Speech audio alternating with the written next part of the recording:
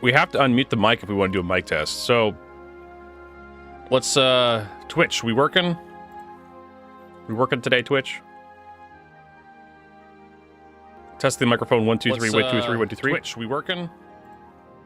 We working today, Twitch? It is working. Hey. And then how about YouTube? Let's Twitch. We working? Hey. We working today, Twitch?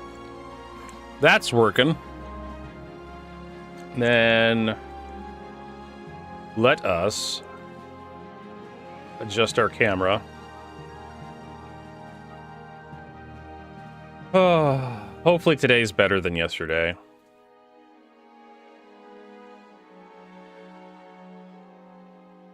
I'm hoping.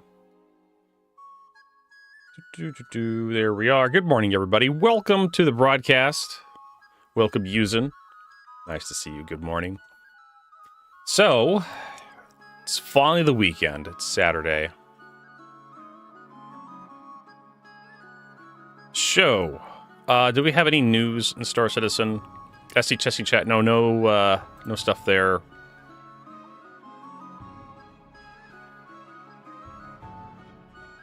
Wait, did someone actually get a 20-minute queue?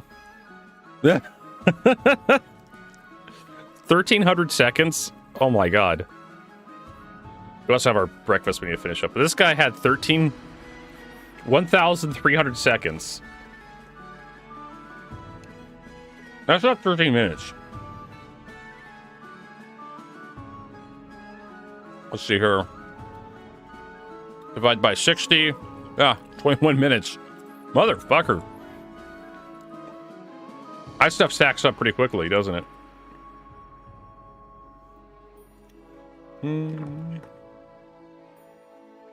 Oh, don't fall into the rice.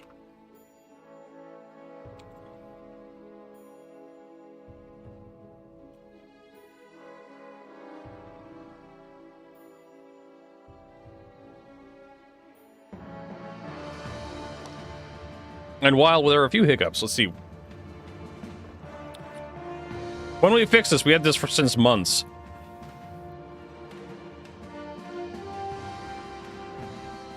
See, that's not an answer.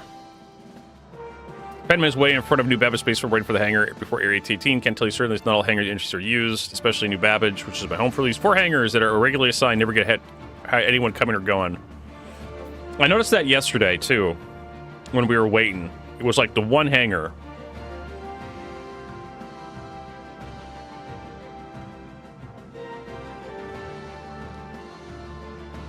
Yeah, I noticed this at New Babbage.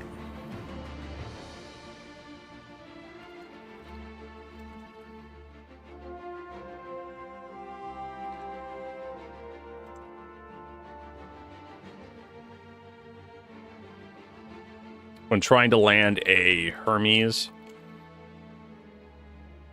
only one hangar was this being was HANGAR and HANGER. One's the ER is the one you hangar close from.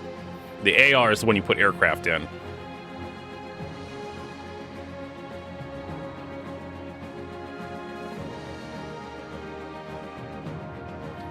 Yes, at New Babbage was trying to land a Hermes. Had to wait. Well, how long did we have to wait yesterday? It was like almost 10 minutes.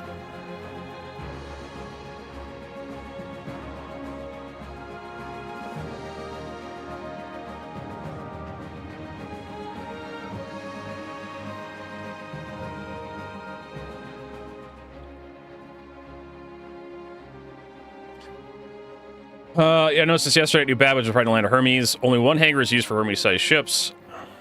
Had to wait almost 10 minutes for that one hangar to free up so I could offload some cargo for the event.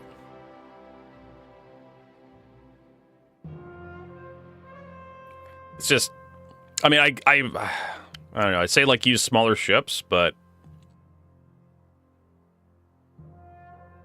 this guy's flying a Cutlass. There should be like dozens of hangars available.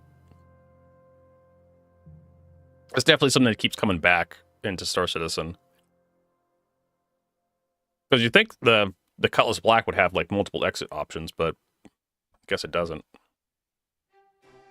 Quality of life notifications. I know this has already been mentioned, but these really need to be worked. Current notifications doesn't work at all when playing in a party. With far too many persistent, useless messages, requests from other players. Should appear separately on screen. Thank you. I agree. I agree. The notification system works when you have, like, a handful of notifications. Like, you're a party of 2, or you have, like, a mission objective pop up. They could always just put the notifications into, like, a text, like a chat box or something.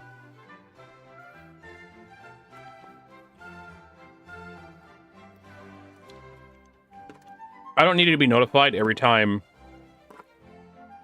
like, someone connects and disconnects from the chat, I guess, from the audio channel or the party. I mentally block it out, anyways.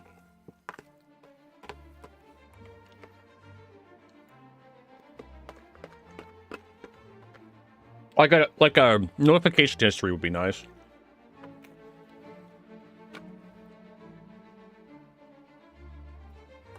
Could just send it to a fucking text file on our hard drive or something. Someone's been in a 60+ person party recently. Yeah.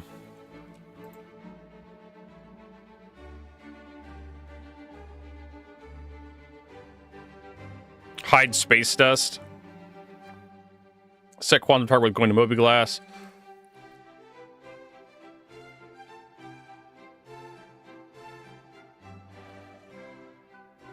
I mean, space dust is kind of necessary, or else you don't have any relativity in space. I would love to have a toggle for hiding the minimap though, for like doing like screenshots, or like recording in Star Citizen. All right. Nope, we're gonna hide politics.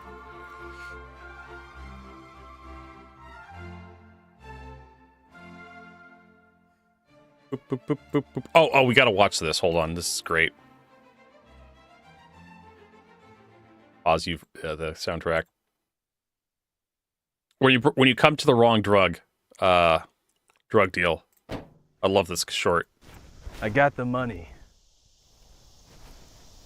I got the money. No, I got the money. I mean, you will when I give it to you. What? I love that. It's like both morons bought money to the drug deal. Oh no, cancel that. We need to get joystick gremlin going.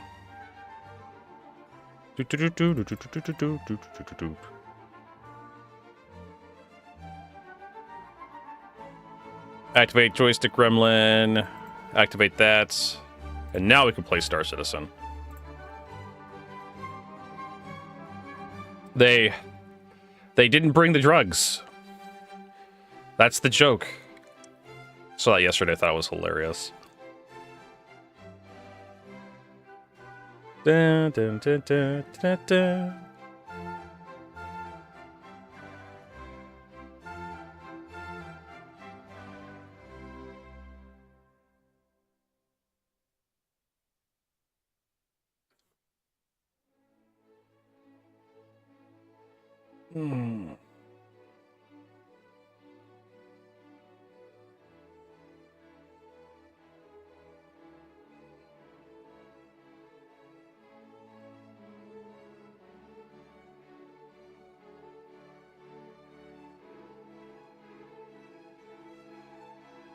All right, we're finally in.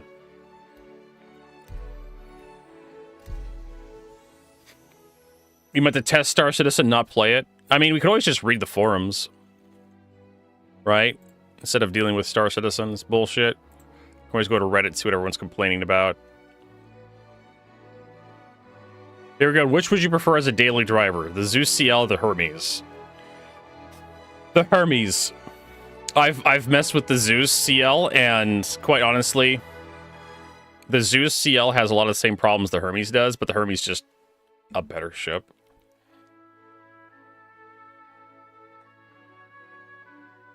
I'd rather have the...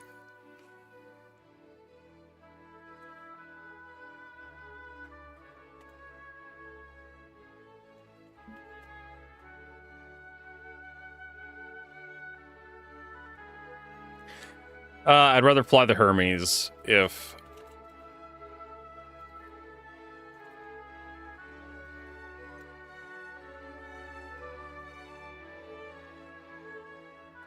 It was between it or the Zeus.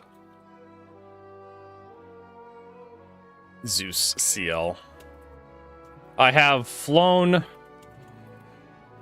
both ships.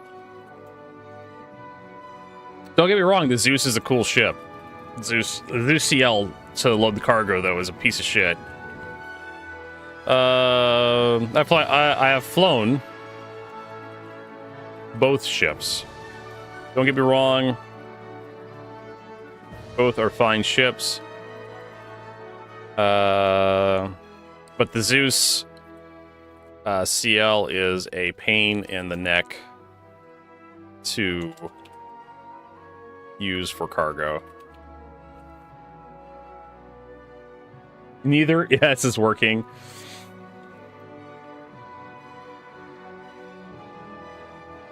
Hermes wider instead. I mean, it's the last little bit for the CL. If we go to like the cargo finder here, cargo grid viewer.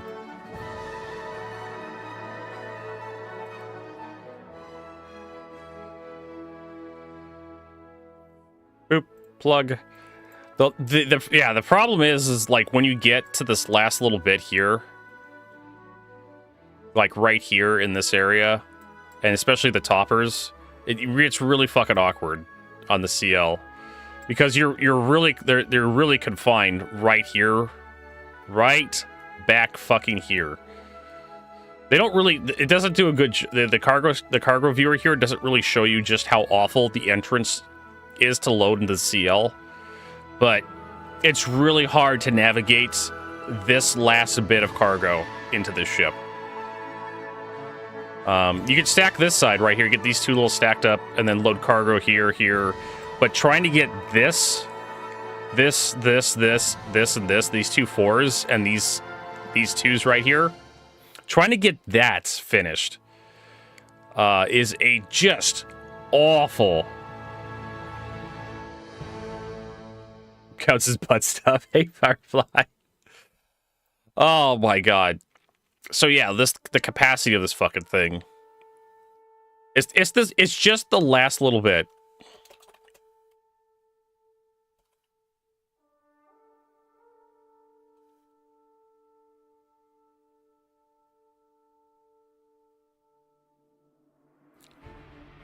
The last little bit of the ZL's cargo hold is just awful to load.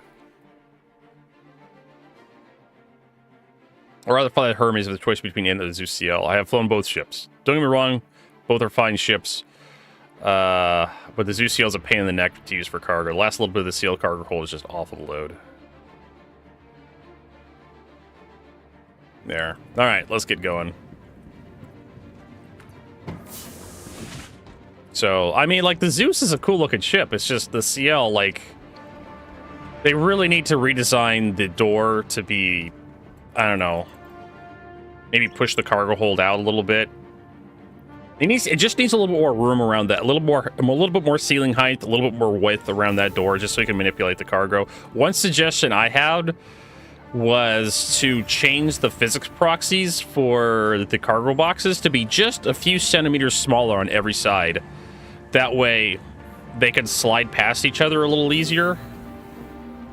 Instead of being the exact same size, instead of being the same size as the visual model, you make the proxies just a little smaller. But there's knock-on effects for that. So I don't exactly know what the true solution to this is. Besides, the Zeus CL is just the cargo hold for the Zeus CL is just a failed experiment. We're heading to the spaceport. I don't think there's anything here I want to buy. Do they have sea stone?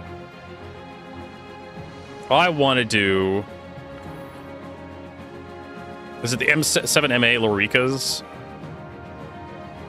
Size 2As. Sarah, Magnus, Hurl, Orison. New Babbage. Okay, so it is at New Babbage, so we need to head to the Commons. I can get the shield generators for the Hermes. Hey, Drilla. Nice to see you. Welcome. Welcome. Good morning, everybody. Welcome to the weekend. Our stream sounds probably a little different. We've made some adjustments to the audio settings. Let me know if everything's well balanced and sounds good. Been trying to I've been noticing like sometimes people complain about the audio mixing, like the music's too loud, my voice isn't loud enough. I'm trying to make some adjustments there. I don't know what the hell happened. Maybe Windows update or something screwed me over. You think you'd just be able to set your audio up and just be good for the rest of your life. Completely take all your cold air back up north. We don't want it down here. Well, I'm sorry, man. We'd love to share. We're very generous. Very, very generous with our southern brothers. I figured you guys would appreciate, like, less swamp ass in your life. You know, all the hot humidity.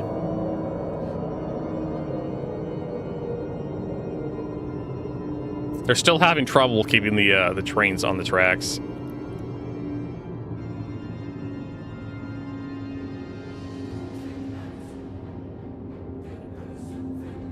So is this the Commons? This is the Info Center. Expo Center, yeah. So this is not our stop. Do we have the supplies necessary? We do.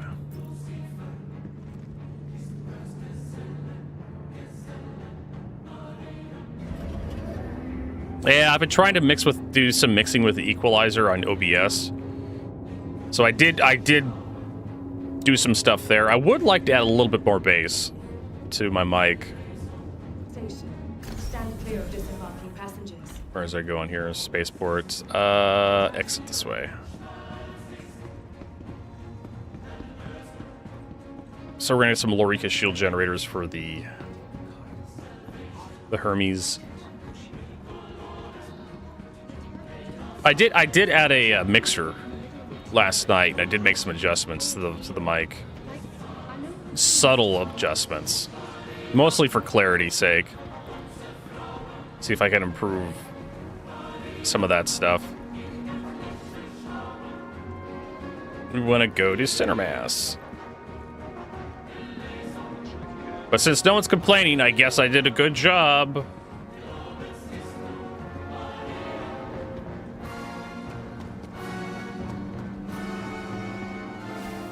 There's this guy wearing Ninetales armor. No, we don't go to center mass. We want to go to... what is the name of the store?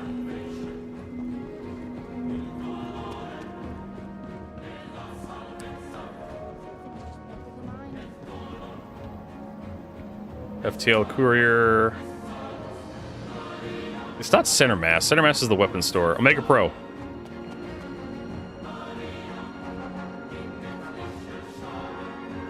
These are supposed to be butterflies, not fish. I just realized the holograms are wrong.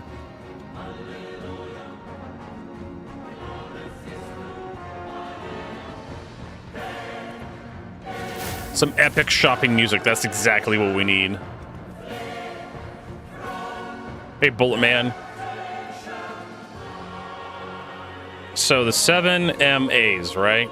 Loricas. We can buy 4 of these. Slap them on the Hermes.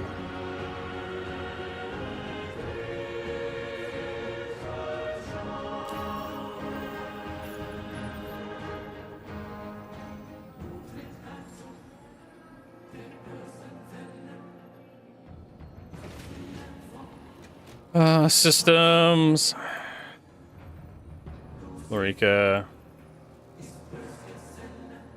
There we go. We put Lux cores in here because we just had them sitting around. Hermes, A-grade civilian. Yep, all A-grade civilian stuff.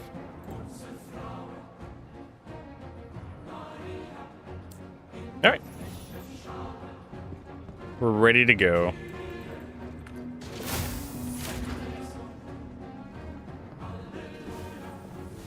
There's this guy.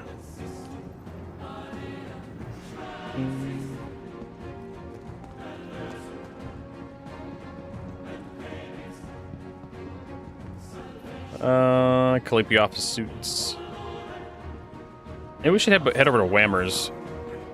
Pick up some hamburgers on our way into Pyro. You know, something with real meat.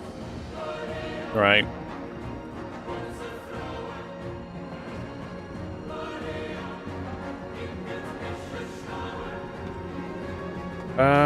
Center mass. I don't want to change the weapons on the damn thing.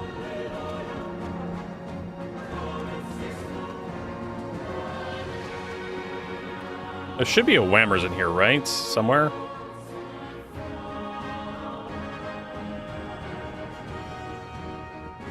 Hey there. So I thought that... No, maybe the... Okay, so I don't think the Whammers is in here. I think it's in the bar area. Wally's bar. Totally forgot where it is.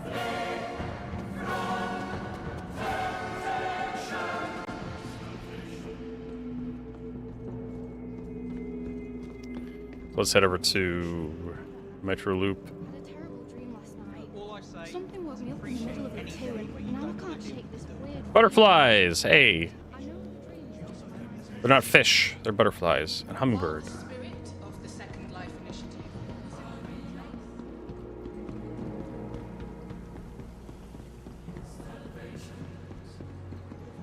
I'm gonna grab some smoothies.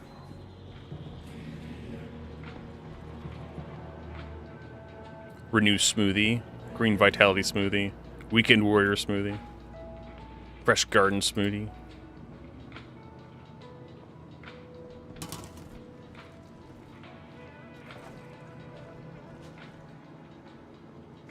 Definitely need to grab some supplies for Pyro if we're going there.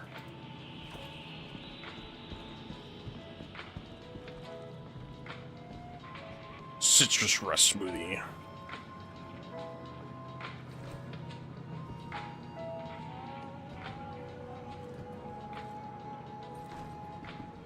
All right. Do they have the stats for this? No, they don't. And of course, we don't have like stuff there. Is that guy naked? No, he's just wearing a flesh-colored shirt.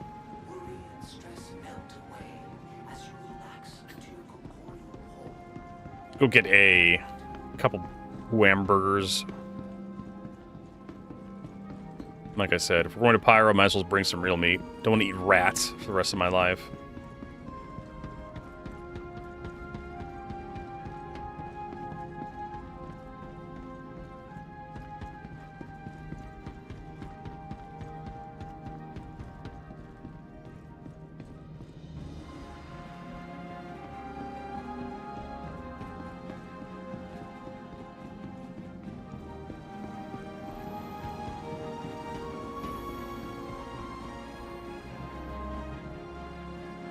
I think it's a bit backwards that more people stream the Sackball Championship. Hey there. than Western Election.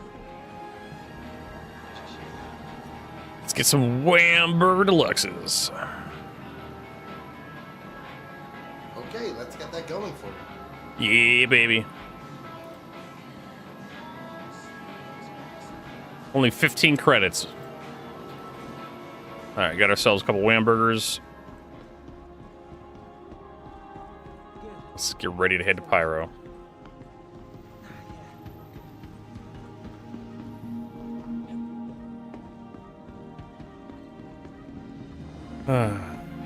Woo, look out.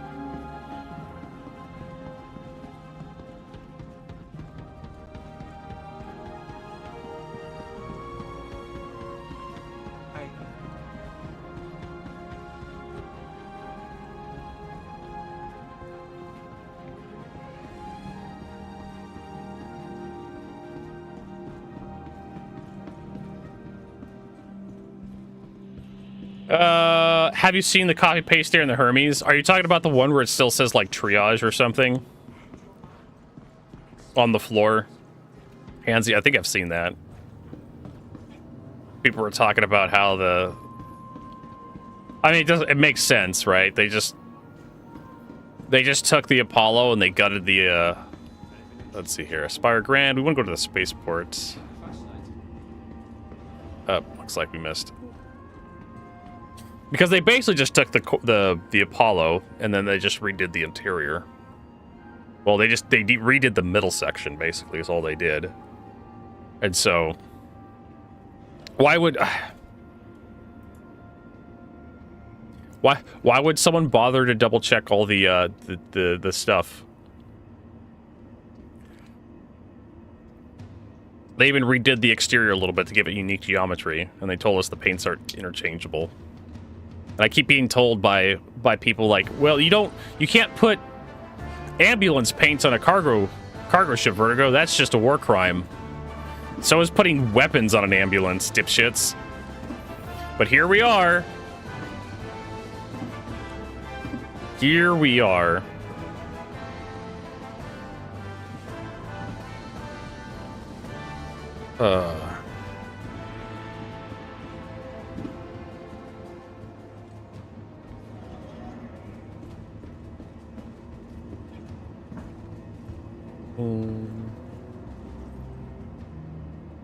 All right, let's get going. Station. Stand clear of disembarking passengers. The C8R and the C8s, all the C8s have interchangeable paints. Yep. I could make my C8X look like a fucking ambulance if I wanted to. Because I have that ambulance paint for a rescue. That nice blue paint. Or I could give it the actual War Crimes paint, which is the, oh, what was it? The splicers were faking... I can't remember what the name of the paint is. But there was a paint we got for that supply event in Pyro a couple years ago. It was like, aha, these people really are terrorists. Surprise! I was just like, really? Freedom fighters. Frontier fighters. Yeah, it was those people. I got the Frontier fighter skins I could put on my Pisces.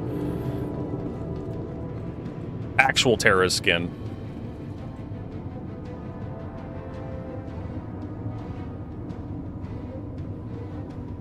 But yeah, you think with all the work they did to the Apollo Hermes conversion, you think they would have gone in and cleaned up all the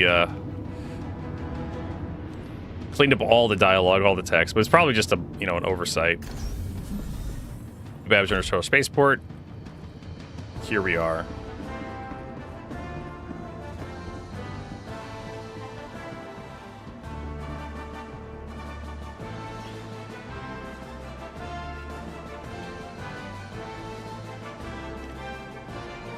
It doesn't bother me that much. It's just kind of like a humorous oversight on CIG's part.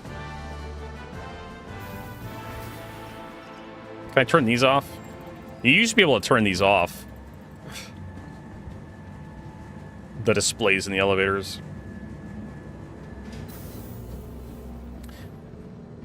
Actually, there's one paint that doesn't interchange with the rest of the Pisces, if I remember correctly. And that is the 2950 Best in Show paint, which is the red alert paint for the Pisces. Because I think it was only the C8X that won the Best in Show that year, or something. And so CIG's like, nah, bro. The C8X and the C8R, because the C8R was going to be released. That's Invictus. No, it wasn't Invictus. It was, oh, god damn it. It was, Intergalactic Aerospace Expo, IE. The C8R was going to be released at that IE, and we knew the C8R was coming. It was pretty goddamn obvious from all the leaks and whatnot. The community just knew the C8R was coming up. I can't remember if they announced the C8R ahead of time or just the community just was too obvious. Your vehicle has been moved to our storage. But everybody was asking about whether the C8X was going to have the ship that won the Best in Show was going to have an interchangeable with the C8R, and CIG said no. You will not be able to apply the Red Alert Best in Show paint to the C8R when it comes out. Because the C8X had won the Best in Show.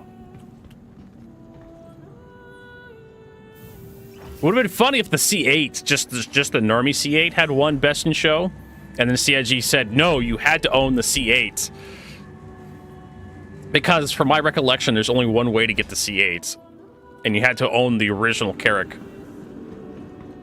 I don't think CIG sells the C8, just the C8. It's the C8X. It's the default one. Hermes. Your vehicle has been delivered. Hey, thanks for just spawning that in.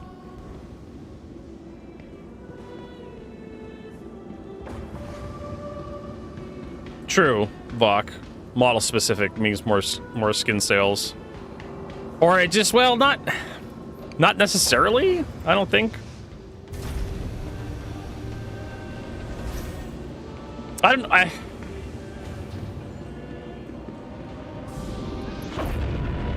I don't know about that statement. When I start thinking about it, does hull locking skins sell more skins?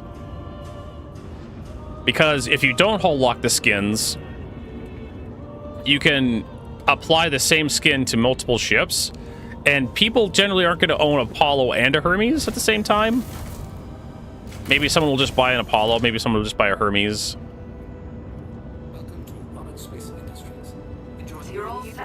If it does turn people away, it doesn't turn enough of people away. CIG still, I mean, we complain about this little shit all the time. You know, hull locked skins have been a thing for a long time. You know, you have a variant of a ship or something. I'm trying to remember the first time this happened. People got kind of upset with it.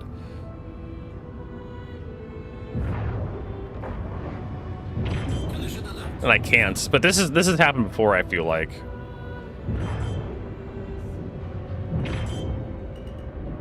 Oh. We're just leaving. No one saw that. No one saw that. Thank you for visiting New Babbage, the proud home of microtech, where creative innovation meets innovative creativity. Don't make me meet you. Don't make me meet you, lady. I swear to God, this has happened before with a skin where it was like it was locked to like variants, and people were like, "Why CIG?" But I can't remember specifics. I see trade tools. We are looking for commodities. I'm trying to remember if it's Bexelite. I think it's Boras you could buy. No. Stanhope, Theodus, Hadley, Pinewood. Uno Ravine. We're gonna go to Pyro to check this out.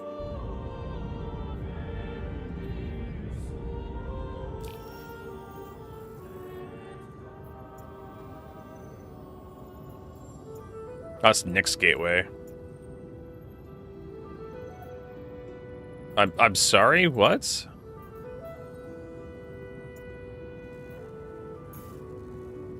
Probably don't want to head straight to Pyro Gateway from Microtech if possible. Oh, and it didn't even set.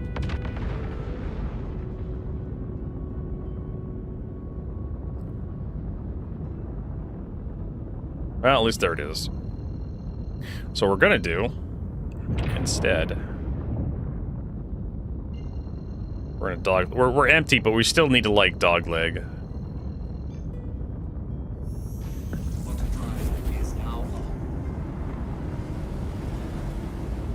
By a couple gigameters. So I think you would sell more of the same skin if people liked a specific skin, right? And that does happen, right? People they fall in love with a very specific skin. But if you make your skins interchangeable, every skin you made for both ships could be equipped to both ships. And if people don't own both ships, or even if they own both ships, going off that, yeah. So if someone liked a specific skin, they'd buy it twice for both ships if they own both ships. Because you can't equip the same skin to two ships unless you own two copies of that skin.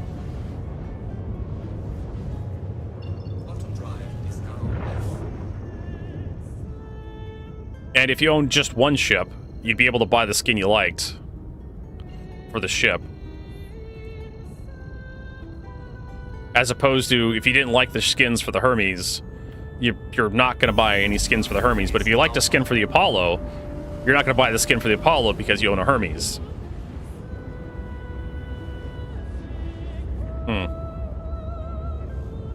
I know, it feels like if you had more options.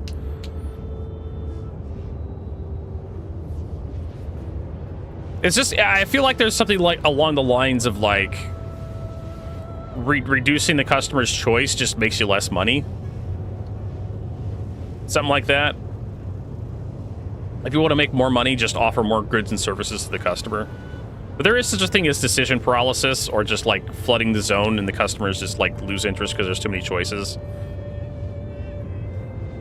That is a thing in business. That if you hit your customers with a gigantic menu at a restaurant, it confuses people. It's better to like offer a few good choices instead of just a whole bunch of mediocre choices. What if they remove the option to paint ships now that they have skins? I'm not. Yeah, player created skins. They showed something off similar. They showed something off. What was it? CitizenCon 2025, 2026, 2024. For their the last one that was live. Went in person. The last in-person CitizenCon. They showed off like the org tools. You were gonna be able to create like decals, org decals for your ships. Custom paint schemes.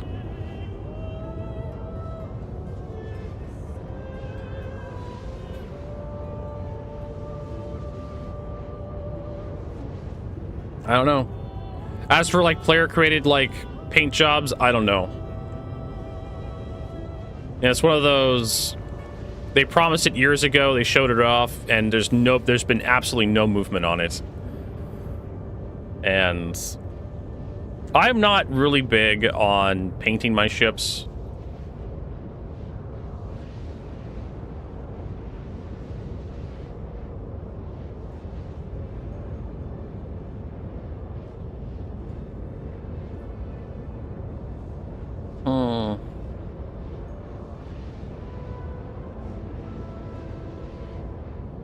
So I don't know.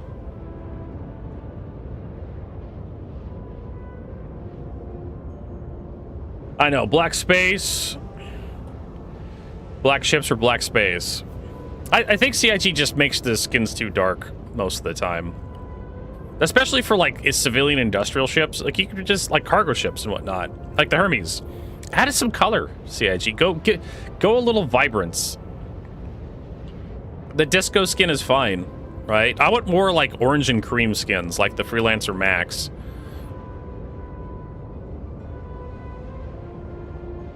I want more Star Kitten skins for ships like the Hermes. Auspicious red paints. 1990s neon setup. Yeah. There you go.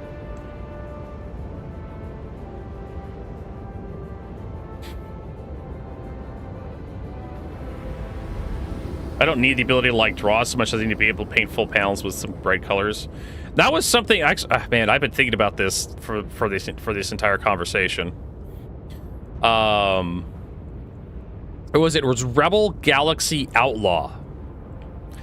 Gave you the just gave you the texture tools to create your own skins for your ships. Literally was a texture tool. They just exposed the tools the developers use to create skins for their ships, and they just said go ham.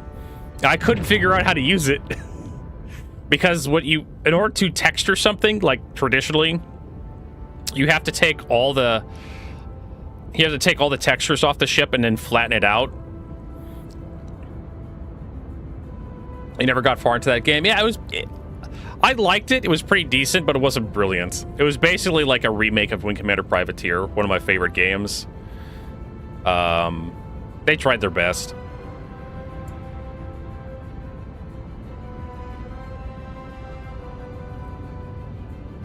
But even back in the day, Wing Commander Privateer wasn't exactly that popular of a game.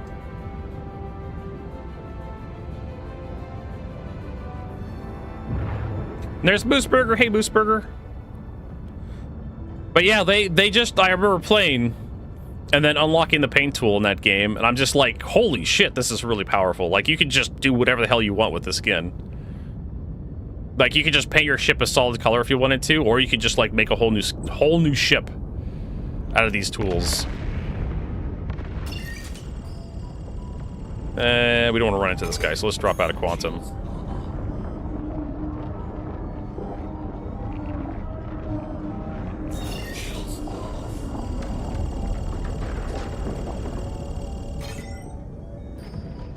Did you play Over G Fighters back in the day? No, I didn't. Alright.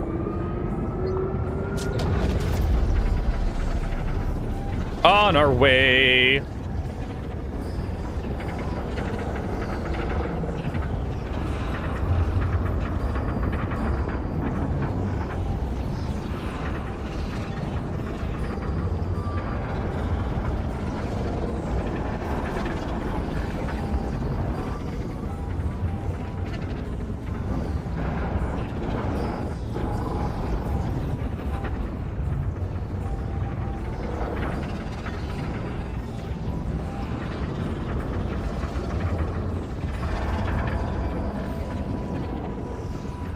Oh, it's so bright. Can't see anything.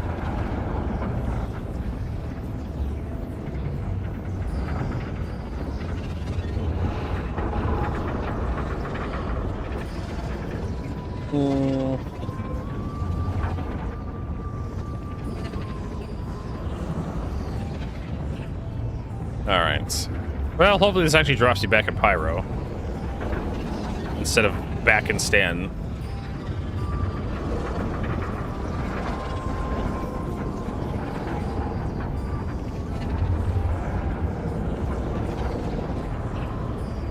And it looks like we're in Pyro, unfortunately. Fortunately. Is that a Perseus? Oh, that is a Perseus. I was wondering what ship that was in front of me. Alright, let's go get some fuel.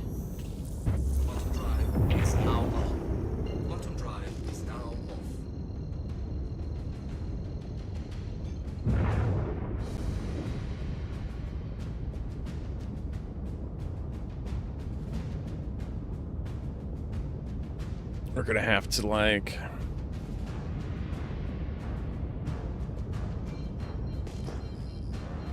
change our UI a little bit so we can actually see what the hell we're looking at here.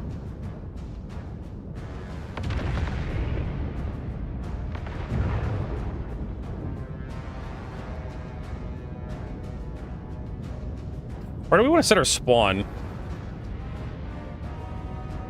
Call TC.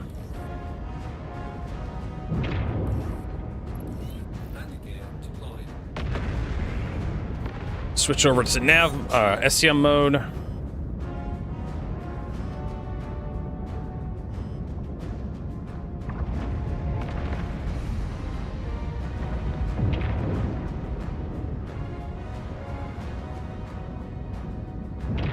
Slow us down a little bit. I want to get some fuel. I probably want to set my spawn point here too. Wouldn't be a terrible idea. Yes, this is the Hermes. You notice I've been flying the Hermes more than I fly the Clipper.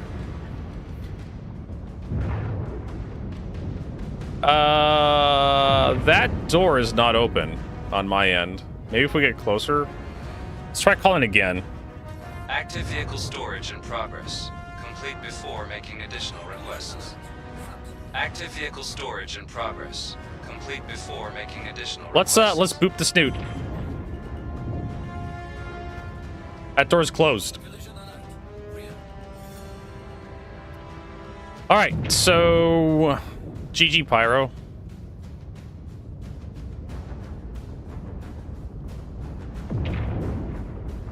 All right, so where are the external pads on the station? There they are.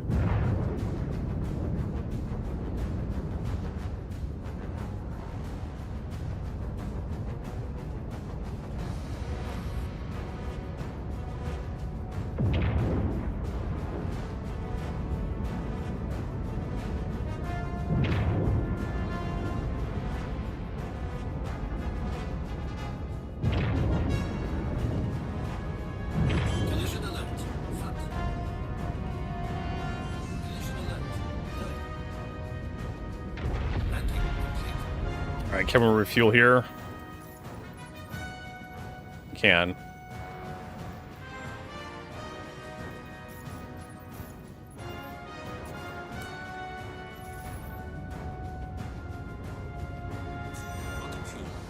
Alright, do I really care to set my spy? Sure, why not?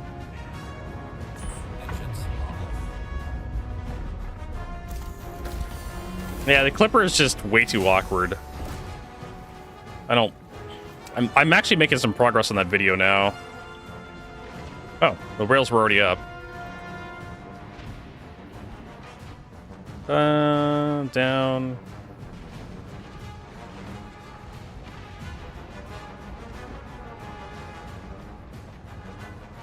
Exit approved.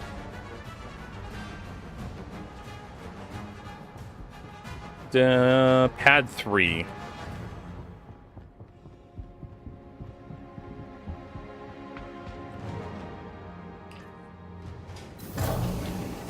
Remember where we parked, everybody. I'll have to write this down.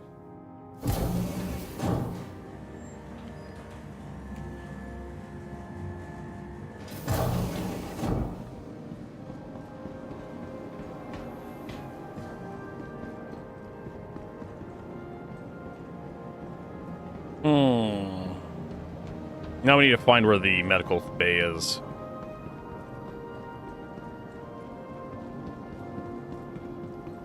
Things are getting pretty desperate in the UAE. Forget that stress. Just relax. Everyone here at Captain March's is going to take a break. Let's see if we can't get you sorted. Things a day at a time, right? There we go.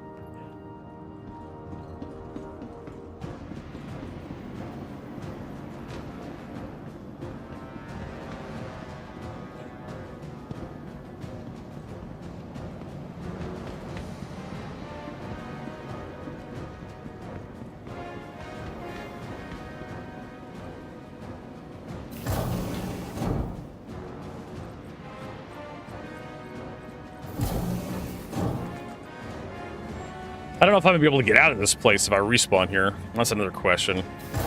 We'll find out the hard way.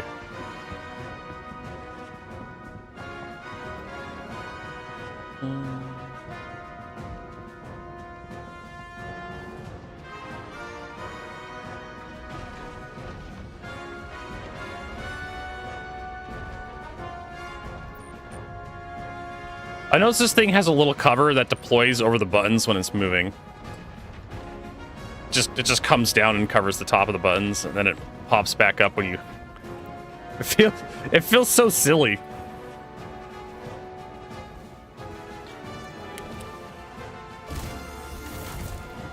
Someone spent some time to animate that.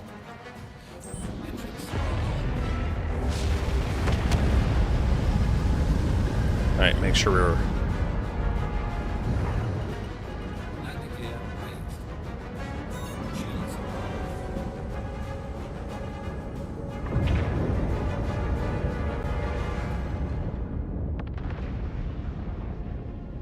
Let's go decoupled.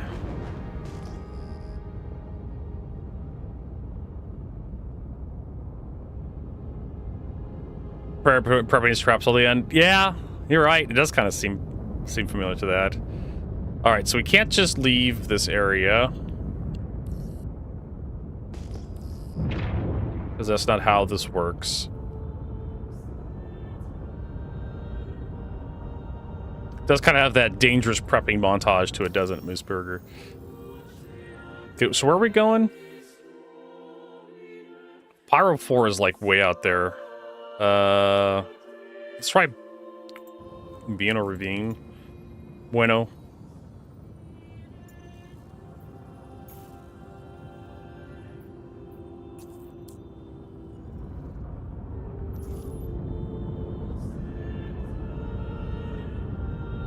Actually, we probably don't want to go straight there from here.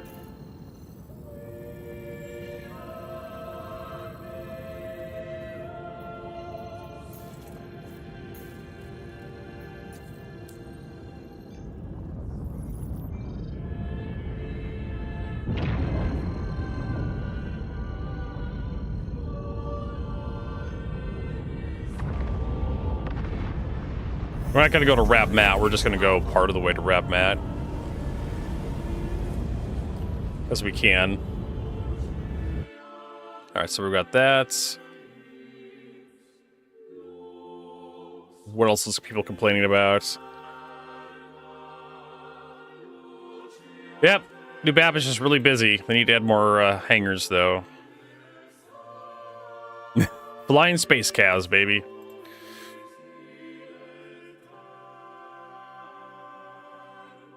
Hermes loading.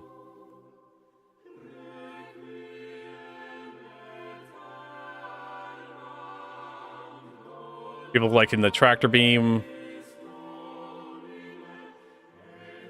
Really wish one day we could have fun currently flying to wormholes, could be replicated to canyons, other types of landscape on planets and moons. What are you talking about? You can low fly.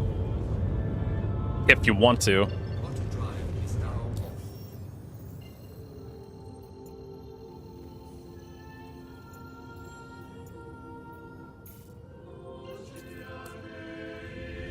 This is a, yeah, British church song, I guess. Kind of reminds me of it, doesn't it? This is the Europea, what is it? Europe Universalis soundtrack. So it's got Lux Eterna. What's the next track? Bargain with Beelzebub. Probably is a church song. All right, so we gotta get for a lot of distance to cover. Two small interstellar event missions from Levski feels perfectly built for the Nomad. Here's the calendar for the next year.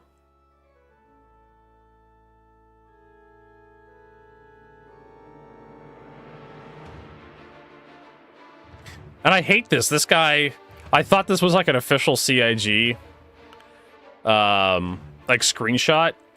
This is just somebody like using Photoshop to create what they think the new UI is going to look like.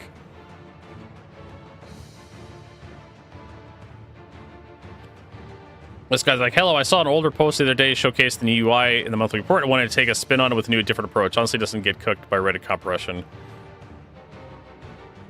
The idea was to make something that is similar to players, that retains the Star Citizen vibe, considering how much looting is done in the game. So I was just like, oh, cool. This looks like an official, like, no, it's fake. Someone just made their own. They probably used AI.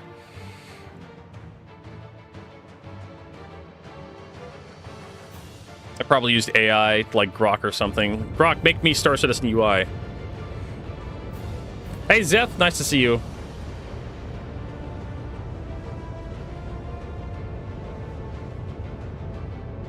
Welcome back.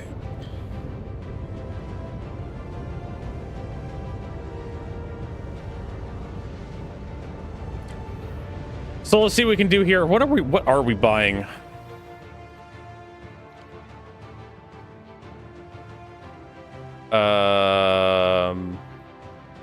Vexlite.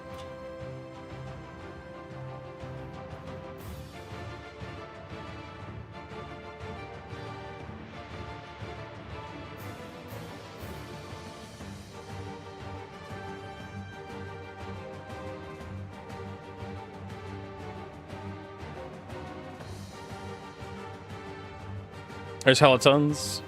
Hey, Helitons. And then, of course, we have fallow fields.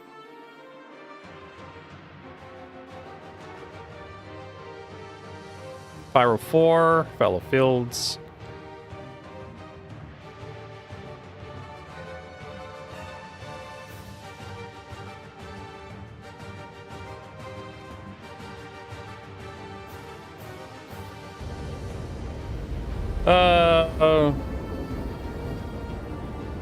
Went just over 1,000 flight hours in 2020, so now I'm on to 2024. I'm downloading all my stuff. You're gonna do some more Star Citizen. You're gonna do the events. That's what we're doing.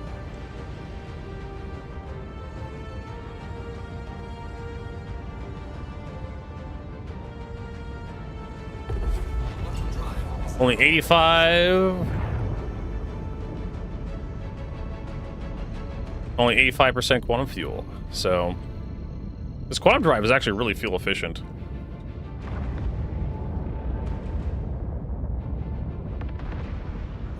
Hermes has good fuel capacity too.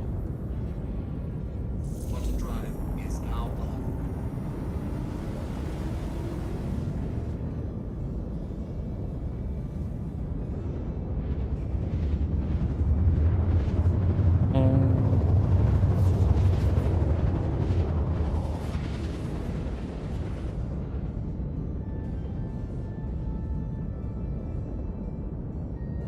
Was it Gabriel by Black Shape? By Black Shape? Quantum drive is now on. These are words that are English language. I'm not familiar with them. Looks like the clouds are infected with lice. It's got an ant colony in the clouds. I don't know what the hell's causing that. It looks terrible.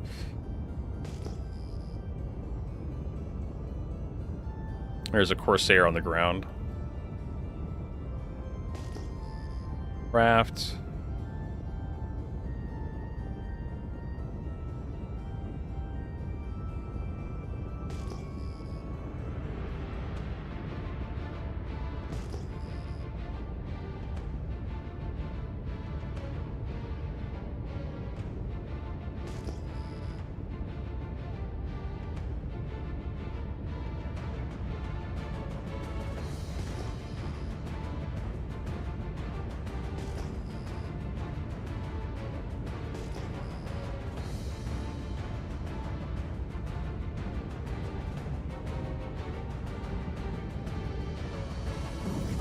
Shields are on. Docking request initiated. Docking unavailable. Landing gear deployed. Oh, this is fallow fields.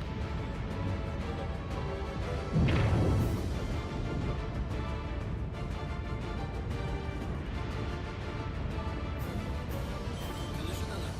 Fuck. I've actually been here before. I just didn't recognize the name.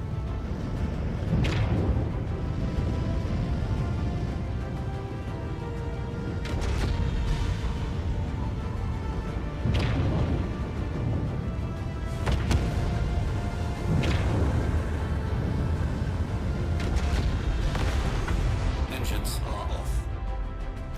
All right. The first flight was in the Gabriel by Black Shape, and a random FA-18 comes swoop by with gear down while I was at full throttle at 7,000 feet. I was doing around 145 knots, so he's around landing speed. That's really fast. Yes, it's basically an Apollo with the medical base scooped out of it. That's the Hermes.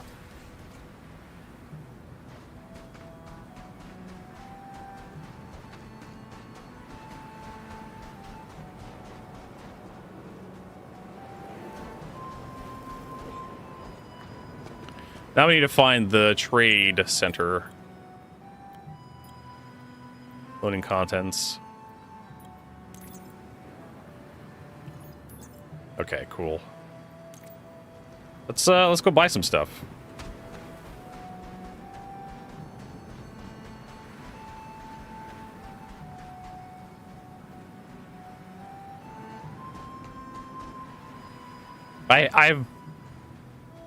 I've never been to fallow fields, so I don't know exactly where all this stuff is.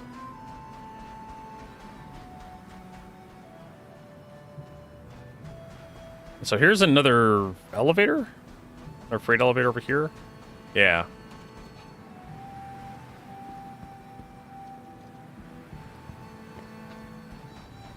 It'd be nice if there was some indicator of like where the trade terminal was in this damn place. I was looking for a switch.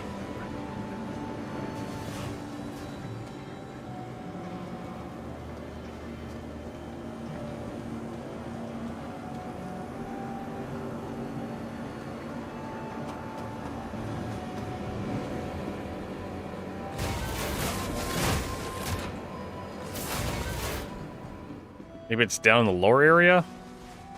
Be kind of silly. Check this building out over here.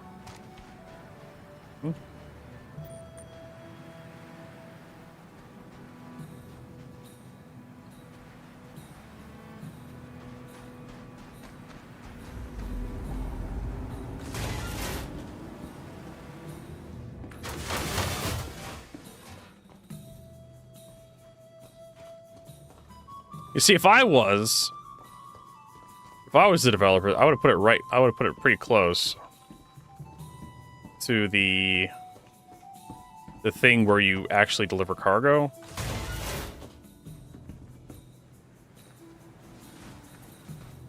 A trade terminal.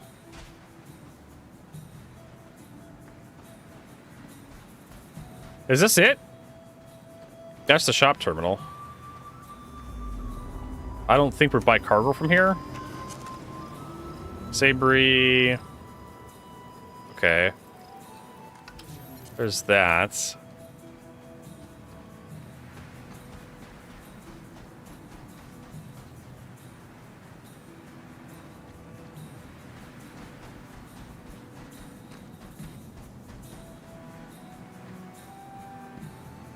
Storage access.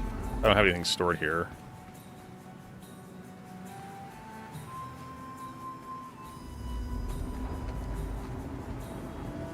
There's a key combination for that door.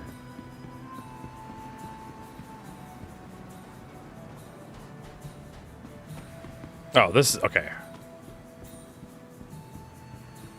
So I was about to say, why are there no NPCs here if they're just not walking around? Loading. So Bexelite, very low inventory because people have been coming through here.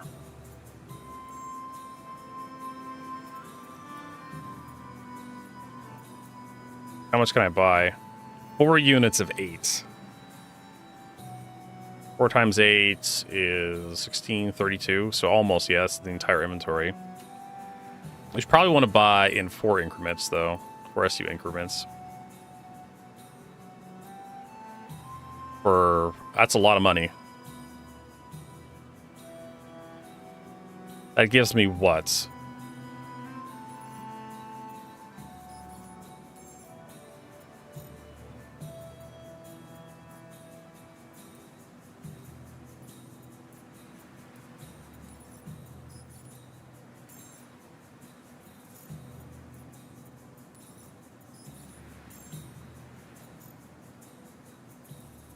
There we go. We're out of Bexelite, so that's all we're gonna buy at Buono Ravine. Buono Ravine.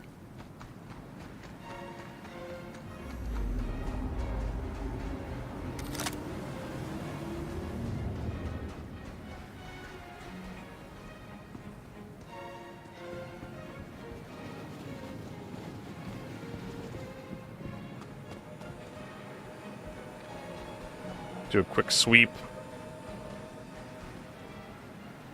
of the area.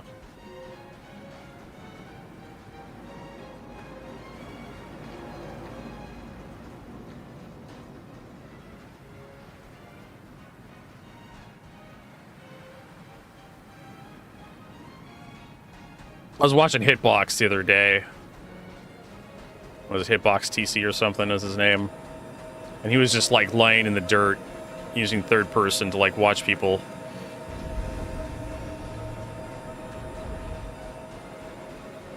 In Pyro, at a Pyro outpost.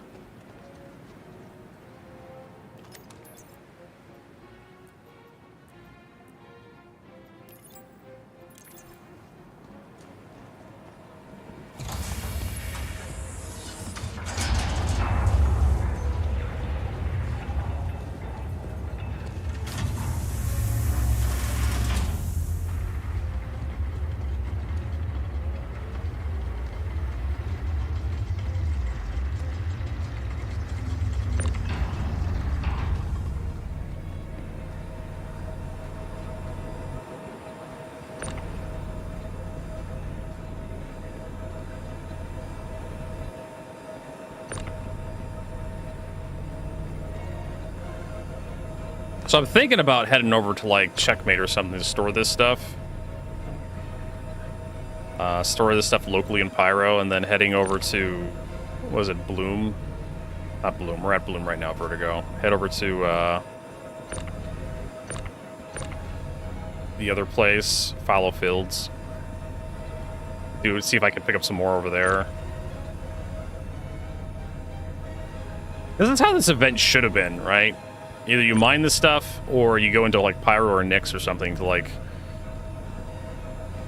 Now we're just gonna toss the stuff in here loosely and just get the fuck out as quickly as possible. It is pyro.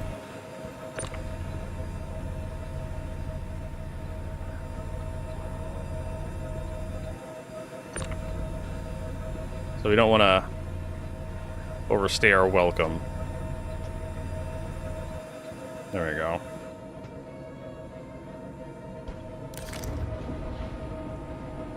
$40 SU, I think we need 25 X-Light for a turn-in, yeah.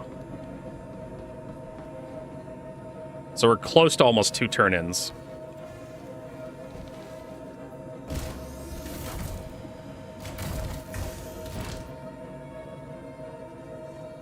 Engines are on. Takeoff complete. Collision alert. Left shields are off.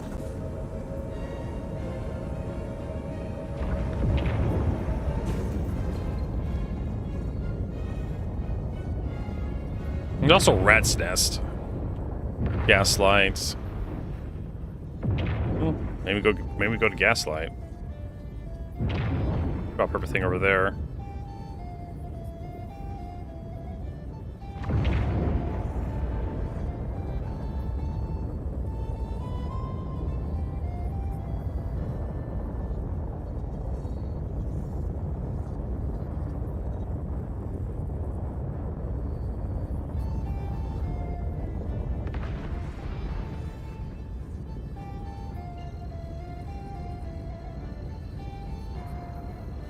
Let's not go straight to Gaslight.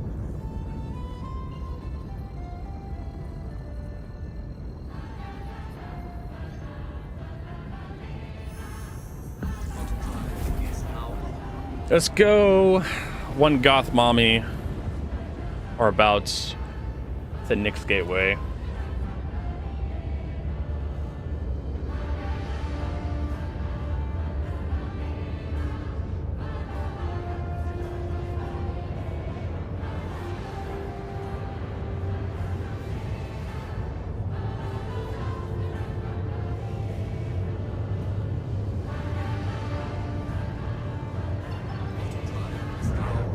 That's a problem is we get everything else after we go this way.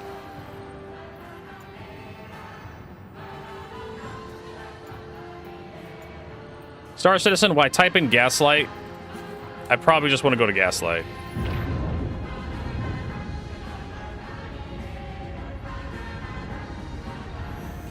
And away we go. Oh, he always helps the dog leg a little bit.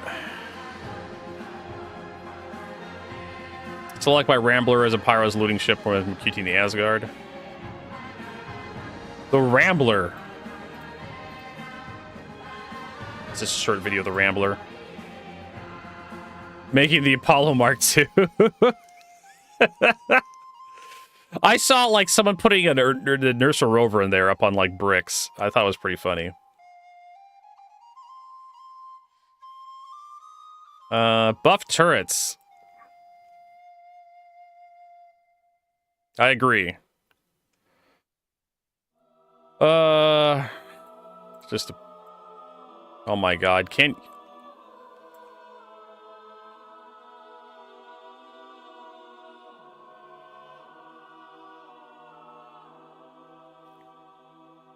People can't figure out how to do screenshots. Did ChatGPT tell you not to do how to do full screen screenshots? Why don't you just get your phone out and take a picture with your goddamn phone?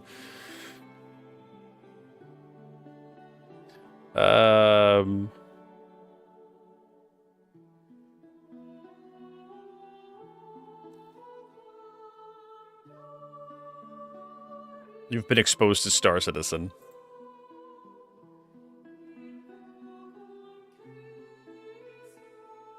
What?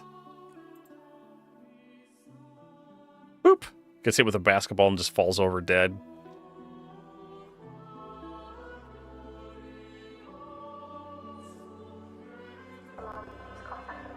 When the mummel, everybody's cowering at the same time. Love Star Citizen. They still haven't fixed like the NPCs. Oh, hey, there's new asteroid signatures. I-type asteroids are N4000, 2000 is debris, I-type's 4000, C-type, S-type, E-type. Okay. If you're looking for ice, Regolith hasn't updated yet. You're looking for N4000. Adjust your scan angle. It's all the closer to ice rocks. Happy mining.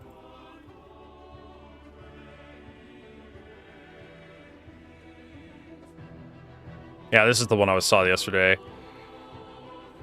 How close are we? 75% fuel. So I said, we'll unload this stuff at Gaslight, just so we're not flying down with the full load. Set our spawn point at Gaslight, and then we'll head over to Pyro 4. See what we can get. I doubt we're going to get a full Apollo.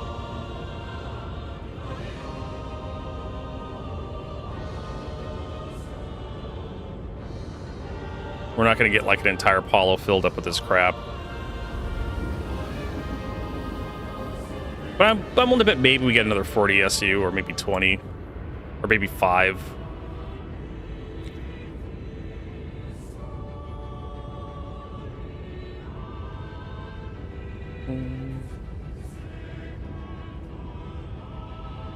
We'll see what we can get away with.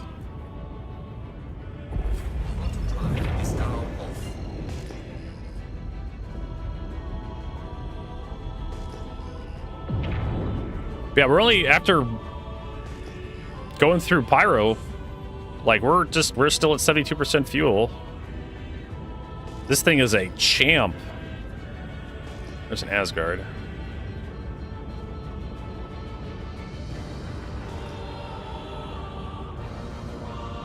That Hermes is doing some work for me.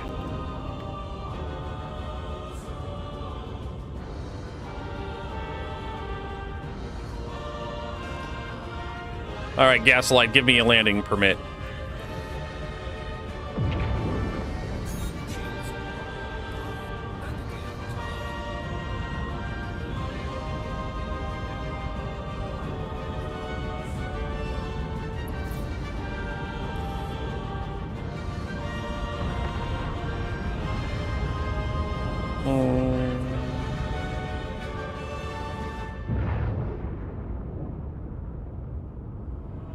Looks like the hangar is actually opening.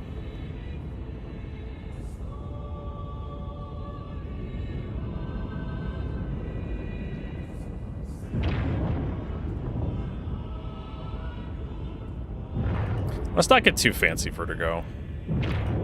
We do have cargo we do want to keep. Collision alert.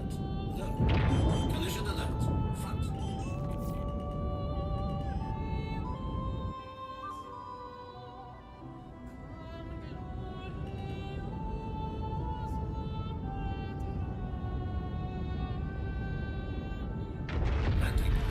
Hey, a landing where we don't need to see a chiropractor afterwards. It's amazing.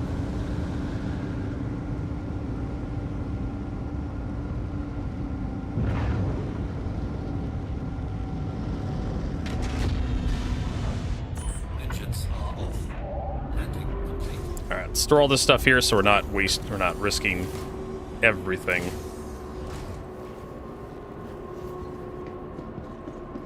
It's nice to have A-frame, right? Do we need to pop open the door? Nah, it's open. Okay.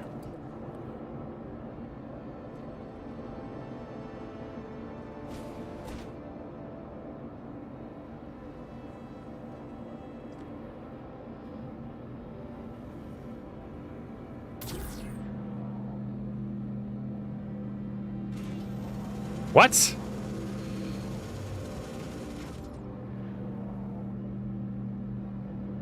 The hell was that? There we go.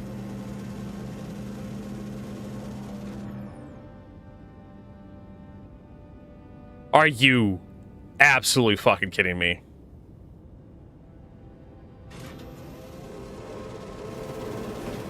Well, there goes 4 SU of just fell through the fucking thing.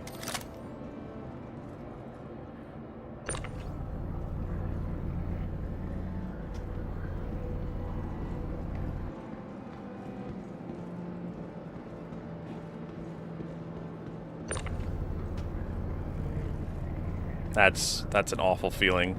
Thanks, Star Citizen. Oh, it's back, and I'm in it. Holy shit. Star Citizen really knows how to fuck with you. Make your character feel like they're schizophrenic.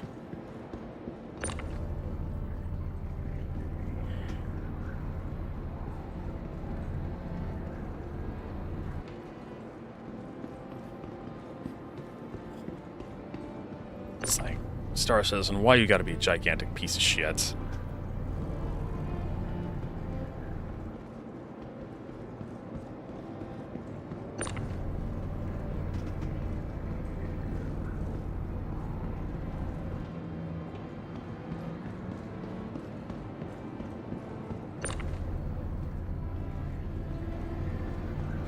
Oh my god.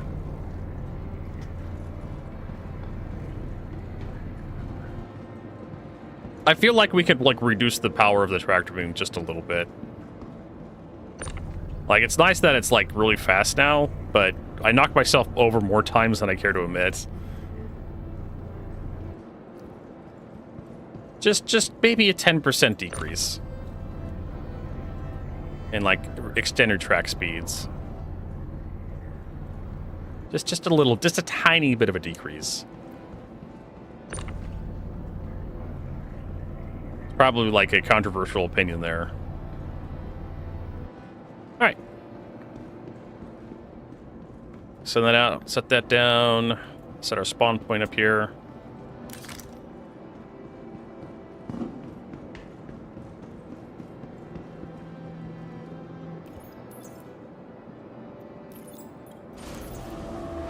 And away we go. So let's get...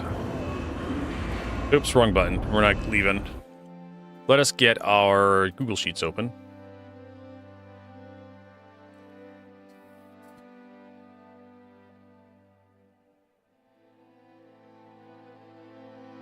We got a cargo sheet, so we have Gaslight. Has like 40 Bexlight hanging out there. We have 48. Damn, if we had 50, we could do 2 turn-ins. Just a little bit more.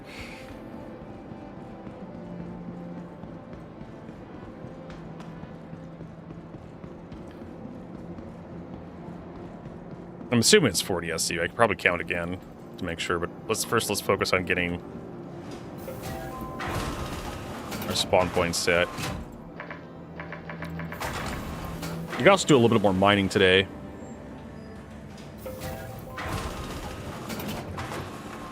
What can I get you?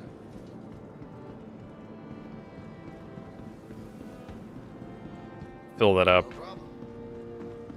I think we have Quantanium to like retrieve as well from Hull 1. And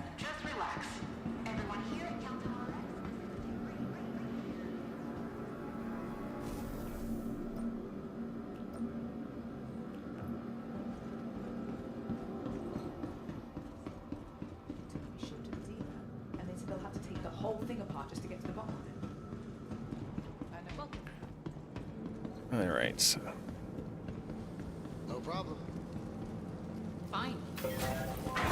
They say unobtainium. I have Quantanium.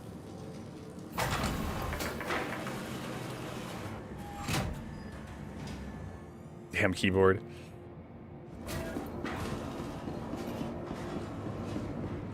Say I had Quantanium at Hurl 1. So I need to pick that up later today. Whenever I get around to it.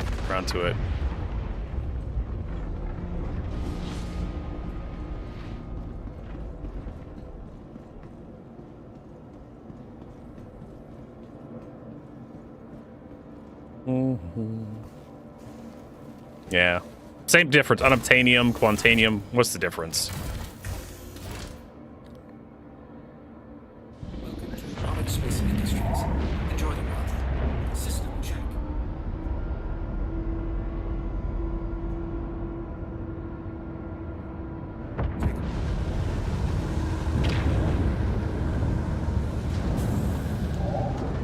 Oh my god, the camera. The camera is freaking the fuck out. Alright. It is nice to have a frame rate, let me tell you what. Now we're away from, like, microtech. Collision alert. High.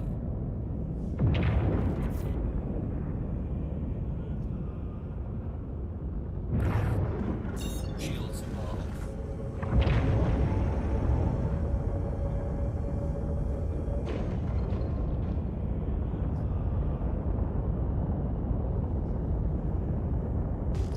Make sure we're not going to fly into any rocks. All right. Let's check this out.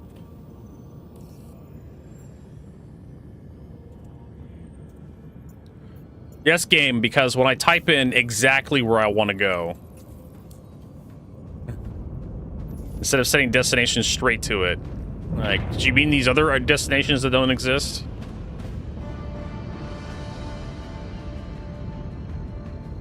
Let's see here. It's got to remember to come back to Gaslight.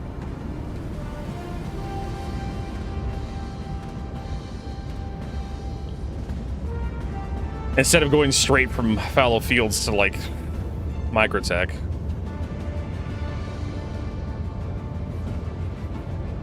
So, 8 SU boxes. 3 would be 24. So we could do 8 SU boxes, but we still need to bring some smaller boxes with us, because it won't... I don't know, 4 SU boxes would work too.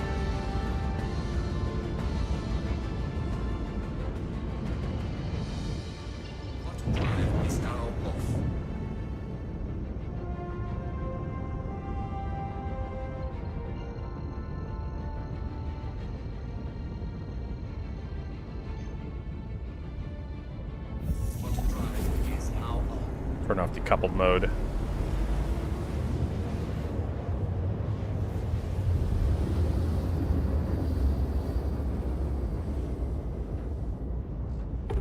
Bottom drive is now off.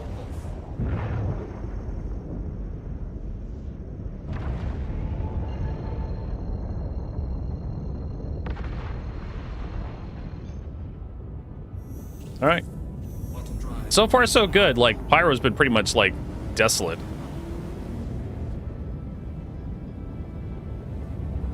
Knock on wood.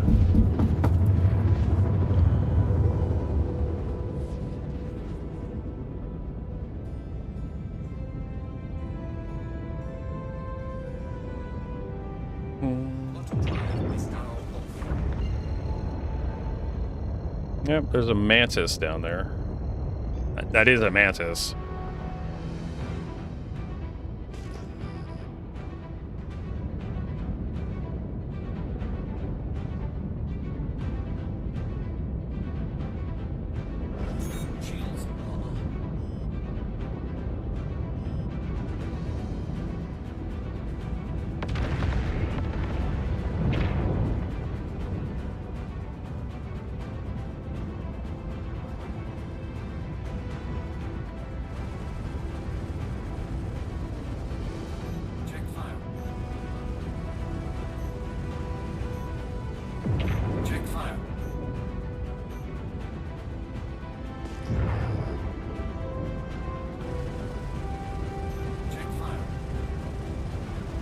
So I think it's a mantis.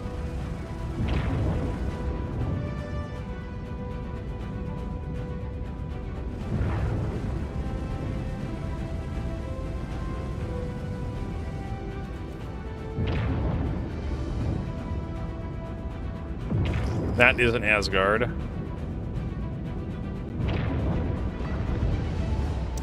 Is there? No, there's the meteor you're thinking of,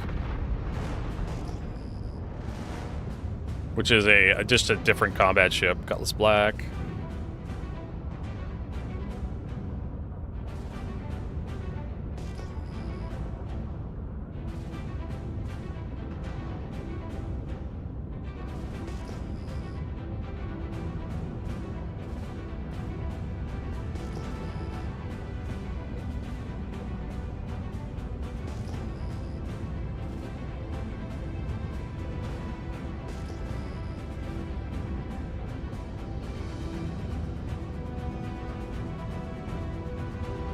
Headhunters controlled area. Good thing we're in really good terms with Headhunters. Or else I'd have to give a shit about that warning.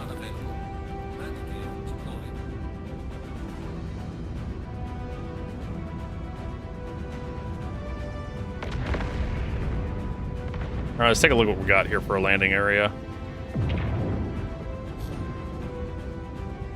Where is the cargo lift? I'm willing to bet it's right by these guys.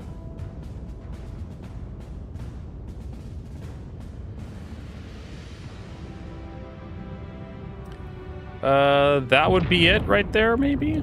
No. That's it right there. This is Cutlass Black.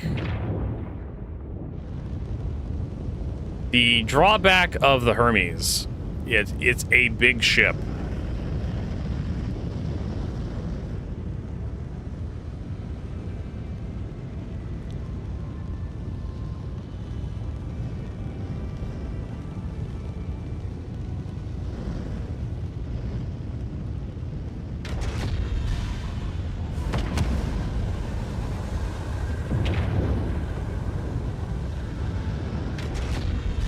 There we go. We'll just kind of place it a little bit better. Engines are off. Now we need to find a trade terminal. Big, much bigger than the Cutty Black, the Hermes.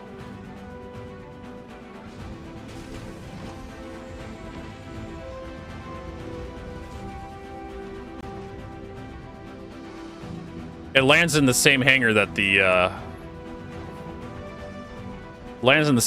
Hammerhead lands in. All right, so there's that. Let's see what we got going out for here. Do a quick sweep through the trash just to make sure.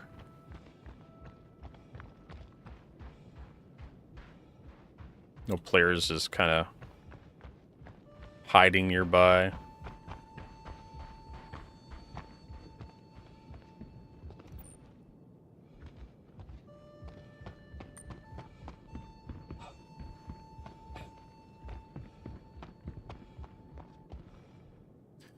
Probably goes to loading contents. Spinny. Cancel that. And then we should have, yeah, instant access. We'll send that down. Now we just need to find the trade terminal.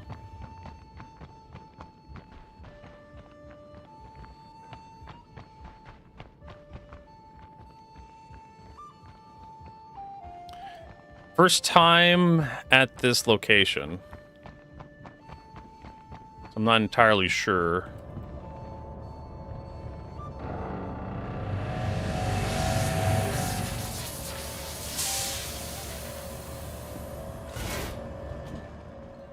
Where everything is.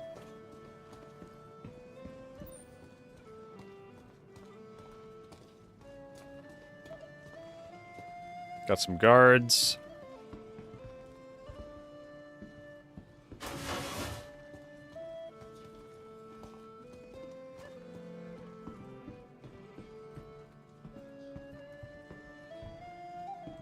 Well, looks fairly lived in.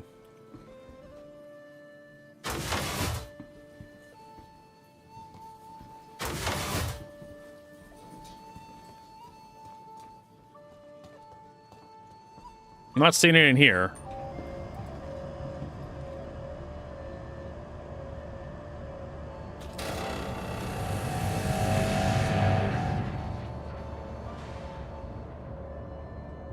Very awkward moment where we wait for the airlock to cycle.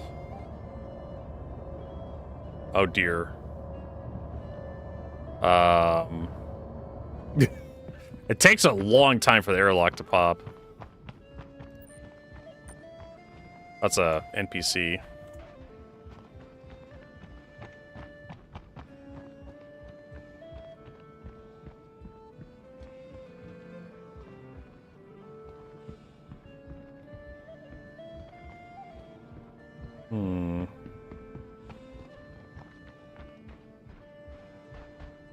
If only there was a hint or something about where the trade terminal could be.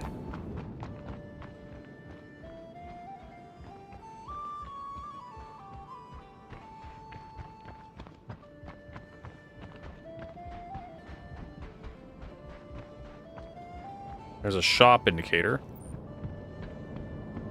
Probably in the place that says shop vertigo. That's not in here, definitely. So let's go check the shop out, I suppose. That's for accessing inventory.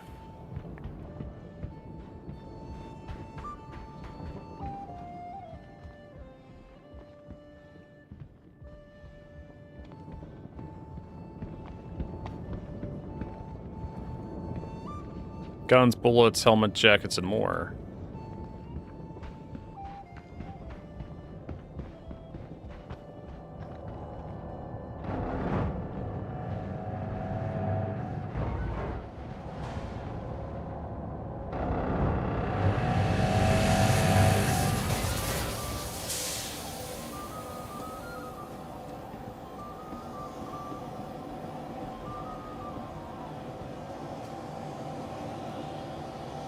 Shop terminal. Shop terminal. Shop terminal.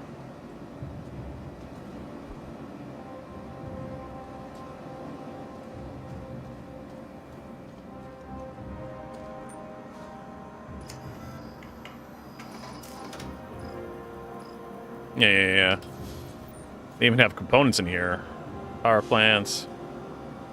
Core. Starburn.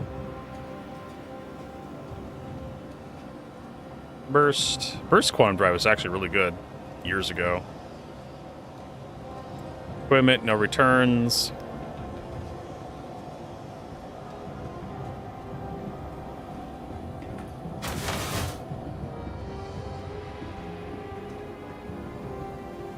I'm looking for the trade terminal.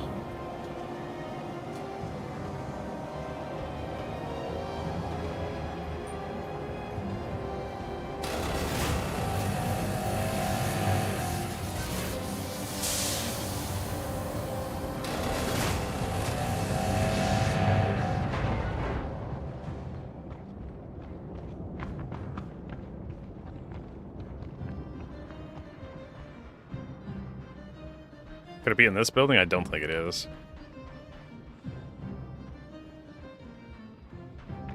That's locked.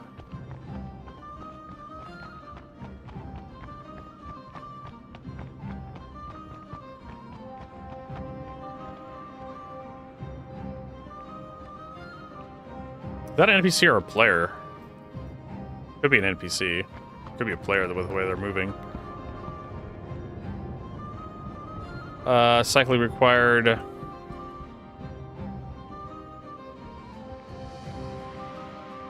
I don't know. This is very frustrating.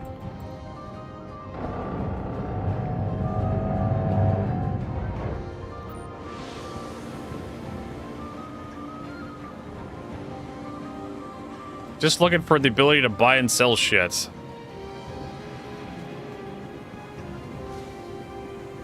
Hey, they have hot dogs here. Although I don't know if I would actually eat any food prepared in pyro.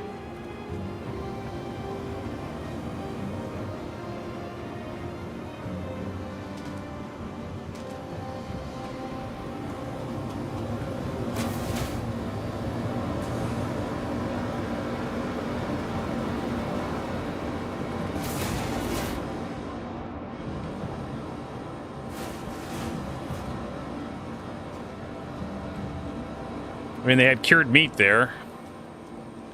What kind of meats? That's the real question. We have this area.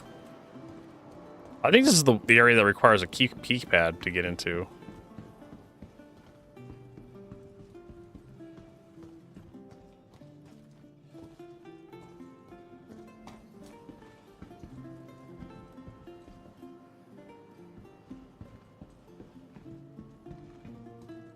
You have cells here you can interact with, potentially.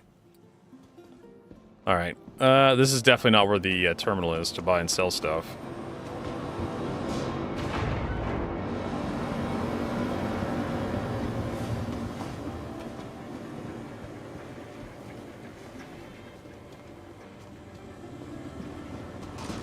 Keep searching, Vertigo.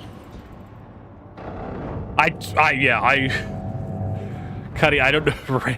Random meats. Who knows what that is? Like I said, they had cryopod storage over in the other building. Human-sized cryo storage. Maybe it's in this building? On the external?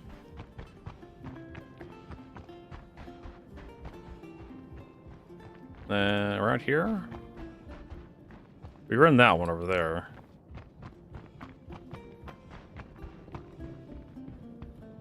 Okay, that's inventory terminals for the shop. I think we've been into this building.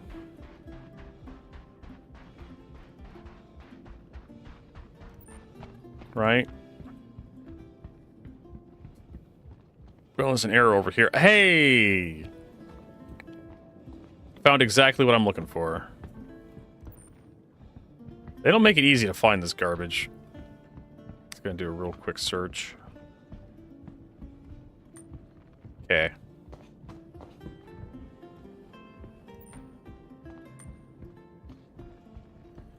Said we're just gonna kind of look around real quick, just try to do our due diligence. All right, we want to low 20.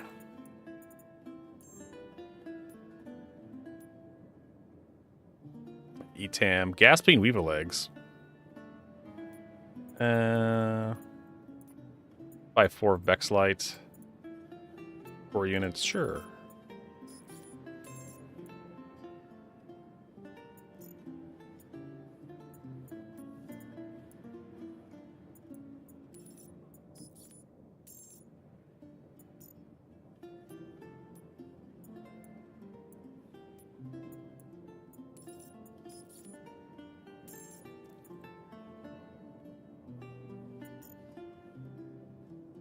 So we got 4,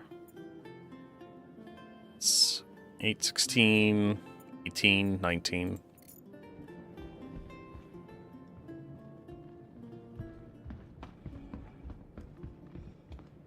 All right, well, I know where the trade terminal here is now. Looks like we're getting a sunrise.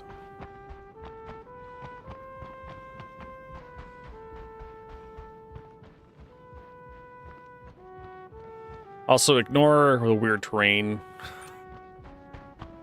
right there.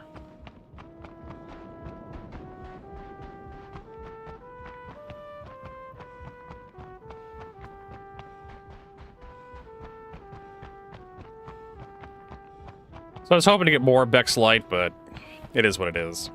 It's probably going to be enough for two turn-ins at least at Microtech.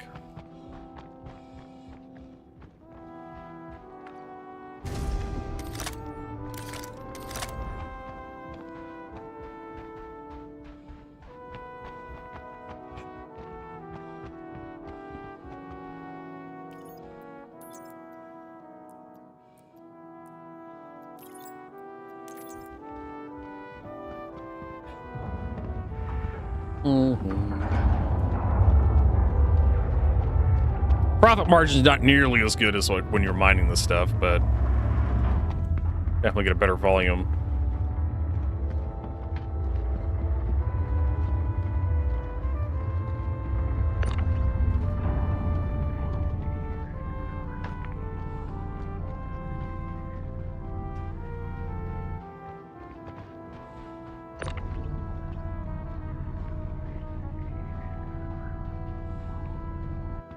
I think this is Microtech Backslide.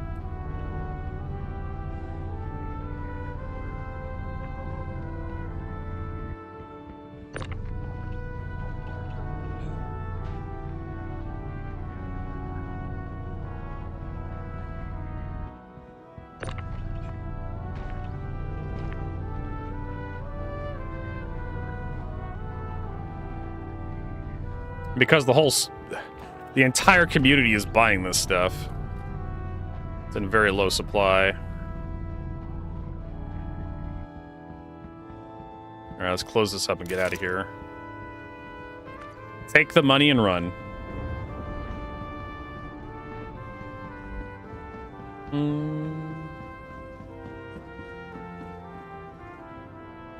Instead of cramping cramping the trade terminal.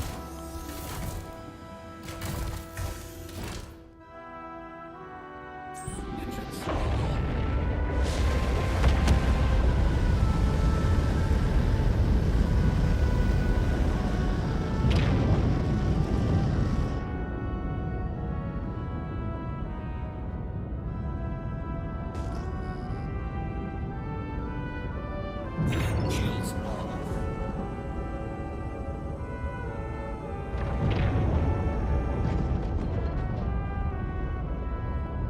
Let me head back to Gaslight.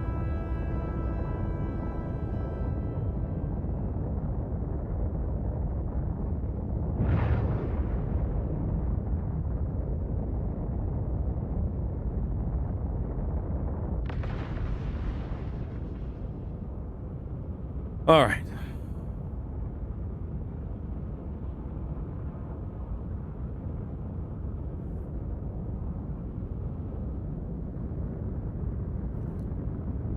Up, don't crash the desktop, dipshit. I'm surprised how far away I can see the, see that thing.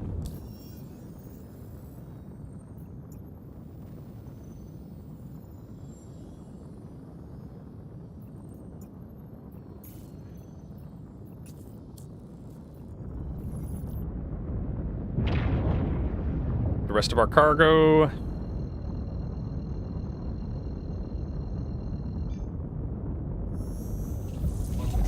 Is now on. Oh, did we run out of music?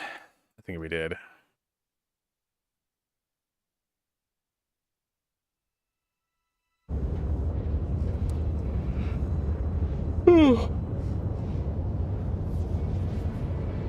All right.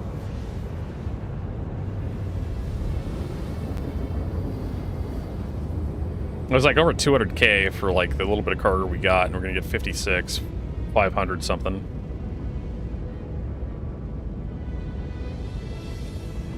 The money actually meant anything. Hey, Schwank. Nice to see ya. Auto drive is now off.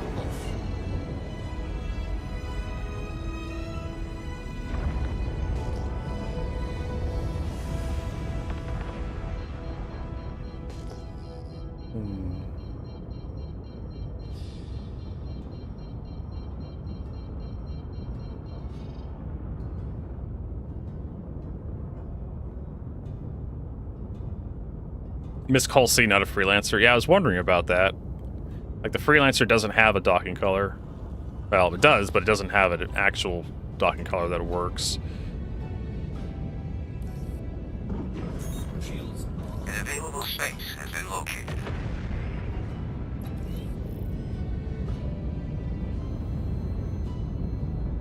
Wonder if they'll ever do away with that docking color on the freelancer.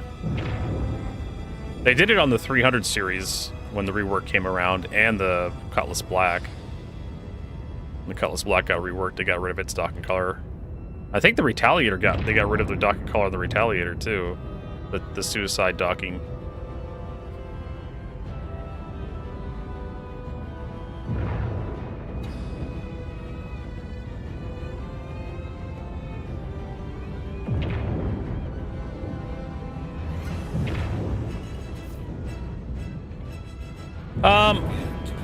No, I've never really used the Hull C for cargo. I think I tried a couple times, but it just didn't work out for me, so I just never tried anymore.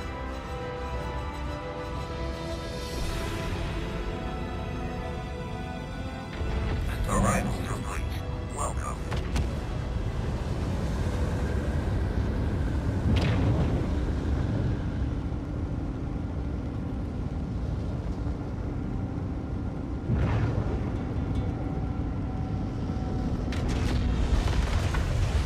Engines are off. Landing. Alright, let's go grab the rest of the cargo.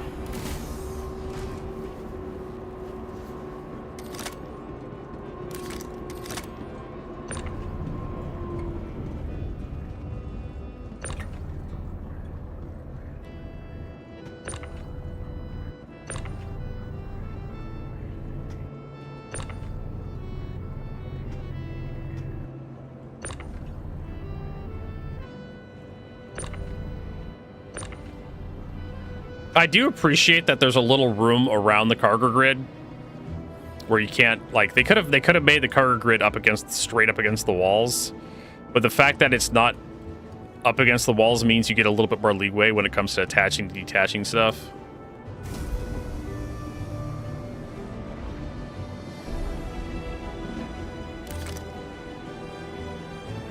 So there's a so how it's supposed to work with the Hull C is, my God, so you have to go to a space station, right? You have to go inside to the admin terminal where the trade terminal is inside the space station. You buy the cargo at the space station. And then you go back to your Hull C, you call the cargo services while you're outside the station in your ship.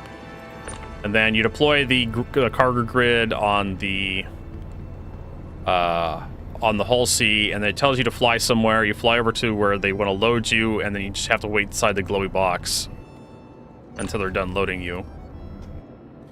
Eventually, CIG looks like they're going to change it, and they're going to force you to manually load cargo, which is going to be a nightmare for the Hull C.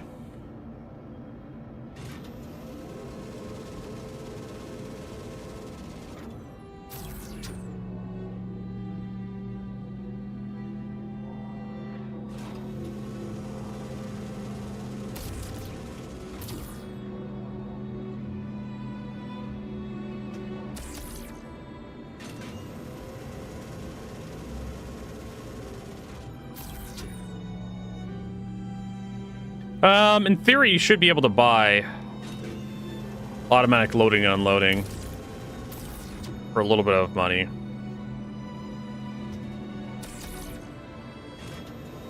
But we'll see how it works out when it actually gets released.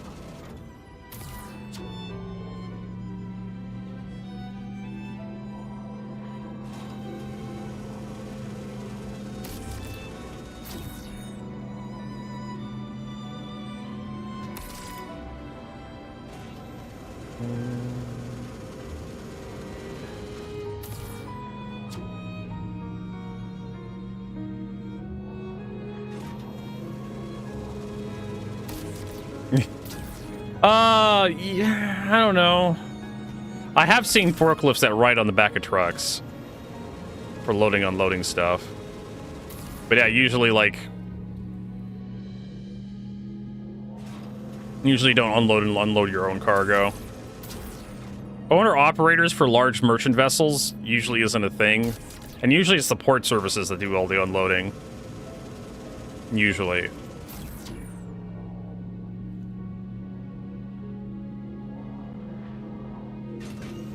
Really, like, Star Citizen ships aren't really, like, akin to trucks. They're more akin to, like large naval cargo vessels.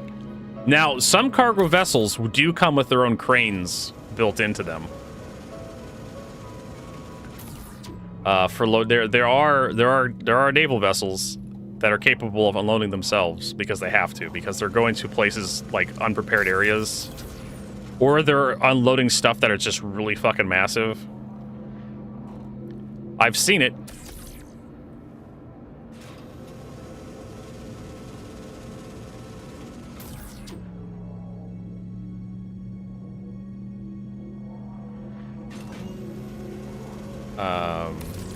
But yeah, it really depends.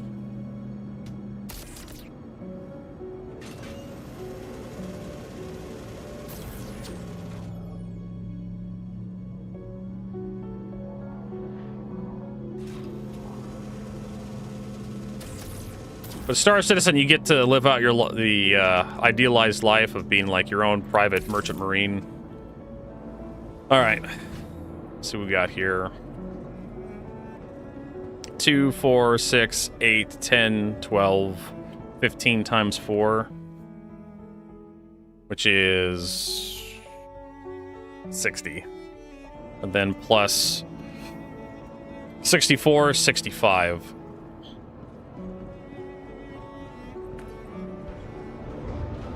So you have 65 SCU.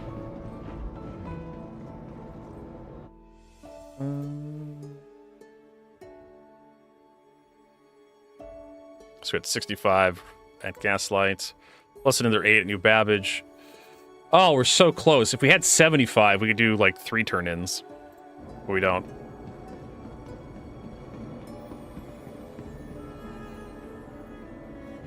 All right. Well, let's buy some fuel before we head out.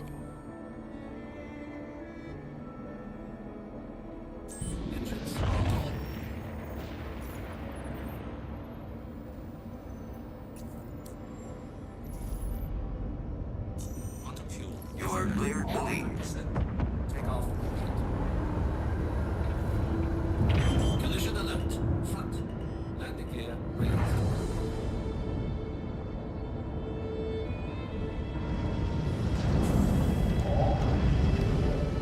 Now, Hermes wears out really fast.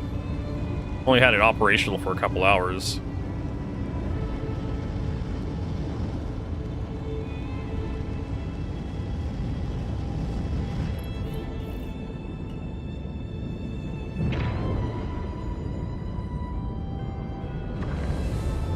Thank you for visiting.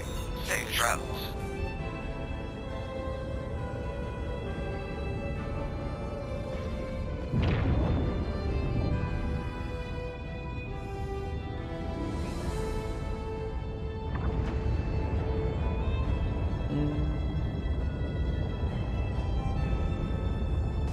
Make sure we're not going to fly into anything. All right, so we need to head over to the stand jump point in Pyro.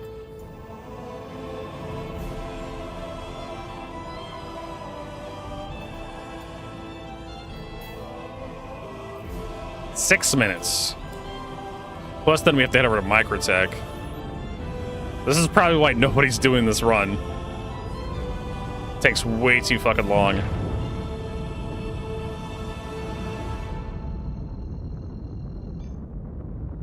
Auto drive is now on.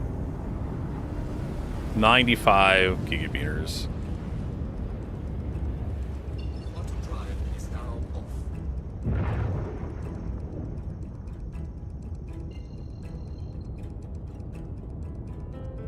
That's megameters.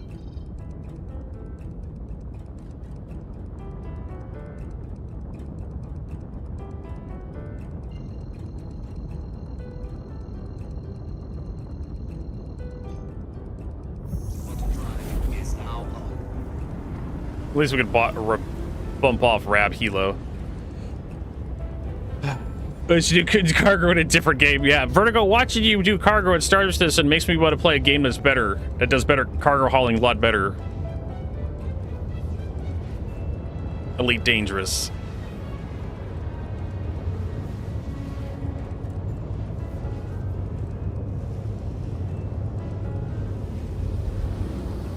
Yes, they did, Firefly. Should probably do a giveaway one of these days.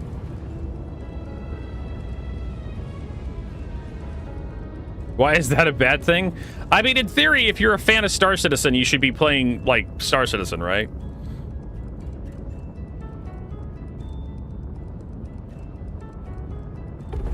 Auto drive is now off. There we go. Now we can head to Stand Gateway. Oh, there you go. But you can run Elite Dangerous. So I guess that's a good thing for Elite Dangerous, right?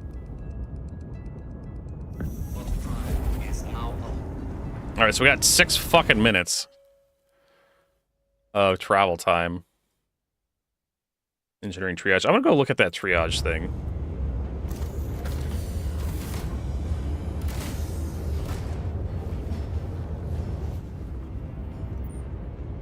Bridge. Yep. There it is. The drawbacks of writing stuff on the ship.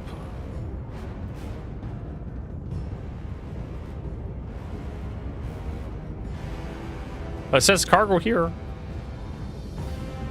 At least got that.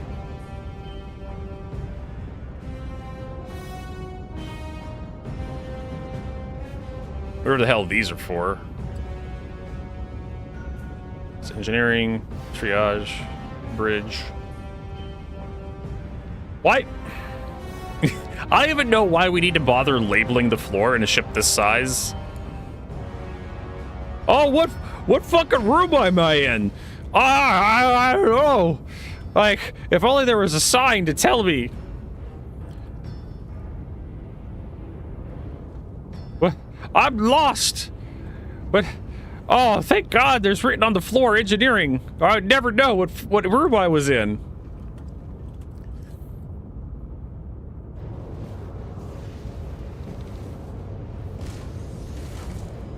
On a ship like the Perseus or a ship like the Polaris, or the Idris, yeah, it's nice to have like room labels so you know what the room is because it's a big ship with lots of rooms.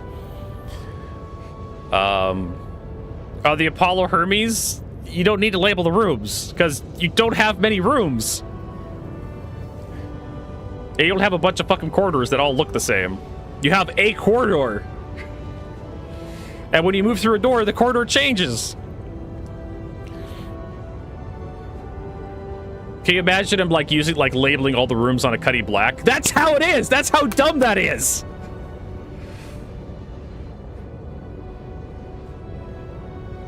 We're gonna label all the rooms at a Cuddy Black.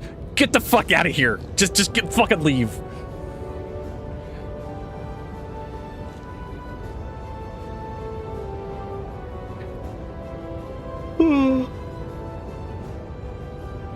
Just, yeah. I feel like kind of like a waste of like people's times. All right, what are General complaining about today? Star map! Fix the goddamn star map. Seriously, we need it every few minutes. It only works 10%. It's a complete disaster. Yes. Oh, is there a map emote here? There we go. Alpha. Shut the fuck up, Umbra.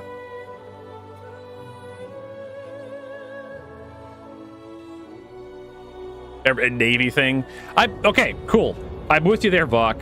I am totally down. The Navy thing, everything's labeled. You don't need labels on a ship this size. Especially when the ship is basically a tube. And it has like... I'm trying to think of how many doors this ship has. I think it has like 3 doors. It has 2 next to the cockpit. It has 1 coming out of the cockpit engineering, another 1 into the cargo bay, and then 1 to leave the ship at the very back. I'm pretty sure you don't need labels. And same with the Apollo.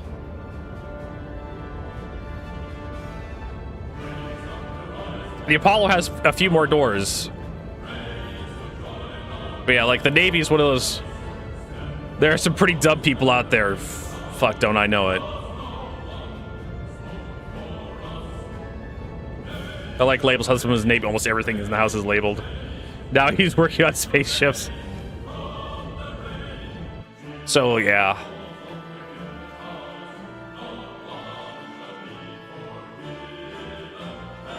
Why are these event rewards locked behind a PvE wall?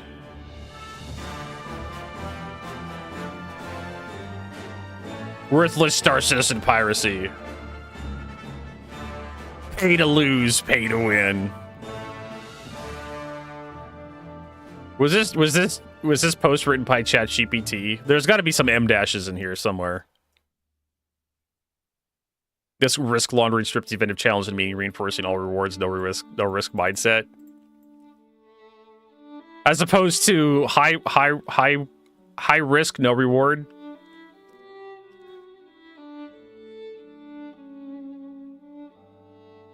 Well, there's an M dash right there. You could tell this post was written by AI by all the bullet point lists and the M dashes, the weird hyphenation that nobody would write a post with a hyphenation like this, right? Also weird emphasis in the posts. Really good grammar, really good spelling. Again, quotation marks, italicized. Like, I would do this as a content creator just to make stuff like more attractive to read, but for people.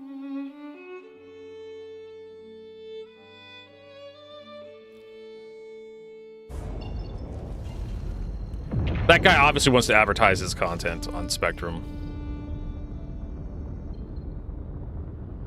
get people to watch it. It's like, nope. I'm gonna give all of you like a pro tip. If you want a content creator to fail, just stop watching their content.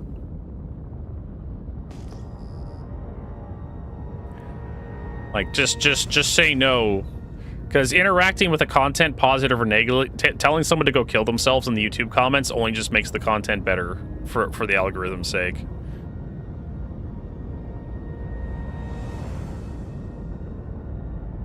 I think this is the way to the, right? Yeah, there's a jump point over there somewhere.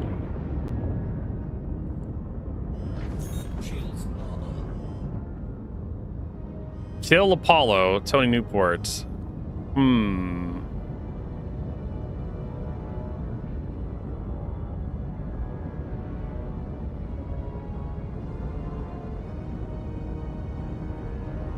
What do you think, Vertigo? You think you're gonna get ganked here?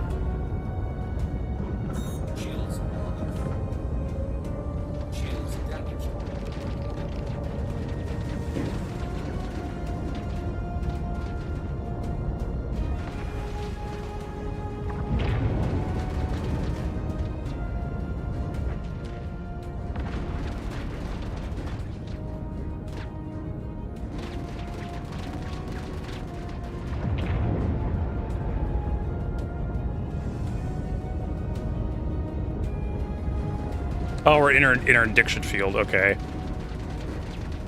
Well.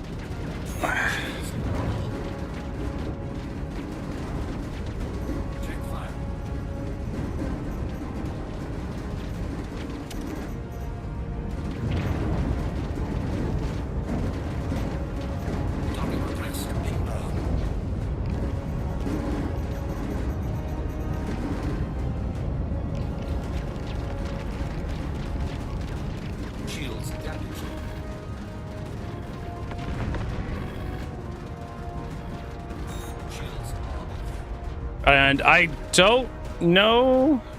I think I'm soft death. Yeah. So, well, there goes our...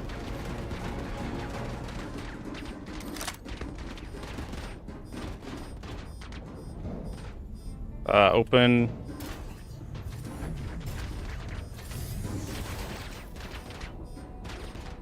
Hello? Oh, I didn't have the thing loaded.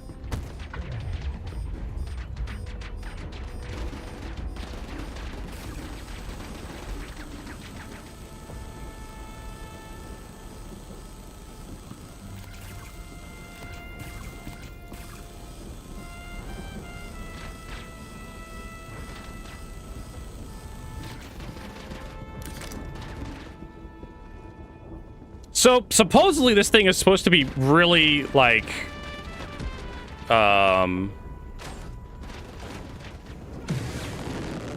really, like, tough and whatnot. Boy, that thing died. I died quick. Engines down. Engines are on. Shields are off.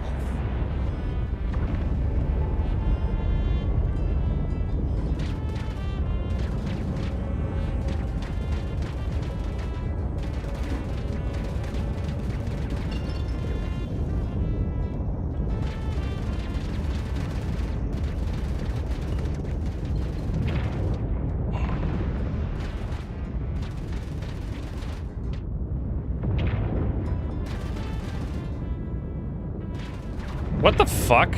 Okay.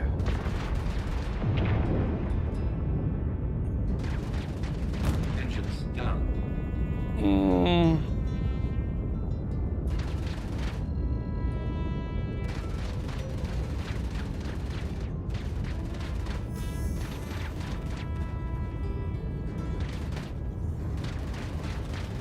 Engines down. Bottom drive.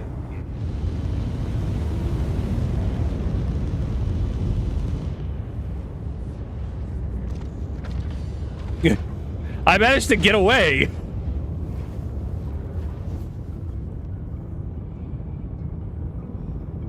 Wow. I can't believe I actually managed to get away from that. Managed to repair the power plants. But yeah, this thing went down really quick. Supposedly, like, yeah, armor. This thing supposedly has a lot of armor points, but that didn't help me. Tad bit of drag. Well, they shot all my bullshit off.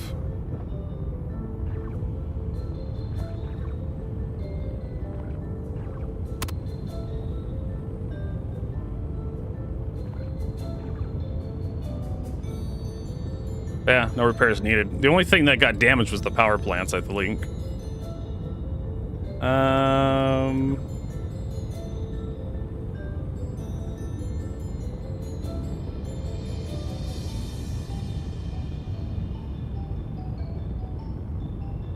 Yeah.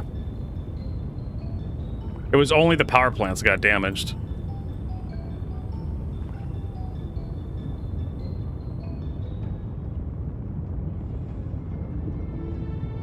There we go. Well, they had me in the interdiction field.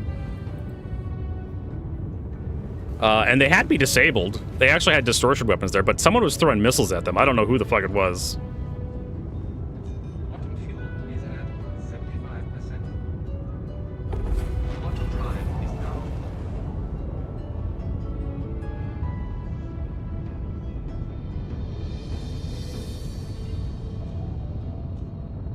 Need to get the coolers powered back up again.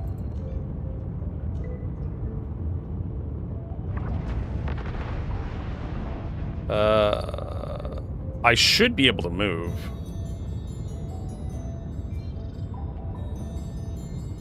Okay, so bad news. I can only move in reverse or strafe.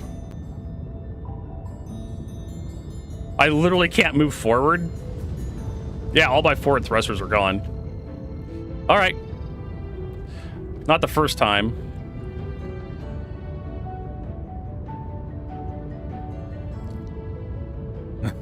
This thing has no side thrusters? Okay. Not the first time I had to fly in a stupid way.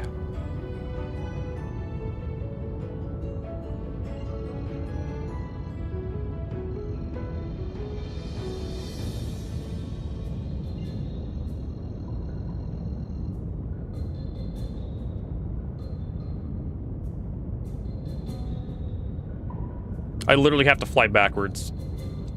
Only way this works.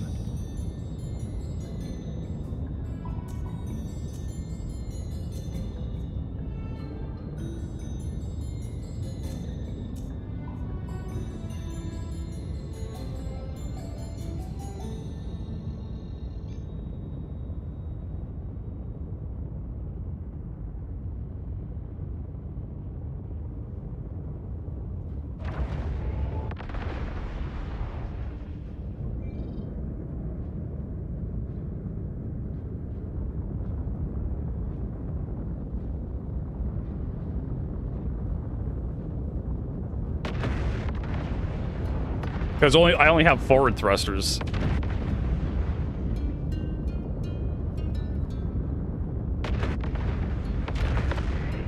Well, there's a drawback, a severe drawback.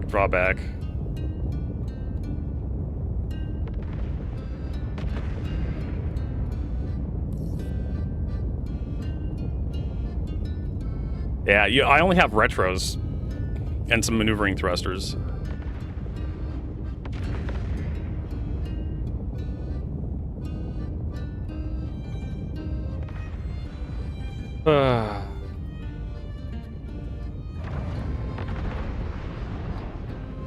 All right. Let's line up on Mega Man again.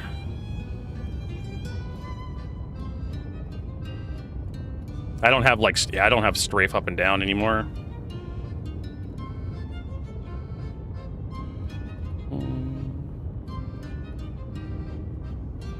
Yeah, for some reason I can't strafe up or down. I can rotate the ship. If I could rotate the ship, I have strafe CIG. Like, Jesus Christ.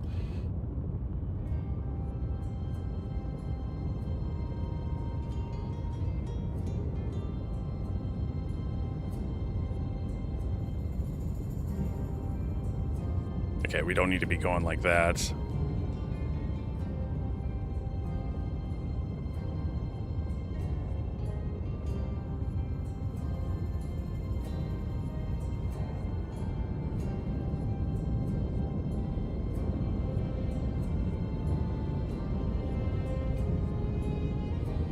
And for some reason, I can't pitch up. It keeps like, it's like I'm getting like air resistance or something, which is stupid.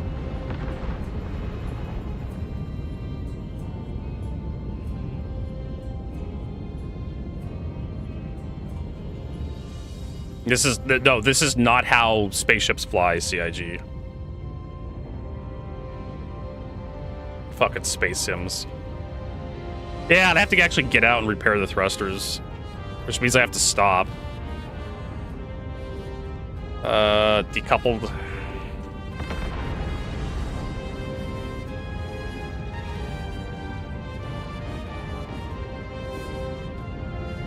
Can I land? I'm close enough to the station.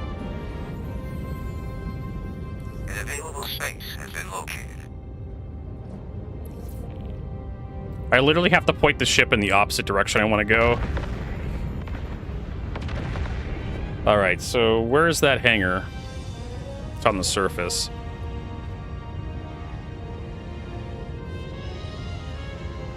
Oh, I can strafe down.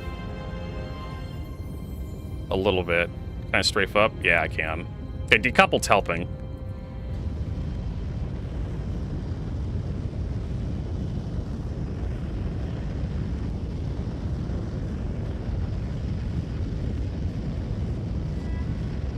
But yeah, all your forward thrusters are connected to those nacelles, which is just... wow. You lose those nacelles, you lose the entire fucking ship. Basically.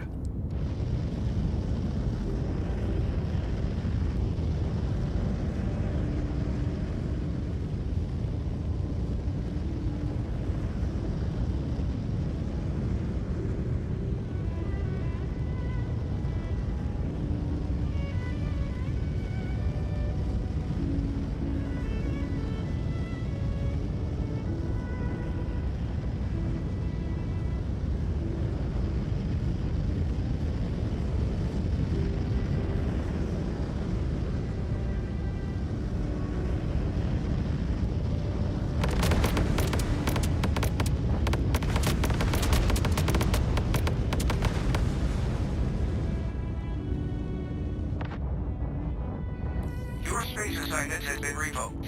To acquire a new assignment, please contact EDL Services again.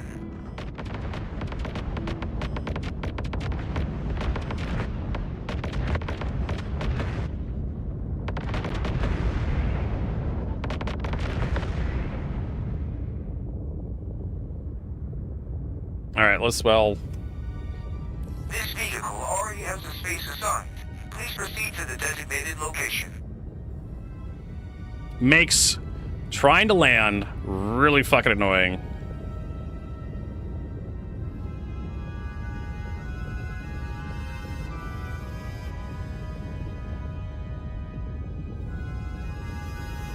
This vehicle already has the space assigned.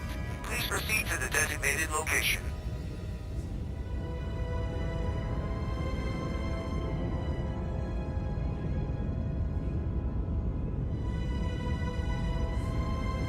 Gotta go really fucking slow.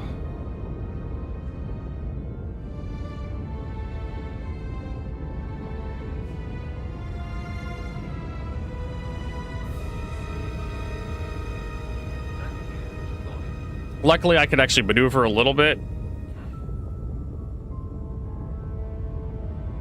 But I can't accelerate at all. Best we could hope for is getting inside the hangar and just slamming it down.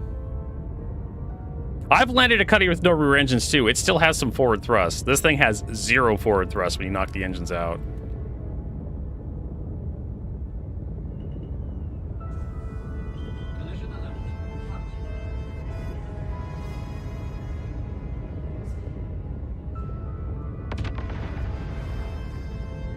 We can slow down, thank God, since we do have forward thrusters.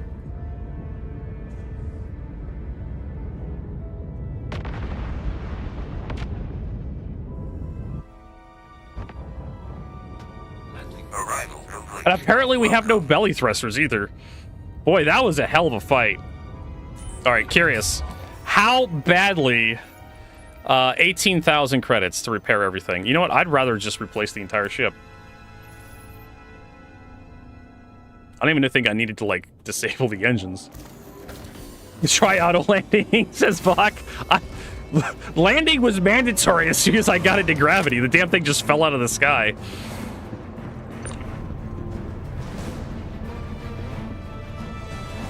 I don't think those guys were interested in pirating me. I think they just wanted to kill me. They just wanted to blow the whole ship up.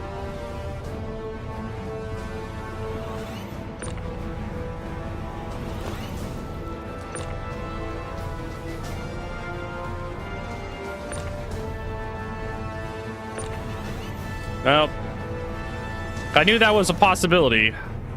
So if we want to get back into stand, we either got to change regions, or we're gonna have to take. We have to go through Nyx.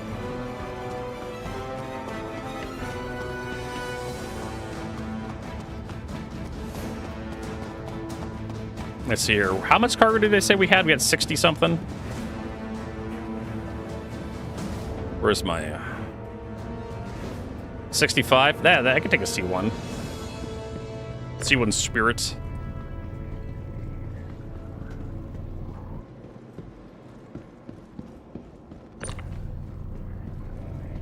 I kind of suspected, like, I should have turned away as soon as I saw, like, the Guardian there.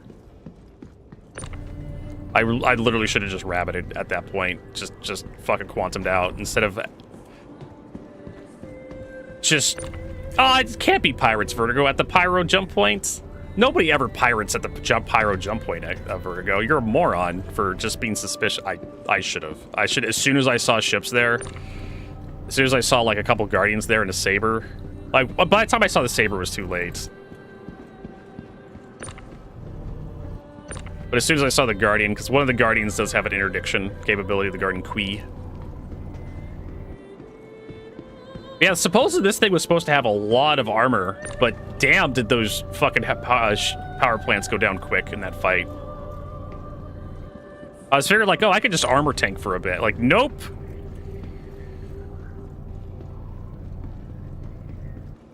Nope. Power plants went down. I'm not quite sure who was firing at them, but whoever was firing at them was helping me a great deal.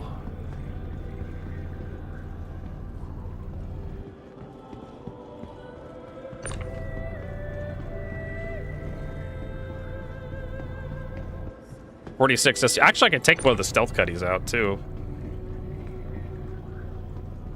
I do have one of the executive cuddies that has a bunch of stealth equipment on it.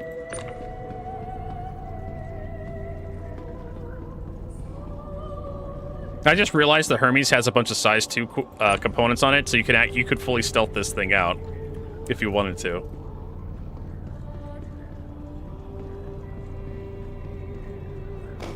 All right, we'll get all this stuff stored. Switch ships. The C1, the Wicklow C1 I have is, like, ready to go, though.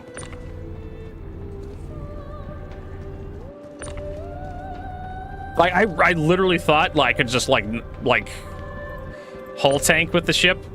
Because, like, we looked at the numbers. Like, it has a shit ton amount of armor. But that armor did not mean much. Like, holy crap. So, I don't know what's going on with the Hermes. It does not feel like it has the armor that's listed on the SP viewer.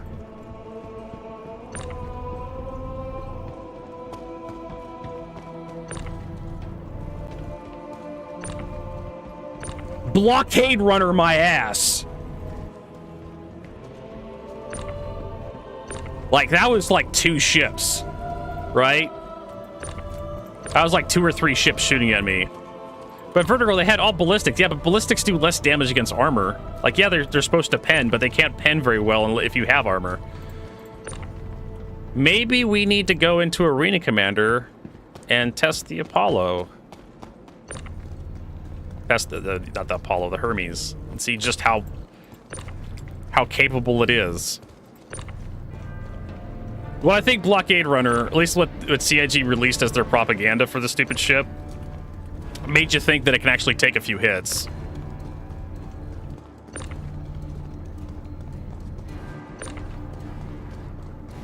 It says it runs the blockade. It makes really poor decisions, Vertigo, and pays for them in kind. It's one of those ships. Okay, so here's the problem. 2 size 5s for Guardians. I would expect the Apollo. If we go look at SP Viewer. And we go look at the Hermes. The Hermes, the body has 35,000 hit points. They didn't actually destroy me, so the vital parts of the body, well, it kind of does make sense. It has 21,000 armor hit points, which has 15% physical damage reduction. The hull has another 25% damage reduction, which is weird. Just give it more hull hit points at that rate. And they were firing ballistics at me. Plus, I had my shields down for a little while, so I was expecting the 21,000 hull hit points to actually like do something for me. Even though they were using, like, I don't know, ADPs or something. One of them was definitely a Guardian Qui. Probably one of them was also, like, the Guardian MX or something.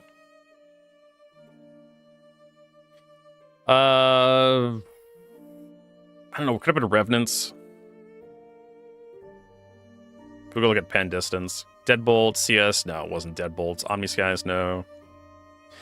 It was ballistics. It was either Revenants, which have a pen distance of 2.2 meters, which you could you're getting through the entire ship with 2.2 meters if you're shooting from the top down.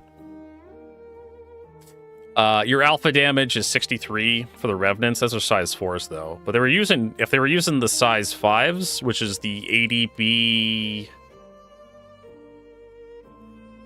not 84Bs, 85Bs. 120, your burst DPS is 1800. I mean, it's going to take you a while. Let's say 1900, just round it up, times 4, times 2. So that's like 3200. And so 3200 DPS, 21,000.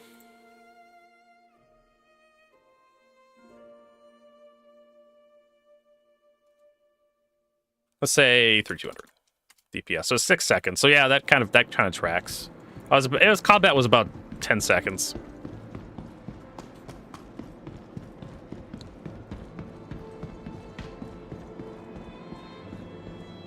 So if anything, like, your blockade runner probably needs more armor. I hate to say it, like, some people are complaining about how much armor the thing has on paper, but when you actually get ganked, it's actually not that tough. It's a big ship. It can't avoid damage. It has to tank everything. I was able to get some hits on, but I didn't do very much before I got taken out. Mostly because the rhinos, the 4 size 4s, everyone complained about. Vertigo's got 4 size 4s. Yeah, if you're fighting it solo and you're sitting in front of the fucking thing, that'll do something for you, the 4 size 4s. But if you're being ganked by at least 3 people like I was there, and they were actually prepared for you, the stats on this fucking thing, not enough. Absolutely not enough. And that's the problem I have with Star Citizen. It's not, they don't really build Star Citizen to be assumed that's a multiplayer game. Everything's like balanced in like this 1v1 vacuum of light fighters, where light fighters are like the dominant meta. All right, so let's get the C1 out. I'm gonna go ahead and say that this ship is garbage when it comes to actually its blockade running. I'm trying to think of how I want to do this.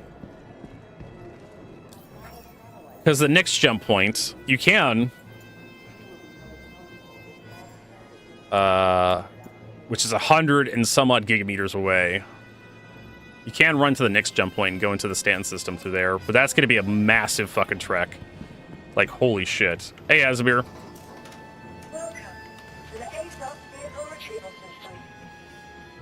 And that's supposedly... Yes, I can repair the ship, Zeth. We'll try running Nyx. We'll try running Nyx. So what did we say we had in our ship? 65.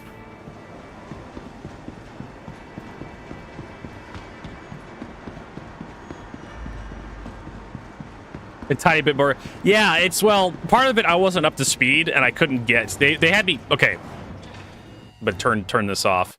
Part of the problem is that I couldn't get up to speed. If we go watch, let's go watch this, because I tried running in quantum mode. No, not roles managers. What am I doing here? Not stream manager. We want to do content. View producer. Here we go. Let's go watch this again. I tried escaping into quantum mode, like nav mode, and let's see here. Let's go back. But I couldn't get away because I was being interdicted. Let's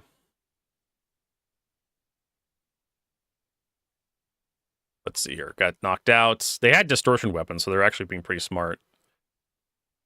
And so if we go to where initial engagement. So I'm in an interdiction field. I'm trying to leave, but it's not spooling or calibrating, right? I could use Afterburner to get away. And I'm just rolling the ship and trying to throw in random maneuvers just to reduce the amount of incoming damage. So because I'm in an interdiction field and interdiction prevents you from entering nav mode, you can't run away. Like the ship just bring a Mantis, bring a Cutlass Blue, bring a Guardian Queen, bring a Scorpius Centarius, and it's no longer a blockade runner. It's a blockade brick, right? So going back to at what Asimir said, like or Arg says, maybe the blockade runner's part tiny bit more forward thrust. The whole blockade runner part of this ship is that it has a high top speed relative to ships of its size. It doesn't have really good forward acceleration, but it can get, once it gets up to speed, it can run away. But it can't get up to that top speed if it's being in an interdiction field. If it can't use nav mode to run away, it's just a fucking brick that tanks damage. So thank you, CIG. You're fucking morons for designing this thing. Oh my god. It can't do its job. All you have to have is one Guardian Queen, one Mantis, and suddenly you can't go into nav mode, and you're stuck in SEM, and every ship can catch up with you. Like they did me here.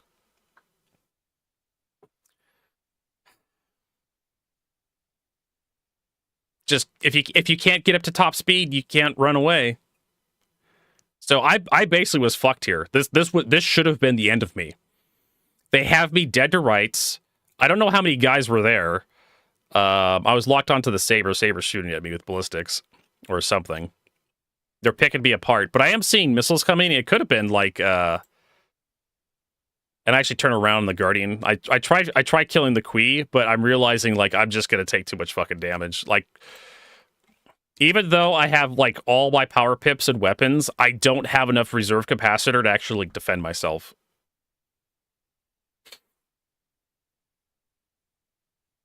So this ship does not do what it's advertised. In fact, no blockade runner can do what it's advertised because all you need in your blockade is one interdiction field. As soon as that ship comes out of quantum, you trap it in an interdiction field and it can't run away from your blockade. I don't know either. Like, that's what it did to me. I can't accelerate. Like, that's one of the reasons why I dropped to SCM to activate my guns, because I realized I couldn't run here. So I'm coming in, I see a bunch of ships, and I realize a little too late when I see the Saber that I need to get the fuck out of here. By the time I saw the Saber, they're already... So I drop into nav mode here, and it says I'm in an interdiction field, and you notice I'm not spooling and I'm not calibrating. Well, I don't have a destination, so it's not going to spool or calibrate. Well, it's gonna spool, but it's not going to calibrate because I have no destination set. I'm desperately looking for something to jump to here, and I'm not going above SCM speeds. I'm afterburning my ass off here, and I can't get above 300 meters per second. And I suddenly realized that the interdiction field's preventing me from getting up to top speed, so I can't do the blockade runner thing. So I'm like, fuck it, I'll just start fighting. And these guys are getting missiles thrown at them. I'm not quite sure who... Actually, I'm thinking about it. It's like probably 4 ships that are attacking me.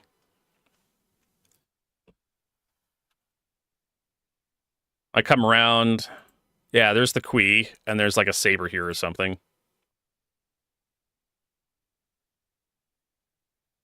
I see 3 red markers and maybe a fourth one right there.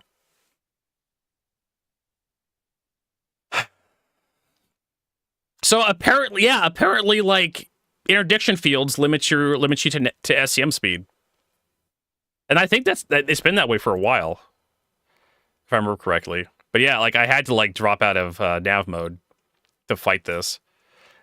Yeah, and then they didn't destroy my power plant. They literally disabled my power plant. So I had to like get out. I had to go repair. And this is the nice thing about engineering is I had to remember where the power plants are first.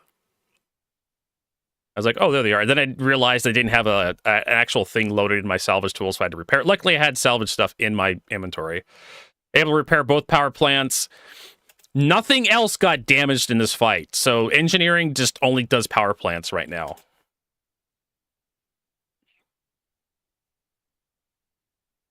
So I was able to repair that, get back into the pilot seat, and for some reason I was having trouble getting into the pilot seat there. I don't know what the fuck was going on. Star Citizen doesn't really do that very well. Then I had to like re-enable all my power, and they were sniping my engines off at this point to prevent me from running away. And the interdiction field was still up, and I'm just like, well, we'll try our best. And then I started noticing that the interdiction field, yeah, I was able to spool. The interdiction field was gone.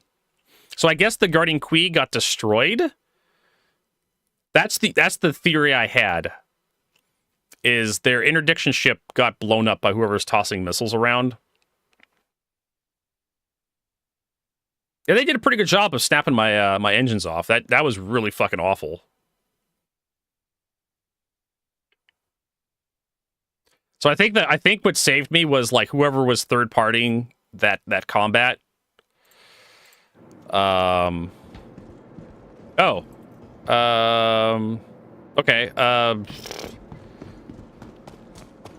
I called up the C1, and the C1's not here. The wreckage of the Apollo is still here. The Hermes is still here.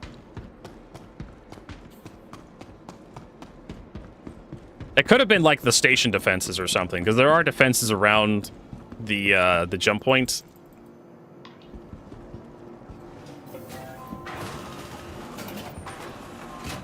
See lobby.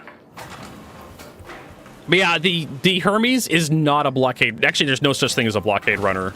If interdiction fields can knock you out of knock you out of nav mode or prevent you from spooling, like you can't run from interdiction ships.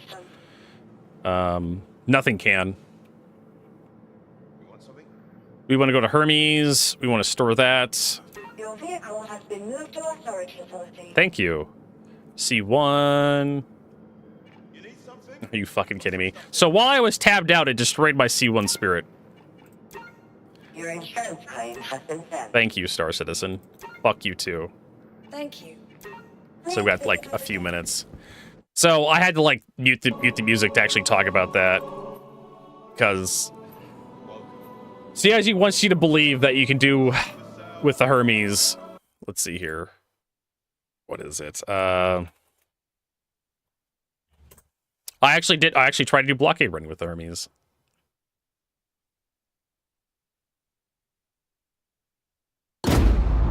CIG would like you to believe that you could do this with the Hermes.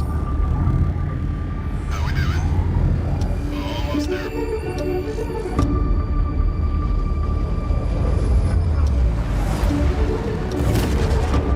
Everything all right, Baba? Package is secure. I just got... What's going on? We're getting snagged.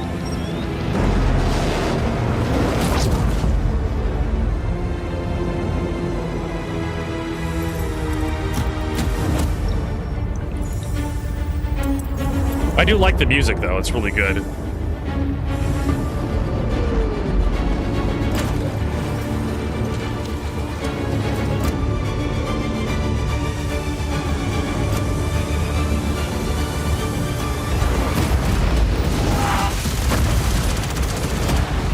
Yeah, you're not getting away. Not at SCM speeds.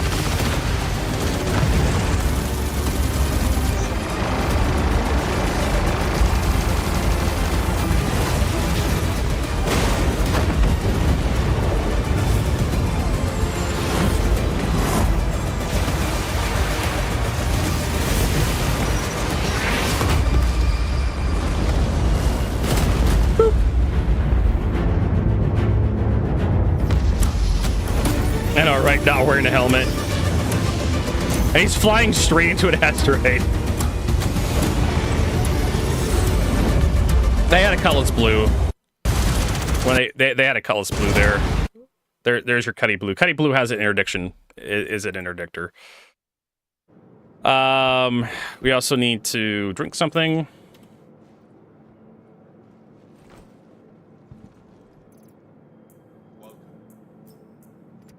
I can't remember, like, can the Cuddy Blue pull stuff out of Quantum? I think there was a Guardian there as well. So the Guardian Key, I think, has both the interdictor and there's a Quantum Enforcement device and there's the interdiction device. There's the ability to pull stuff out, traveling through Quantum, and then there's the ability to stop stuff from going into Quantum. And I always, like, I don't fly, like, I don't do piracy, so I don't really know the difference between the two of them sometimes.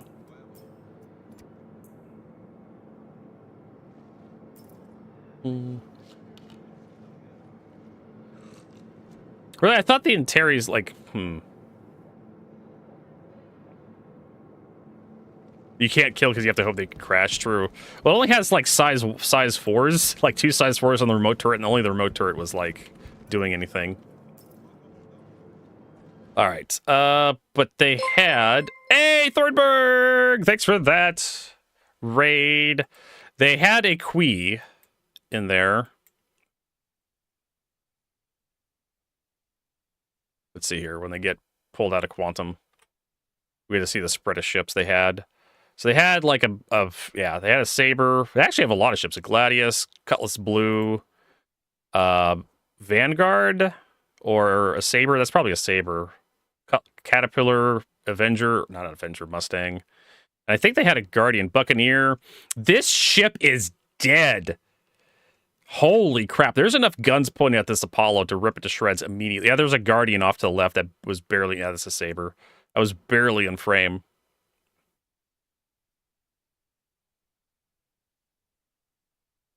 I think you see in the chase here, further ahead, there's the Cuddy Blue. Yeah, there's the Guardian. I thought the Guardian Quee had, like, interdiction capabilities, like, to be able to pull you out of, blah,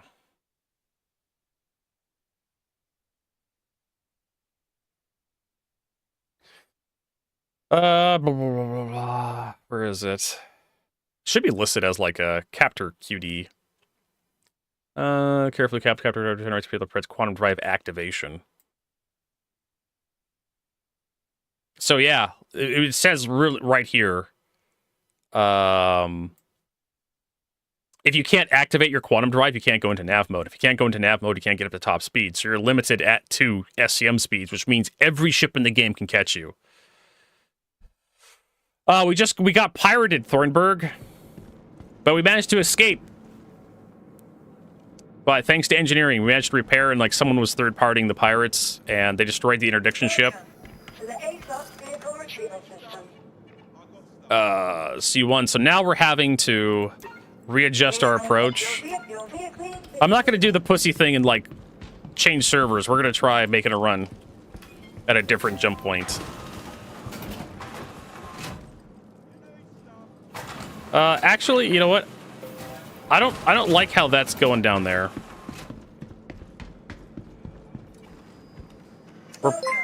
We're gonna... Thanks for that follow back. So... You know what? Maybe I will do the pussy thing and change servers, because we're having problems with the wreckage of our Hermes, like destroying any ship we pull out.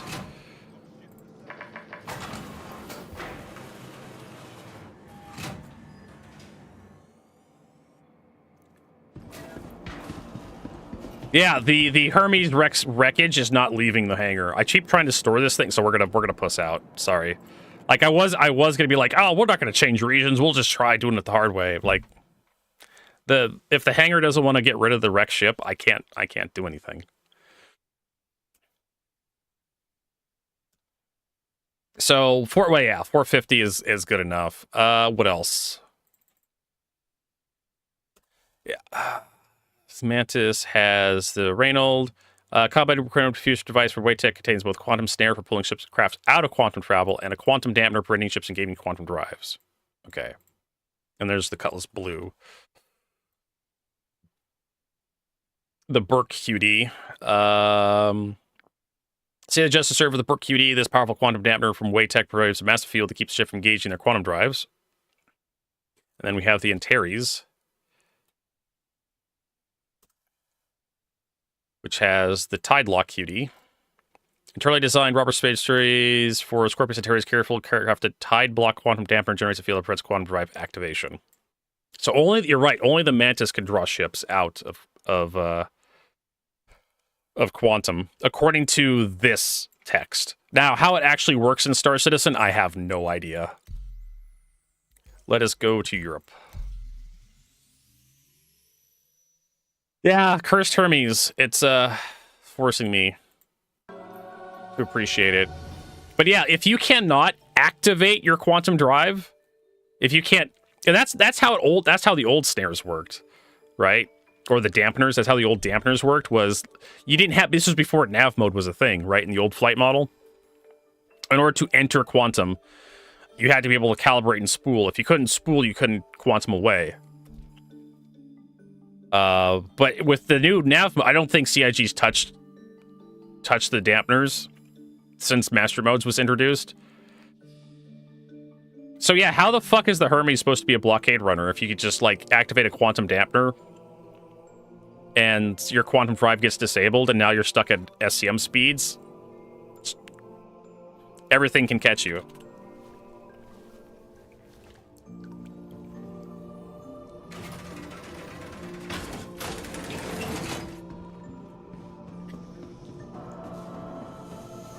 Can't leave the station if my Hermes Rex keeps destroying my thing. Yes, thanks, Swank, for the farts. I need to get more of those sound effects.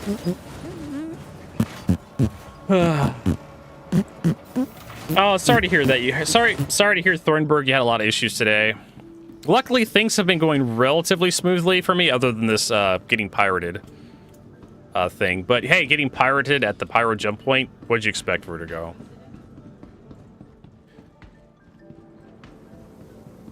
Luckily, we were able to, like, quickly repair, jump away, and we actually showed everybody how to maneuver without any engines on the Hermes. If the Hermes loses its engines, it's basically a death sentence for the ship. So we're going to pull it out, and then we're going to put it back away.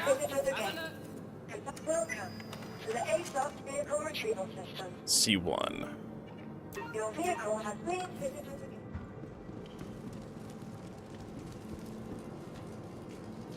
Pushed out to the U servers. Like I said, I was totally down. I was totally down with trying to run the Nyx jump point to get into Stanton through Nyx, because that's the one thing you can do now in Star Citizen. If one jump point into Stanton is blockaded, you can go through the other one to bypass it, potentially. I was totally down to do that, but it kept the Hermes wreck, the Hermes on the landing pad didn't want to store. So I couldn't get rid of the Hermes wreck. And every time I tried to pull out a ship, the wreck would clip into the ship I pulled out and destroy it. So, yeah, I was like, I can't leave the station if I can't get a ship.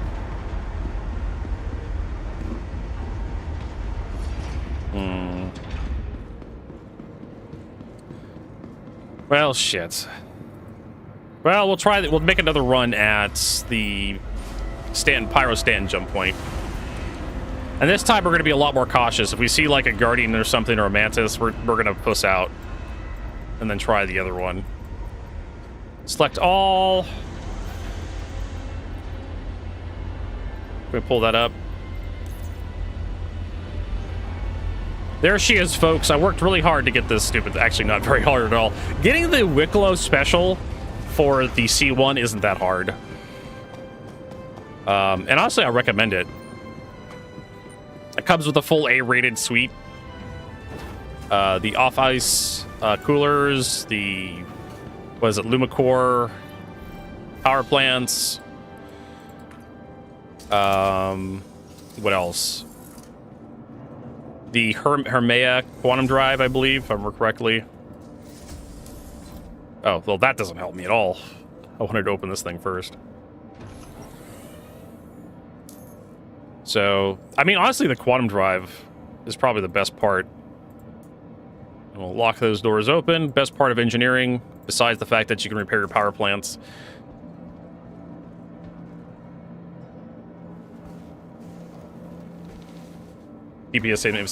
So here's the thing. The Hermea is fine. Oh, not the Hermea. The Hermes is fine. It's an okay ship. It's a big ship too. And I'm kind of suspicious to say that, yeah, off-ice cooler, Excelsior jump module, Covered Air Plus, Lotus power plant, Hermea quantum drive, Lorica shield. Yeah. So this thing is, all these are great parts for A-grade civilian. They're amazing. If I'm running like a ship that mounts like a whole bunch of size 2s, that's an industrial ship, I'm putting like A-grade civilian in there because they're pretty decent. Oops, why did I put the landing gear up?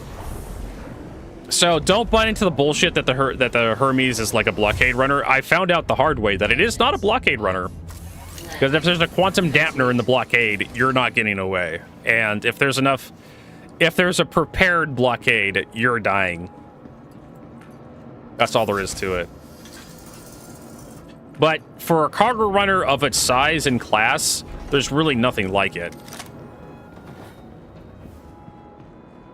So if you basically want a Crusader Spirit C1 on steroids, that's the Hermes. It's been drinking its protein.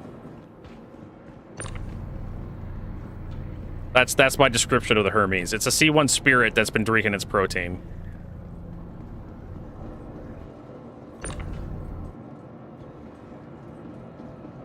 And so if you just want a Spirit that's bigger and maybe a little slower, has more cargo capacity.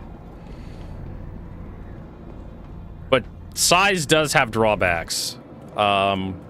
It's almost awkward to land at most outposts where you would actually buy cargo. A lot of landing zones don't have a lot of hangars that are calibrated to the size of the Hermes because it's basically Caterpillar or Hammerhead size hangars. So that's one of the drawbacks of the ship. So if it's a fairly busy spaceport, you're going to be tied up, waiting for landing spaces. Same thing with like landing at small outposts. What was it? Fallow Fields I was landing at to get some of this Bexalite in Pyro. It was a bit of a tight landing. I had to go third person. I basically always have to go third person to land, but this thing especially, or the Hermes especially, just to kind of make sure you got everything, all the landing gear flat and the ramp's gonna work for you. But really, those are really minor complaints. None of the cargo ships in Star Citizen I really consider combat capable. Like you're gonna need help if you. How's the saying go? If your plan requires you to get shot, it's a bad plan. And the Hermes has some weird design quirks that make it more survivable. Like it has extra armor and whatnot. As we found out, if you're going into an ambush and they're ready for you, you're just gonna die. And the same thing with EVE Online, right? If you're flying a ship and people are ready for you, they're just gonna kill you. There's no amount of escorts that can save you from a properly prepared ambush. That's why scouting is far more important than like escorts. Just having an alt account to go check all the gates to make sure like there's nobody sitting there waiting to pick you off. And right now, that's basically what I would ask for. Is I'd have another person in my group or something go over to the Pyro Gateway and say, hey, is there anybody over there waiting to gank you? And that's kind of how, like, I haven't played a lot of EVE Online, but I have seen a few videos, and that's kind of how they do it over there. Is like they'll have an alt account fly a ship to a jump gate just to see if the scout gets destroyed. And if they get destroyed, well, you just go through a different jump gate. you change routes.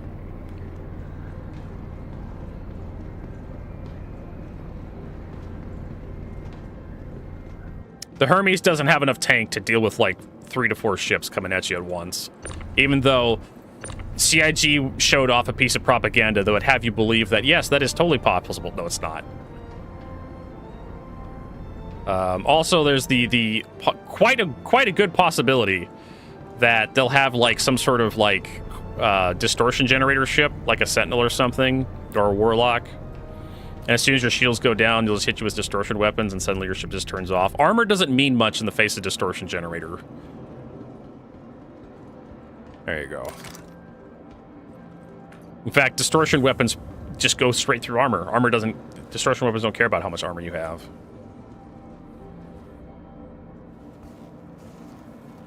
Sometimes you have to go through low sec, depending on what's going on. But yeah. Even, like, and that's the thing, like, in EVE Online, I've been told, even in high sec, you're not safe. You're cleared to leave. You could still be ganked in high sec. Concord avenges you. They don't necessarily protect you.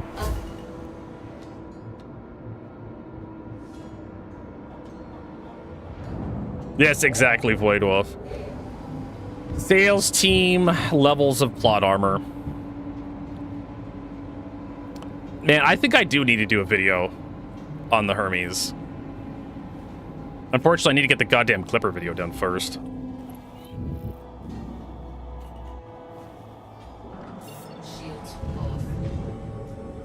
Thank you for visiting. Safe travels.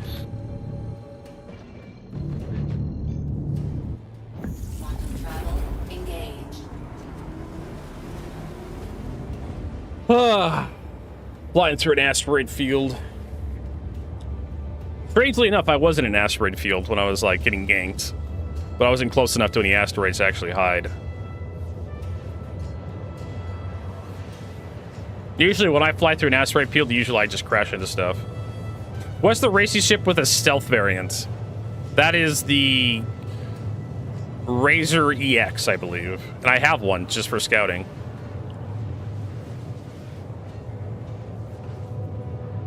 So yeah, the Hermes, yeah, the size 2 components on the Hermes feel kind of weird.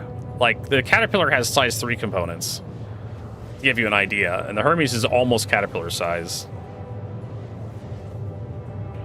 I think the Hermes is basically the same size as the Caterpillar, if you like.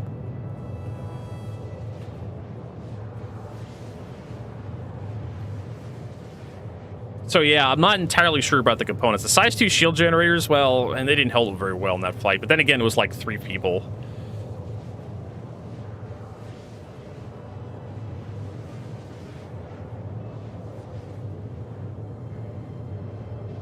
All right, we're gonna drop out of Quantum here, and we're gonna take a look at the jump point and see what's going on.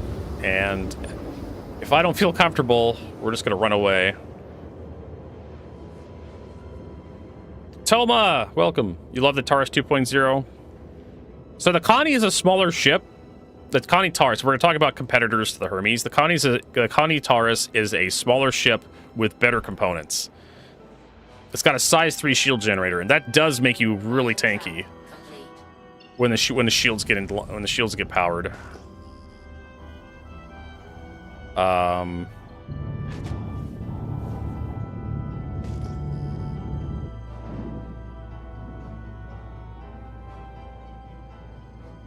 There's been a couple of times where I've been fighting constellations and being like, my god, these fucking shields. There is a lightning over there, but it's not anywhere near the jump point, so I don't really give a shit. Just Firestorm.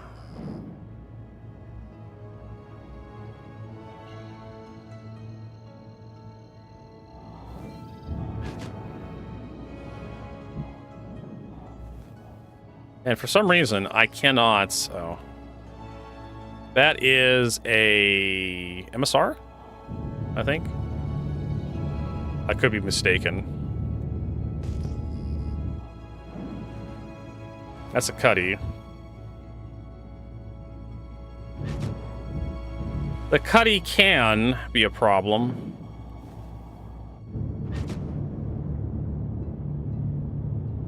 Not really seeing any signs here that I'm going to be in danger.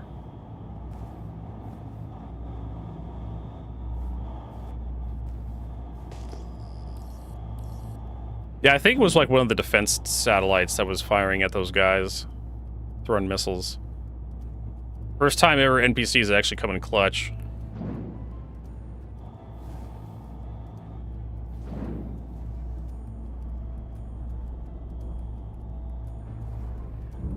Also, no one's targeting me.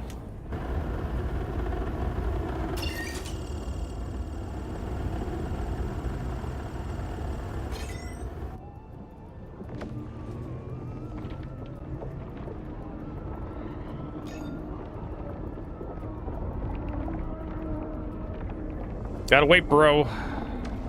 They'll drag you in when it's ready for you.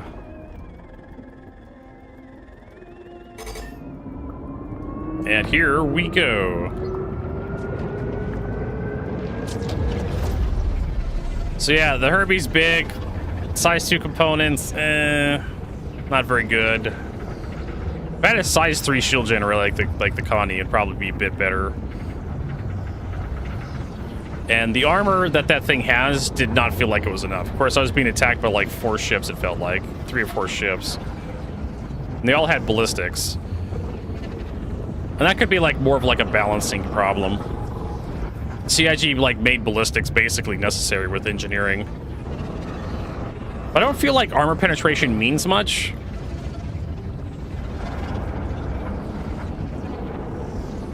Usually you get the armor down and then you start dealing damage to like the power plant directly. Because none of the other components, I checked, none of the other components on the Hermes were damaged. It was just the power plants. 75%. Which was definitely an indicator to me that engineering just isn't a thing right now. It's basically once you get the hull hit points down to 0, then the next hit point bar you deal with is the power plant.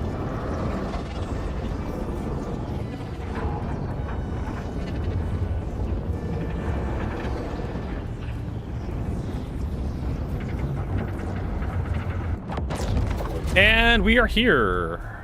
Welcome to Stanton. Like I said, we're just gonna get out of here. Whee! Quantum travel engaged. Where are we going? We're going back to the stand system. That's Dassey Station. That's going to be over there.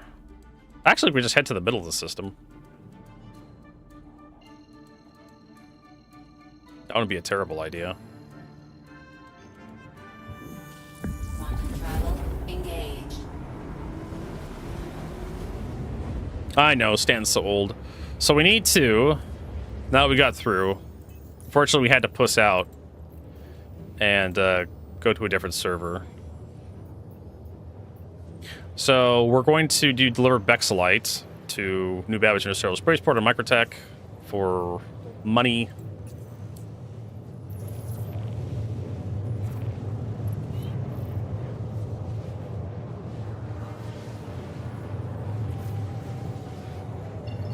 The Taurus is practically new, Vertigo.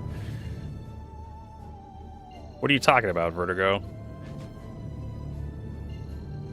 All Connies need to have their interior updated. Not a the Connie suffers from it works syndrome. So, same with the Retaliator bomber. Like the Retaliator got a little bit of an update. It didn't get a complete rework. It just got updated with new materials, and like the airlock got added, the modules got added. But the Connie suffers from it works with the way the game right now. So all CIG needs to do is make all the components accessible. Fuses, life support, radar. Maybe update the interior with some new materials. Fix the gaps around the beds / escape pods, and then call it good. I can't imagine, like, I would like to see the cockpit like reworked on the Connie, the cockpit glass, to make it a little bit more just better to look through. get the missile magazines to actually function to reload the top missile launchers.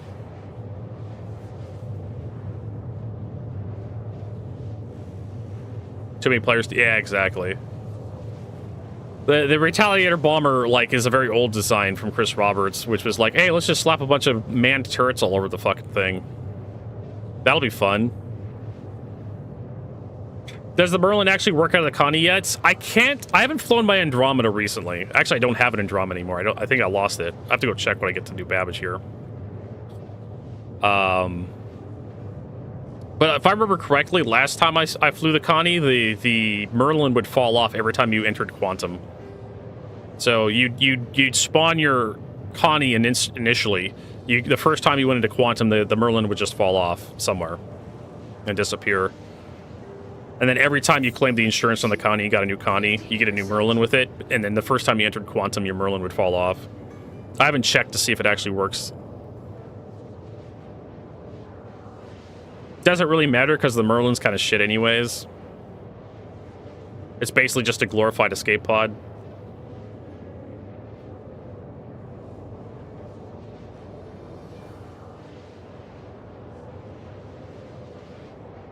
Are the cockpits gold standard? Pretty much. The cockpits, the pilot chair and the MFDs for the Constellation, I think they were reworked not that long ago when the Taurus was put in, I think.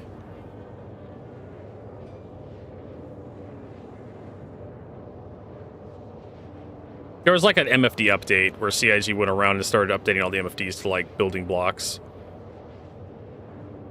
Not long, like a year ago, and the Connie got touched. But yeah, like I said, there's from the pilot's perspective, like the one thing I would like to see is like have the reduce the amount of struts on the Constellation, so it's not nearly obnoxious to look through.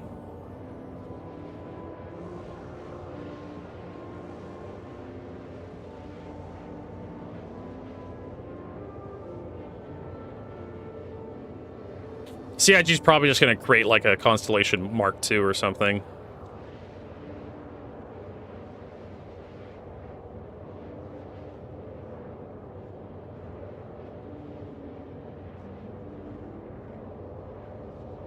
To sell us. Basically what the Hermes is.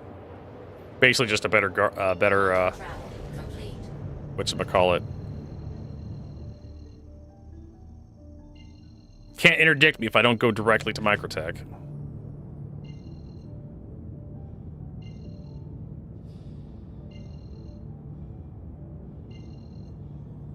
After seeing the Hornegate fiasco, I'd fully expect them to use the Apollo chassis as the Mark II version. We'll see when the Mark II Aurora gets released. But yeah, the Mark II Hornet was just...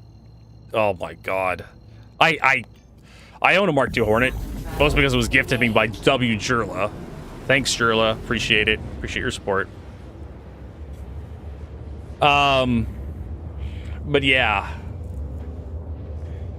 The Mark II Hornet, like, it was basically just a better version of the Mark I Hornet to sell us again for more money.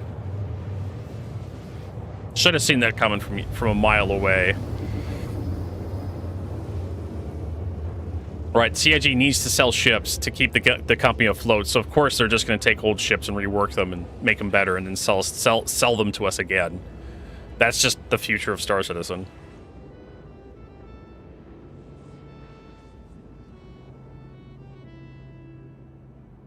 Quantum travel complete.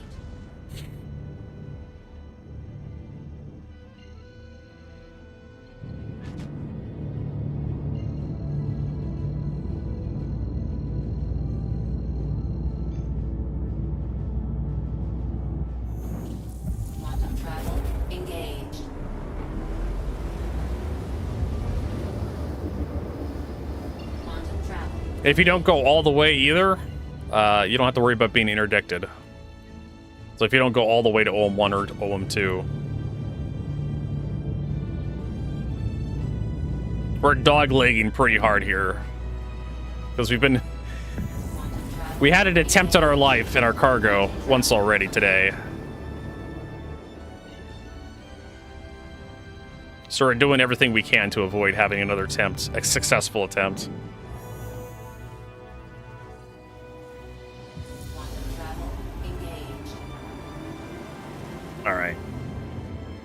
So far, so good.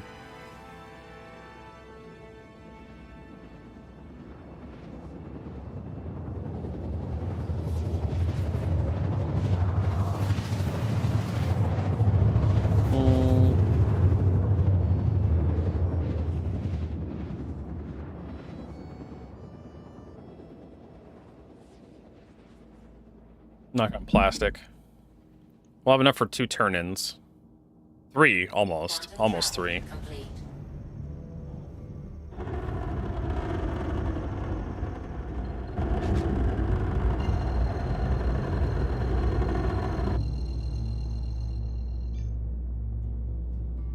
There's an Asgard. I hardly see Valkyries anymore. I see a lot of Asgards. There's a Perseus.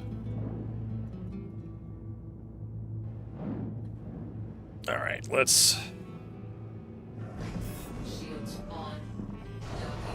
VTOL thrusters, why not?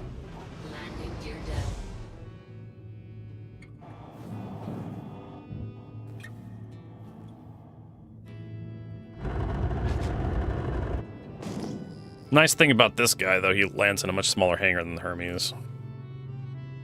Captain Redcheeks.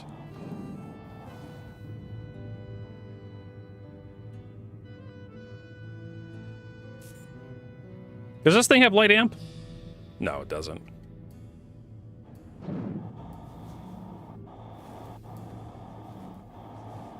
Oh, there's a Tana.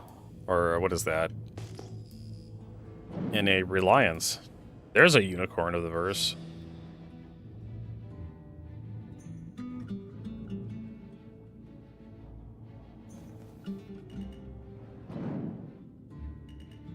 Alert. Front crash close.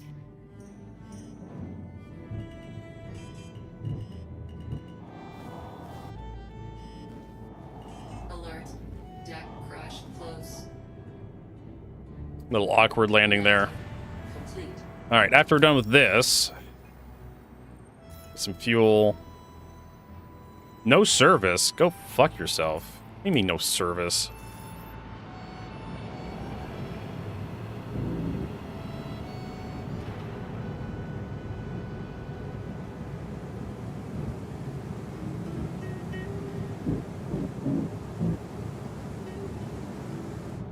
Landing complete.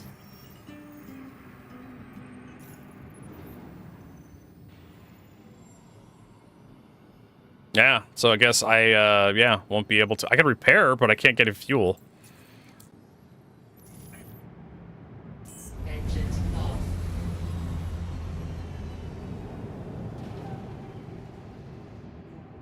Where's the, open exterior switch? Don't know what the hell that switch does. No idea. There's an exit. You got the refuel on server change bug? Oh, Christ's sakes. There's a bug about that?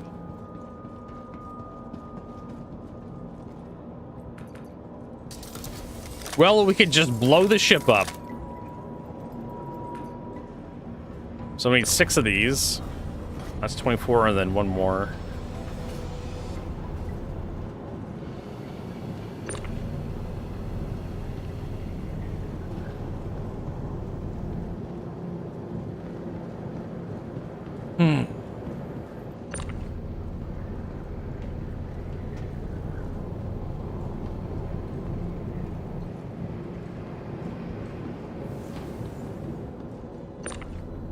There's ways around this. I could probably also just store it too. It's 4.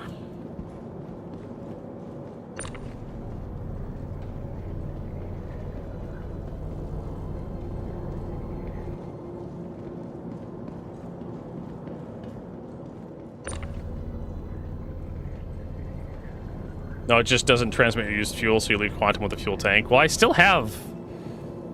I'm missing fuel, like a lot of fuel. And then this should be enough for this.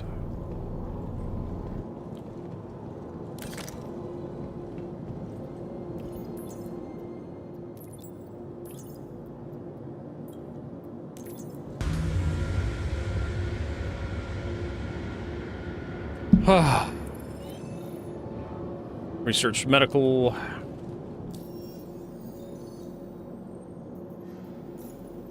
Alliance aid.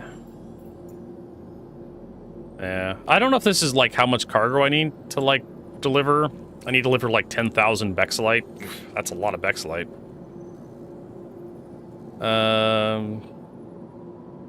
Like for collections.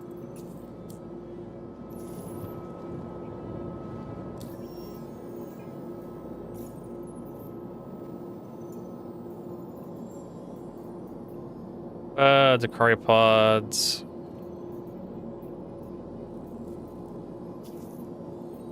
I feel like we've delivered substantially less than what's listed there. Go back to journal here and let's take a look. There we go. Print. Let's hit the print screen. Paste that. All right, so we know what that is. We'll have like a couple of to check out there. There's one SU of Bexlite. We do need that.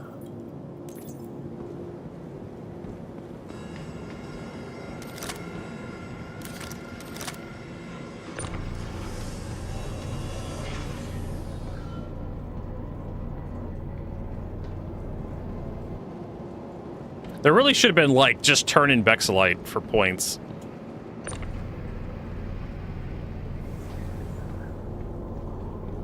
Just bring us as much Bexelite as you have.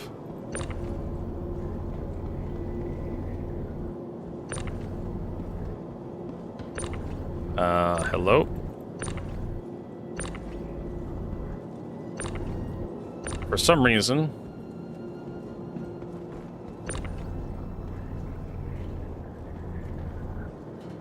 I'm trying to remember the supply stand event. Race for Stanton. Just had a generic, like, drop-off cargo. Of course, I was using that generic mission to, like, cheese so hard.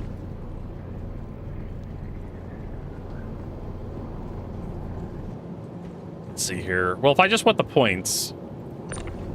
Right. Let's see here. Actually, let's finish this one.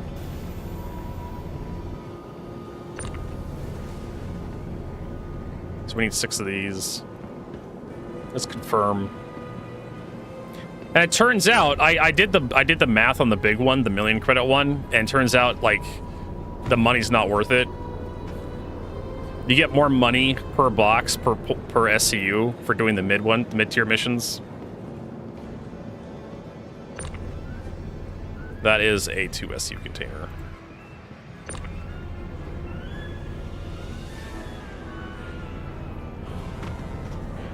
Oh my god. I'm knocking myself over constantly. Alright, 6. I bought all this stuff, so I definitely need as much money as I can get. There you go. That should pay back everything we spent to get that Bexelite, and then some. I think it was like over 200,000 to buy that in Pyro. All right. Need a new paint.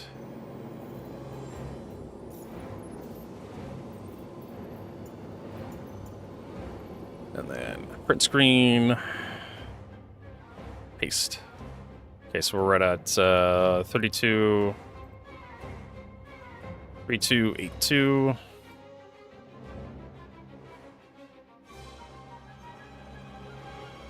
Subtract 2819.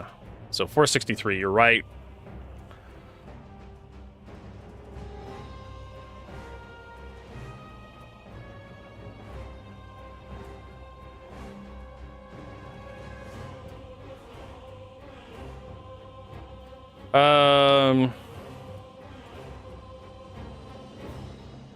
What is it? What do we come down to? 463.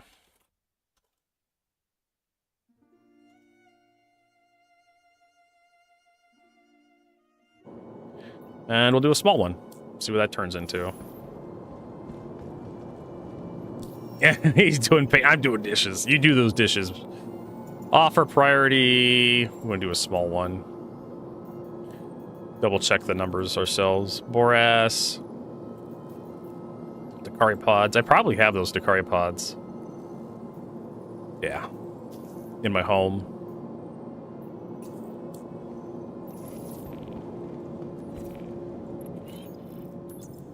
And this we'll just bring up a 4 SU box. Or one of those and one of those.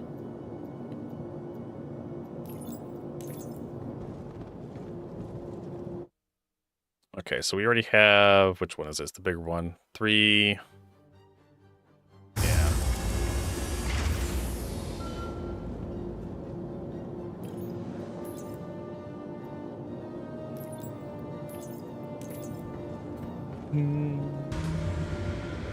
So that's 25, so we divide that by 25. 25 Bexelite, so...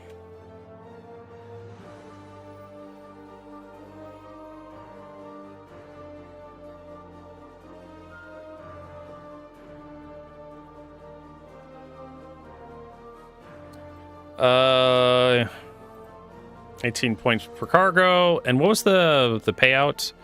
25 Bex, so it pays 565.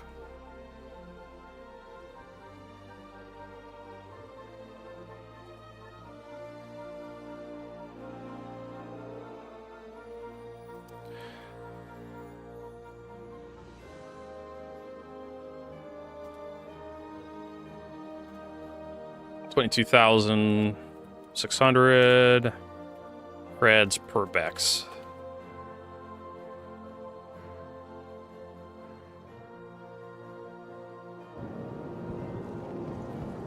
And see here.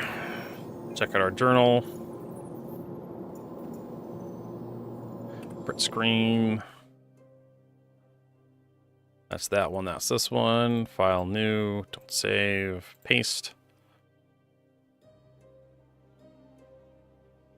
So 3585. Oops, subtract. Where's the other one? This one. 3282. 303. You're right.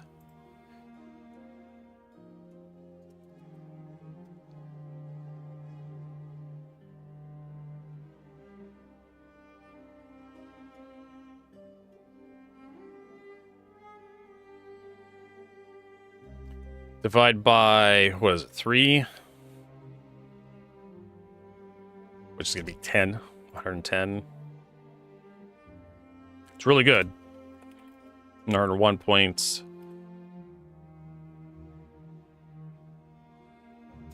How much was the payout for that? Spreadsheet. Yeah, you know what? I probably should just use a spreadsheet for this. I think I already have one open, in fact. So this is the Lifeline.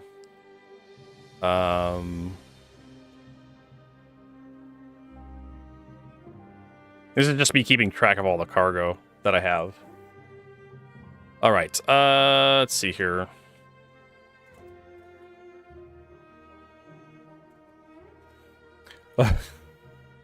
I swear to God, I'm gonna keep that. Small.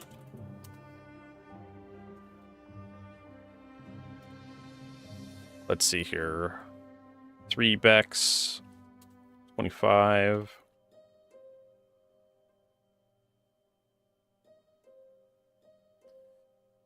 Trying to think here. How are we going to present this data?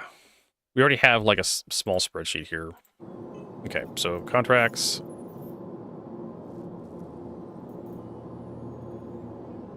So we probably should present for, let's see here, PP, so points per box. Hey, Rob.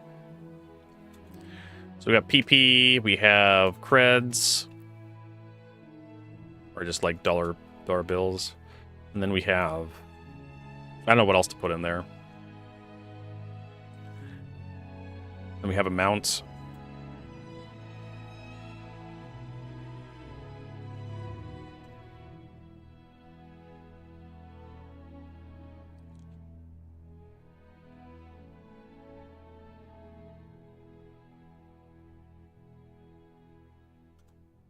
And then we can, like, yeah.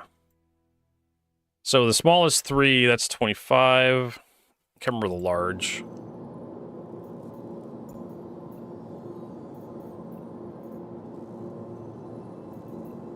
Boras. Laranite. 70.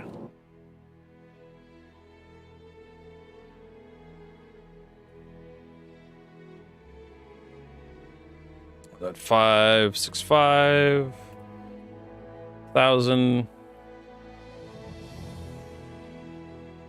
And the small one for Bex is 67. And we know that's 303 because we just did that. I don't think we'll ever have enough Vexilite to do a large turn in. 70. Actually, we did.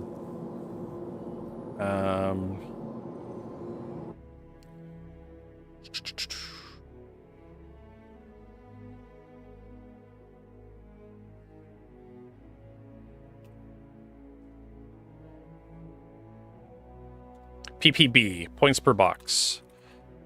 101.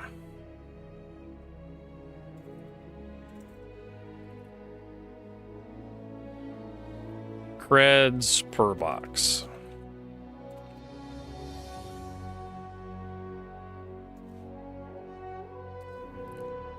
Just kind of keep the efficiency here. So it's 65k, 67. Divide by 3. That gives you 22.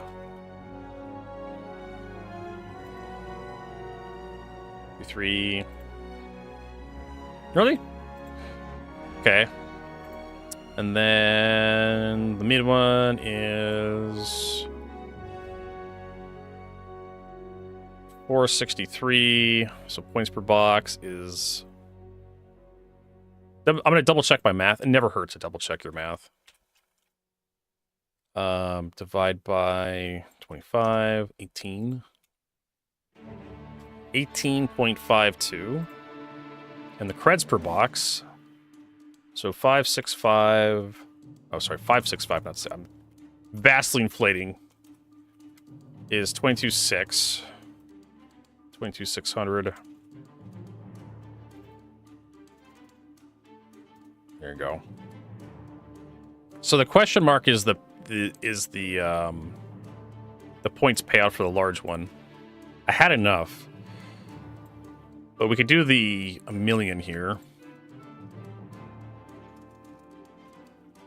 Divide by 70 is 14,285. I have to put a comma in there because I am not a Philistine. Yeah, I know. Look at it. I think we need to dig up some cargo to do the.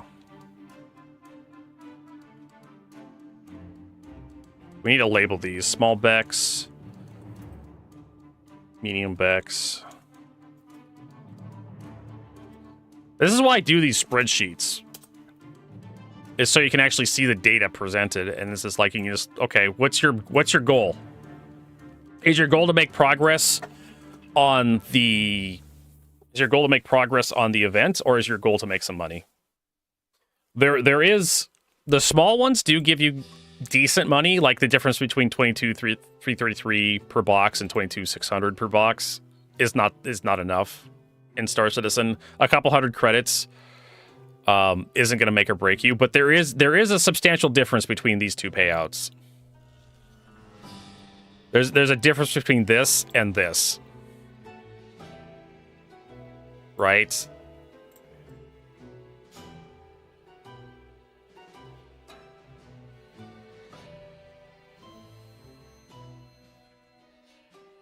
There's not enough difference between these two numbers for me to really give a shit. But there's a big enough difference between these two numbers and this third number that I do give a shit. There's a crack. It says 589 points for large. Okay, so if it is 589, yeah, it's So, if okay, we're gonna write question mark because I haven't confirmed the numbers myself. So we're gonna say 589, and that's gonna be fucking wild. 7589 is gonna. CIG has introduced a noob trap. So 0.11. We're gonna 112. We'll just round it up. Actually, we could round it up even further. 19. The million is rounded. Okay, let's check again. Yeah, you're right. It's 1.5 million. So they round it here, which is really weird. Oh, it's actually rounded here as well. So it's 56525. I didn't even realize that. So that's 565250. Let's look at the 67 as well. Yeah, it's also rounded here as well. This one, which is Dakari Pods, is 6,250, which doesn't make much difference, but it is an oversight. And this number is just doesn't fit on the screen. This Laranite one, it just falls off the fucking screen. This fucking UI, god damn it. Yeah, so it's 1.588 million. Why would they do that? Because fuck you, that's why. So it's 1,588,000.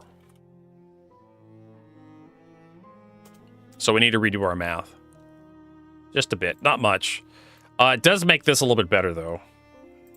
So 565,250 divided by 25 is 22610.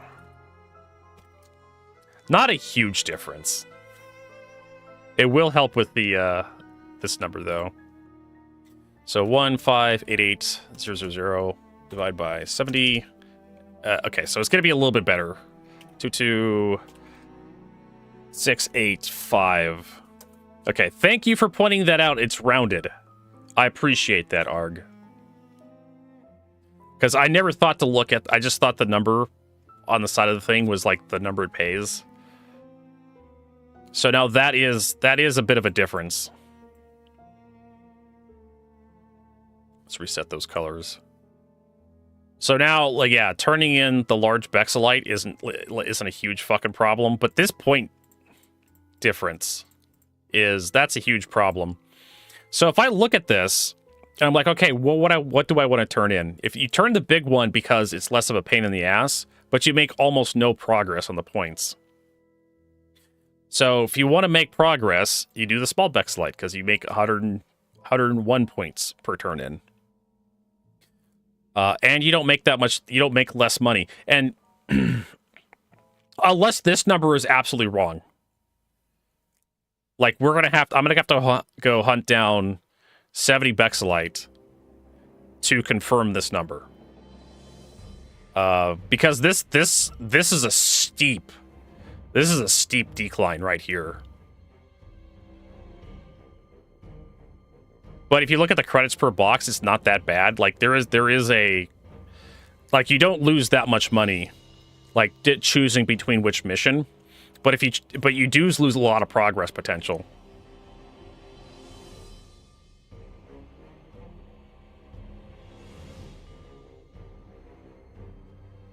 Not that only your quest breaks your boxes into smaller ones. Really, it does? Okay, we're going to try that. I'm going to take a small one. I'm going to put a 4, if I have a 4 SC one in there. Because I should have an extra... So I have 2. Yeah, I have 1 4 left. If that's the case, then you can just throw like an 8 SU box in there.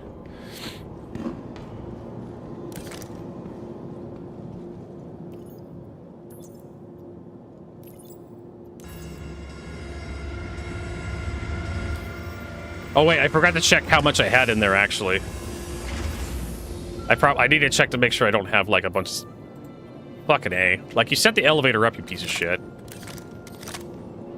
Rob, you missed it. I got pirate ganked today, but I managed to make it out with the Hermes. And it was by the skin of my fucking teeth. It was pretty epic. I may have to upload it to YouTube.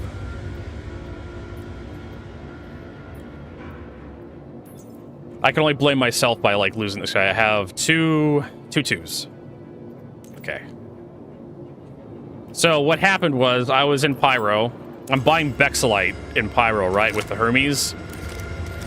And I go to the 2 places in Pyro that sell Bexelite, and I load up.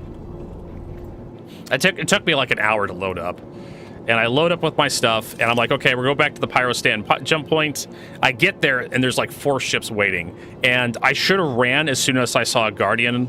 I was just like, it's probably like an empty ship or something.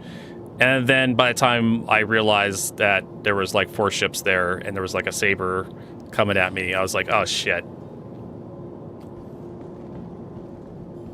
I was getting shot at. They managed to disable my power plants because engineering is really like ham-fisted right now. Once your armor bar gets to 0, once your whole hit points get to 0, your power plants hit points are the next on the line. It doesn't matter where they shoot you. Your power plant starts taking hits. And so nothing else got damaged in that fight except my power plant. So I managed to repair the power plants. Somebody was third-partying that fight. I don't know if it was NPCs. I didn't stick around to ask questions. Managed to escape into Quantum after they blew off every fucking engine I had. So I had only thrusters. And it turns out the Hermes has no backup. If you get both engine nacelles blown off on the Hermes, you have absolutely no forward thrust. And the only way you get to maneuver in a forward direction is if you maneuver the ship to point backwards, or if, like, the belly thrusters, the top thrusters, the side thrusters. It was a nightmare to escape. But I managed to do that. And then, of course, I had to switch servers because, for some reason, the Hermes wreck didn't want to get stored at Megaman Refueling. So it kept destroying the C1 I kept pulling out, so I had to swap servers to get rid of it. There we go. And we should have an extra, yep, Dingleberry hanging around. Look at that. Got an extra box just chilling. So you could just go buy the biggest Bexelite shipments you can afford. Right? Normal or RSI ship. And you, instead of doing this, the turn in for the 70 SU containers, instead of doing this one, the large Bex for the 1.5 mil, you're better off just doing the small Bex turn-ins for the increased point cost until you max out your points, and then you're better off like going to the large box missions again. Yeah, once you get all your points turned in. If you just want to keep running Bex as cargo to make the money, like just, yeah, switch over to the 70 once if you can get enough Bex. All right, so now we need to store this stuff here, and then we need to go check out to see if we can buy Bexelite elsewhere. Also, hi, Exodus. How you doing? Are you now a proud Hermes owner? No. CIG gave me one to give away to people. I might as well make a video on it. I have some opinions.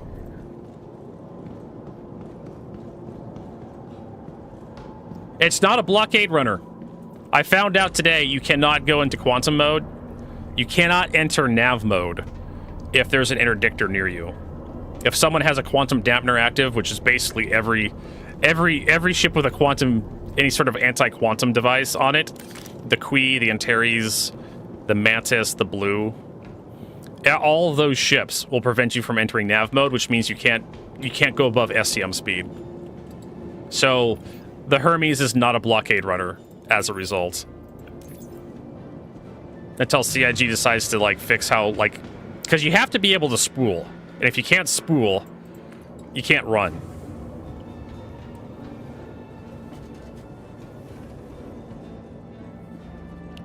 And from my understanding, Rob, I think Rob's probably the only person in my stream chat's ever used the interdiction device. Yeah, I mean, we're finding out the Hermes has some serious drawbacks in terms of like its combat capabilities.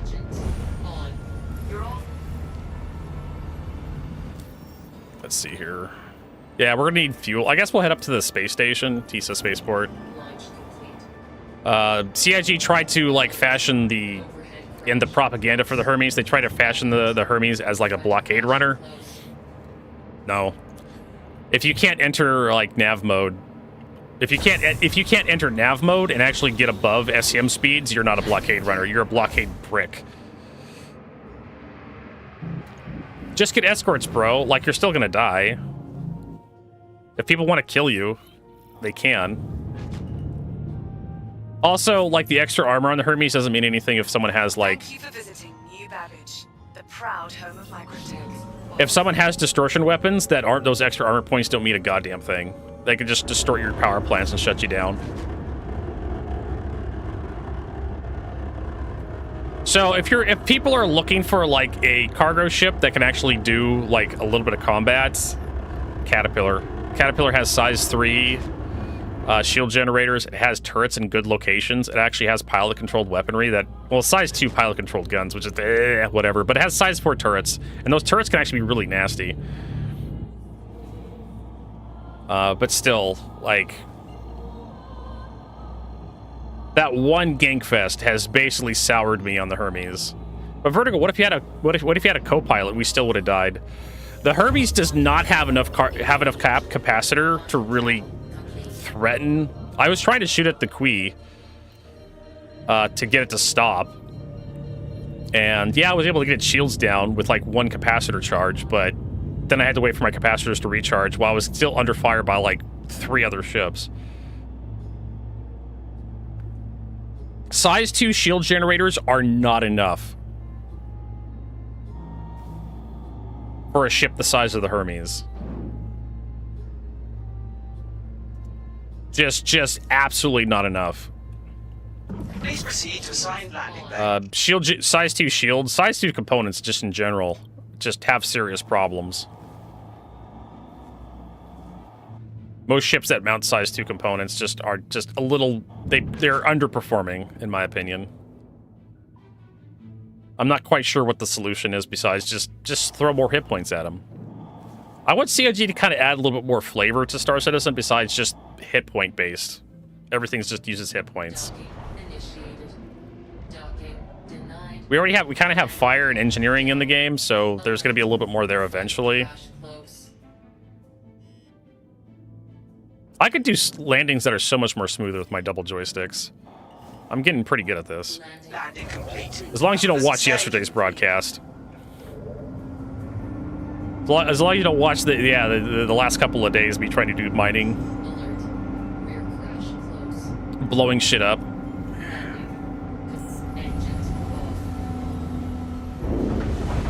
Alright, so let's see if we can get some fuel up here. If not, we can like store and retrieve the ship or something. I don't know. Hey, there we go. So apparently Exodus, there's a new fueling bug going around that I haven't seen yet. Okay. We're gonna store and retrieve the ship just to make sure the fuel actually got stays.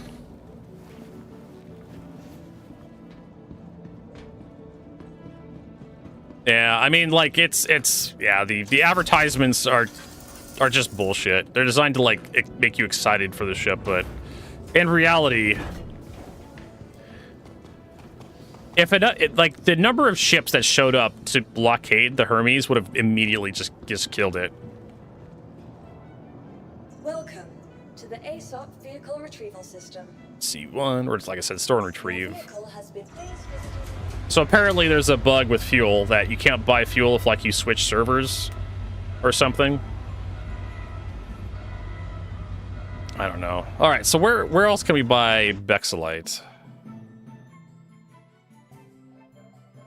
Where's my trade tools? Pinewood, Hurston.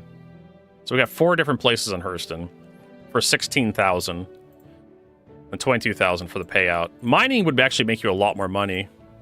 But Bexelite's kind of hard to find mining-wise.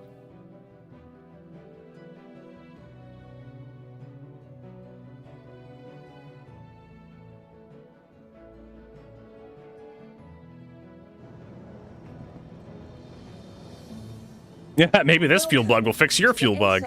Yeah, for some reason Exodus constantly has the problem where he has to store and retrieve his ship to actually get fuel.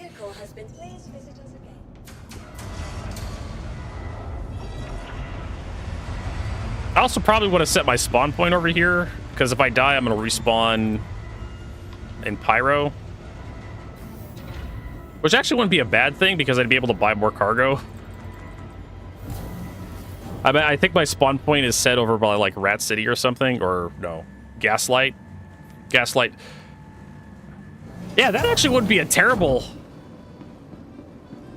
That actually wouldn't be a terrible situation on my end, because I want more cargo for this event, and Gaslight is right next to Pyro 4, which does sell Bexalite. So I could backspace, call a ship out, call a cargo ship out, fly down to get to, fly down to the thing. I can cheese it that way. So, yeah, we're not going to do that because that's, you know, death of a spaceman. You should be treating your character with a little bit more respect. But I just realized that, yeah, if you set your spawn point by Gaslight, you could respawn there from Microtech. Kill yourself at Microtech after turning in the cargo. Respawn over by Gaslight, fly down, buy more cargo, because by the time you fly back to Microtech, deliver the cargo to Microtech, there's going to be a couple ticks on the back end, and so there's be more cargo at Pyro 4 for you to buy.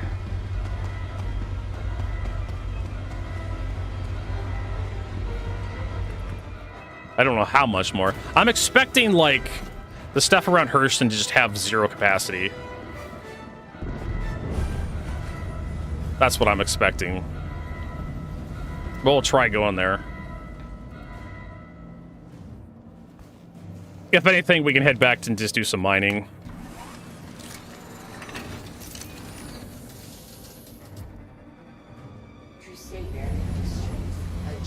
You are clear to launch. Systems on.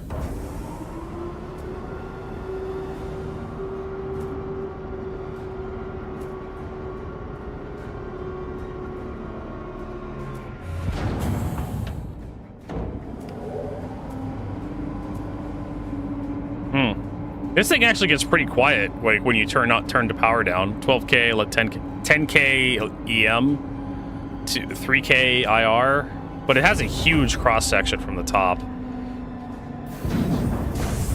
You're not making this thing a stealth ship, but I'm below 10K emissions now, reducing all the power. They were players. Mostly cargo, some NPC combats. Zeth. I don't like mining or salvaging that much. It tends to be really boring for me. Sometimes me and Exodus will get together and we'll actually, you know, beat up on other players.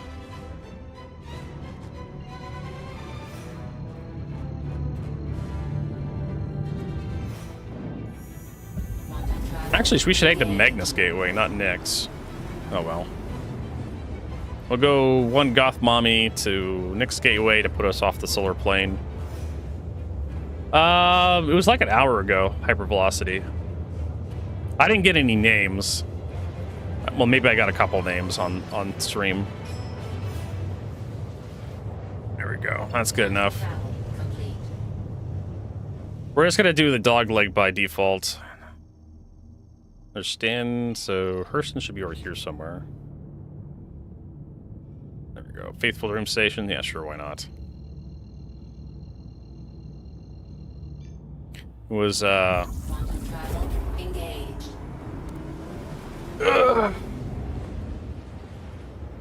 fuck it.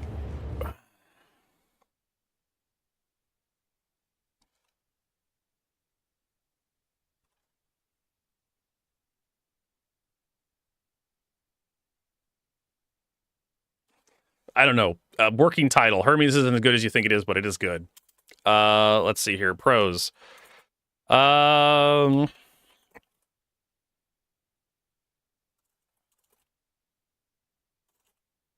So got good cargo capacity.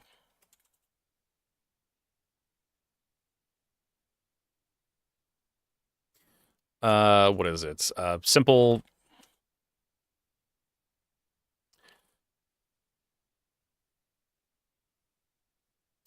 Two entrances.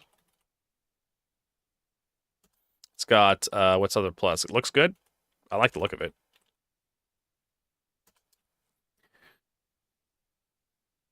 It's basically just a tube, right? Yeah, I was attacked at the gateway. Good armor on paper.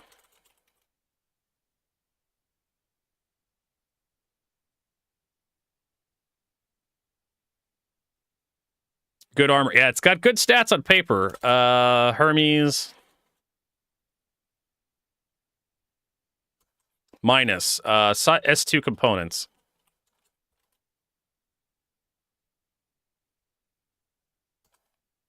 Minus. Lands in the same...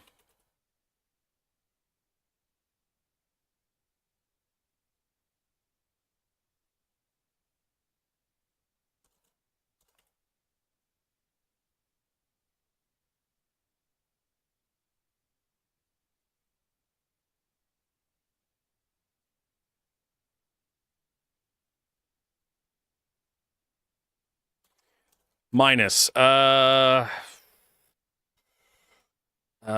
Tank, hull tanking.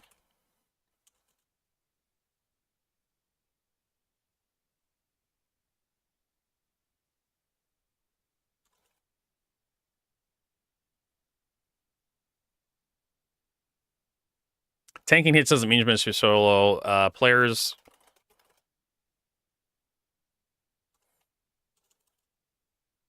Prepared. Let's see. Yeah, player.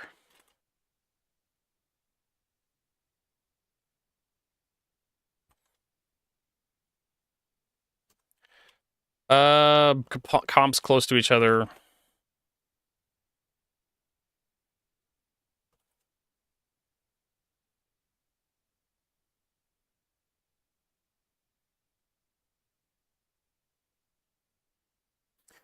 All components.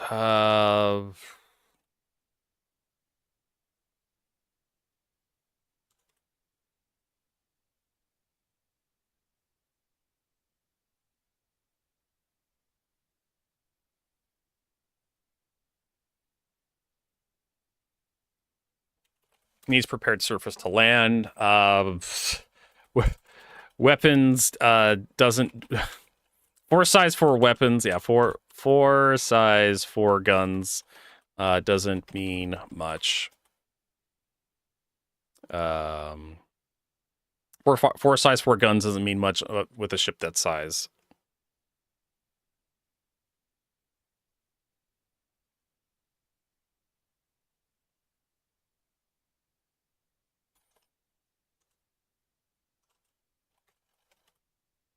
Remote turret in awful position.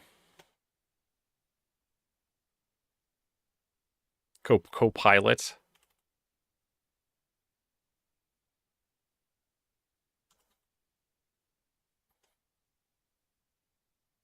Same for the Apollo.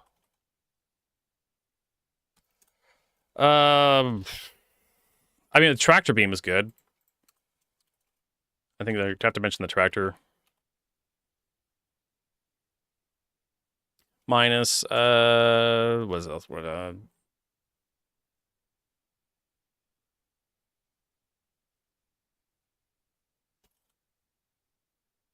makes...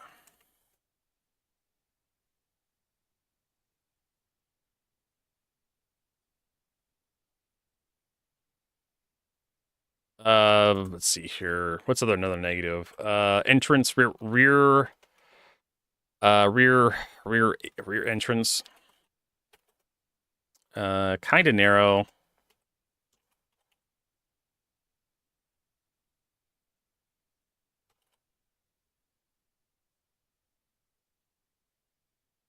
A bit awkward. Let's see, cargo grid.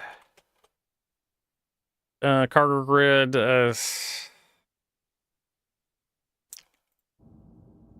see where we're going with this.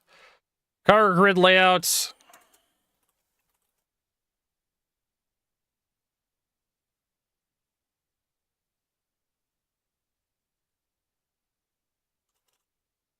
Loading slash unloading. Awkward. Cargo Tetris. Cargo Tetris required. Yeah, not a blockade runner.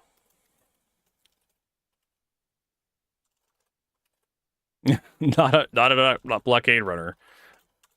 Can't use high nav speed if you can't spool Q drive. I don't know if the inability to spool the Q drive is a thing that's going to stick around, if that's just like a quirk. Yes, fuel capacity, amazing fuel cap. Get a what is it? Hermes Q drive, go forever.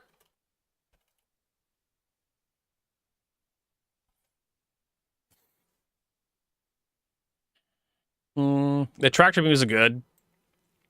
Not the best tractor beam though.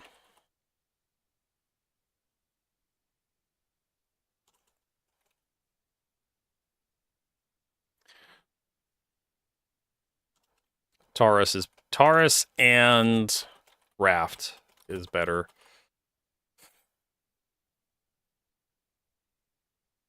Ain't no exactly. It's no Carillion Corvettes. So I think this is pretty much it for the Hermes. It's got good cargo capacity, simple floor plan, 2 entrances, which is amazing. Good for landing operations. Good for landing operations if you just or security.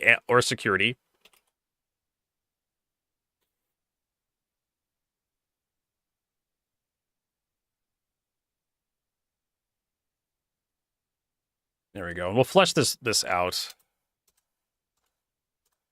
I mean, it looks good. Good armor on paper.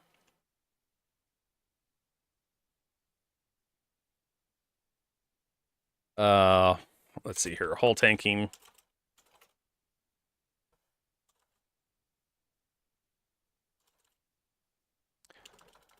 Hull tanking does not mean much if 2 to 3 ships can focus. Fire you down. Size S2 shields are underpowered for a ship of this size. Really should have a size 3 shield. Like the Connie. Yeah. I cannot overstate how big this thing is.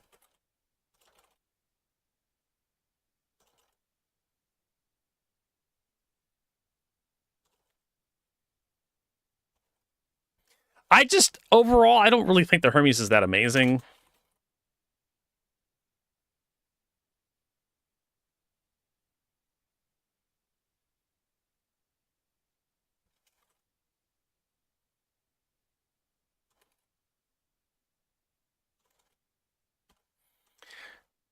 I mean, the Raft is still going to be faster to unload and load, especially when considering like the tractor beam. If you get 2 people in a Raft, which is possible, the Raft is also a smaller, more discreet ship.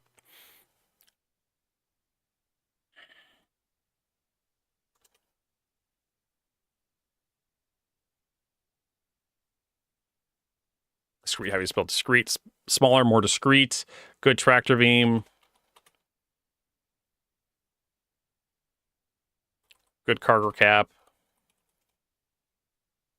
Size, quick to load and unload.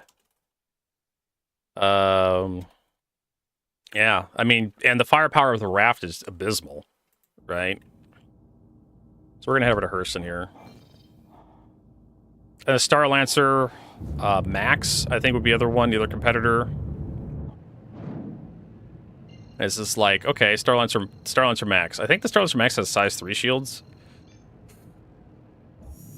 Yeah, if you have, like, I would recommend upgrading to the Hermes.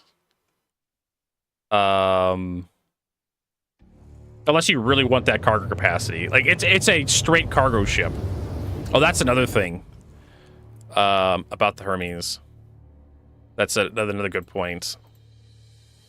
There's a lot of negatives here, but I'm nitpicking. Cannot load cannot load Ursura.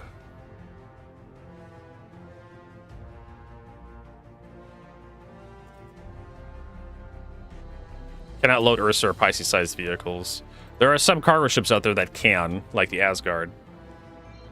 Alright, so where the fuck we going? Trade tools. Pinewood, I guess. We'll try Pinewood first.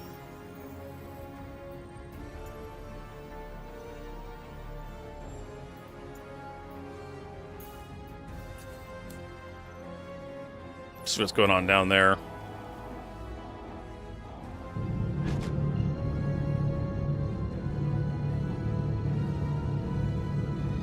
Same height? Okay. Yeah, but the Taurus... The Taurus lands in like lands in a much smaller hangar, if I recall correctly. And the Taurus can load ground vehicles up to the Ursa, or like a Merlin, or like a Pisces or something. I think the Pisces can fit in a Taurus. In landing mode, I think. I think the Pisces is just a little bit wider than an Ursa, even when landing mode. Quantum travel complete. But there's definitely like the Taurus, the raft. I'm not gonna buy a fucking raft to compare it. I really don't want to. I could probably rent one for a comparison. But I literally cannot overstate just how the massive size of the Hermes, just how big the fucking thing is. But you do get a lot of cargo capacity inside the ship. Blowed Cop TW says, can you log out and log back in? No. It is not possible to change server regions and keep your missions. You can crash the desktop and log back in and maybe keep your missions, but you're going to be in the same instance. Yeah, CIG doesn't want people cheesing stuff like that, cheesing missions and whatnot. So either new region or you get to keep your mission. That's your choice. I think my lights are on. I can't wait for this thing to get lamp. Initiated. Docking denied. Shields on.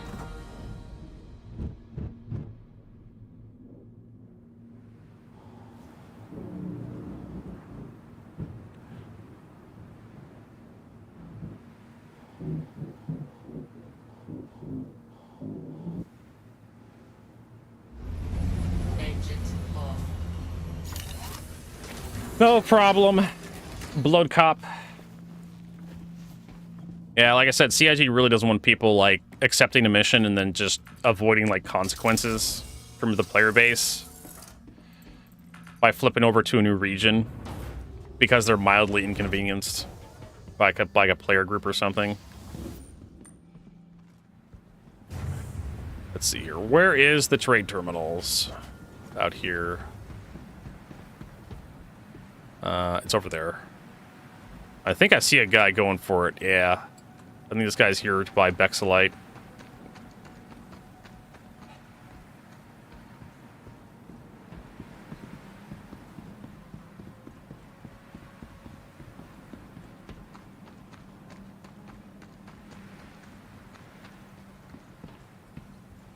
Yoink.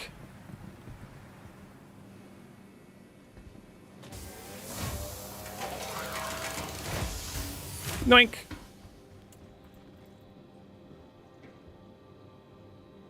Alright, let's see if we buy... So, Bexlite's out of stock. It doesn't matter. Yeah. I could buy iron. Listen. So I think our best bet is probably going to be mining. I think either pyro or mining. I'm willing to bet everything on the Everything on the stand side that's easy to access is just sold out. So either you're going to Pyro to buy shit and then having to deal with, like, gate camping. Yeah. So I think, yeah, we just head back to Hurl 1, get the Golem back out, start cracking Laranite Boras. See what we can do there.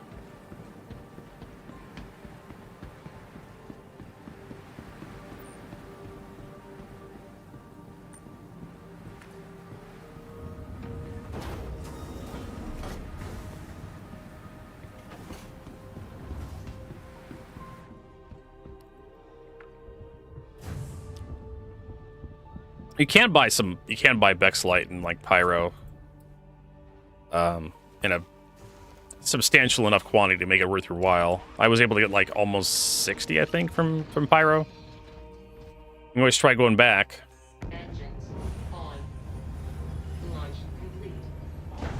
It would save us from having to do mining. And it'd probably be pretty interesting to make the jump through the wormhole again. In this ship.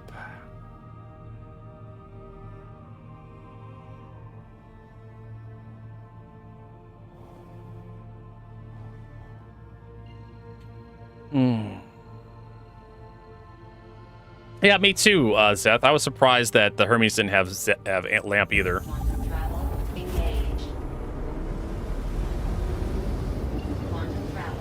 When I first tried to turn it on. Yeah, we'll just head to Pyro Gateway. One of these should be... There it is. Well, luckily, there's not going to be one patch every month. It's going to be one patch every 2 months. So we're going to get, instead of 12 patches, 12 some odd patches this year, we're going to get like 6 or 7 or 5, 6, 7. 5 to 7 patches, depending on how generous CIG wants to be. Honestly, like I said a couple of years ago, I'm fine with like 3 patches a year. 1 patch every 4 months. My problem is like the constant resetting of like my inventory. I go out, I collect stuff, I equip it to my ships, and then a patch comes out and resets everything, and the ships get reset back to default, and then I lose all the custom equipment that I spent all the time grinding for.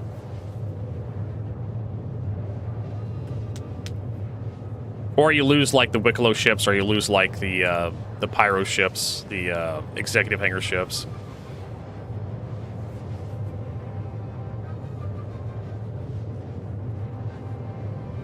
One of the reasons why I do like Wicklow ships is because you get them, and they just have like A-rated gear equipped to them.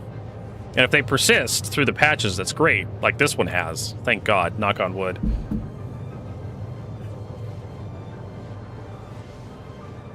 But if they don't persist, it sucks ass.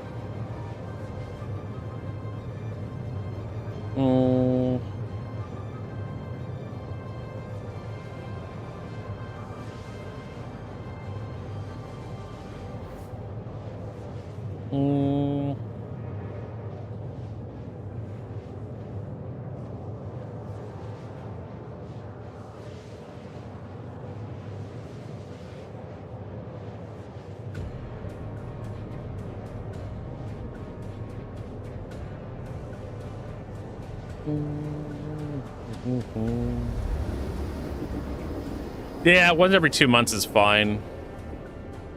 As long as CIG is committed to like hot fixing stuff, that's it. That become issues.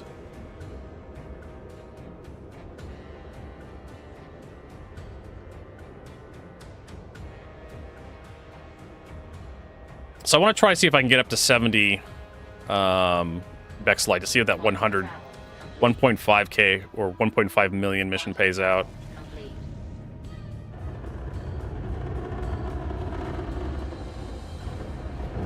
Yeah, this thing does... I should probably... Yeah, I think I already wrote that down in the Hermes.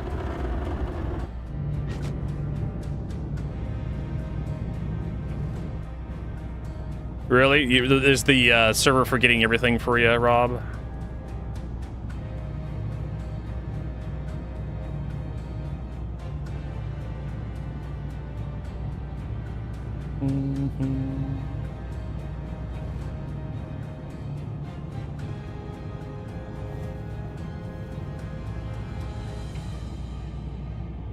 The hell ship is that, Vertigo? That's probably a Hermes, I think. Yeah, it's a Hermes. Or is it Apollo? Probably Hermes. Hermes is like the ship that was released recently, so... If you're having trouble identifying Apollo versus Hermes, it's probably Hermes.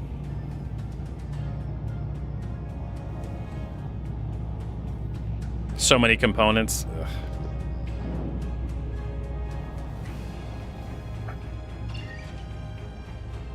You know the nice thing about jump tunnels? You can fly into them at full speed and the game doesn't care, it just pushes you away.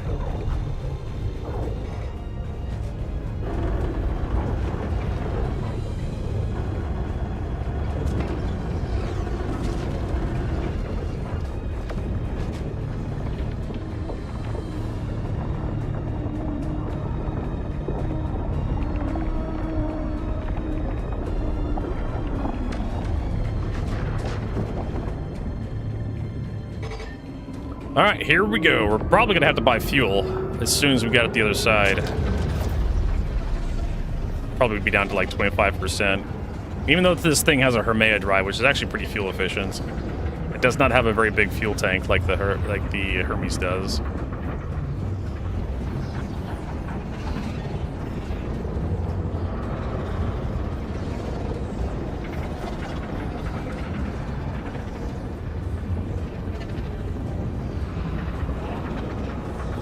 Flying around, minding my own business. Yeah, 50%.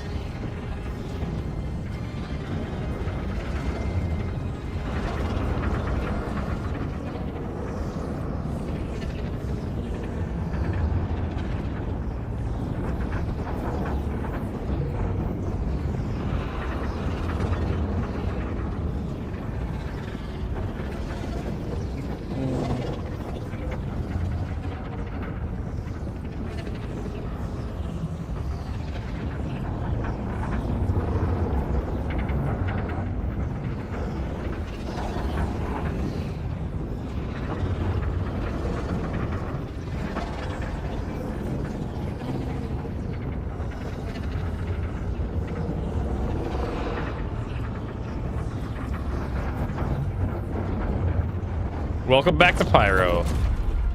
Hope you're ready to get ganked, bro.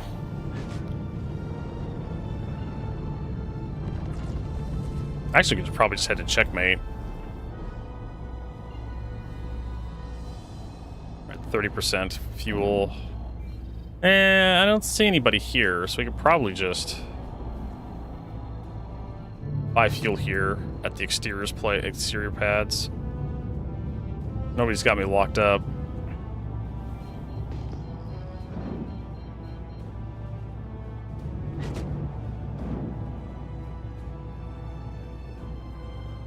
Just need to figure out where the exterior pads are. I think they're up top.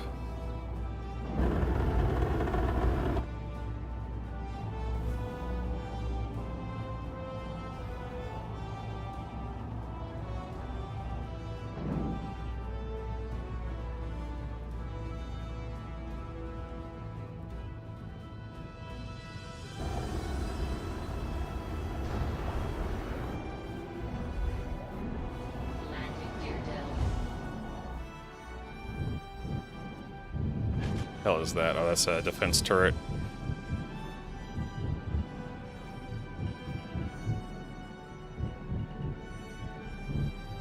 Alert.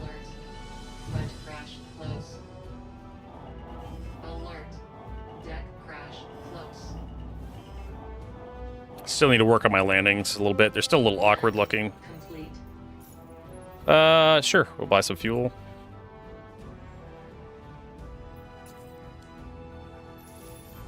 Fuel 100%. Launch complete. Landing gear up. Let's see here.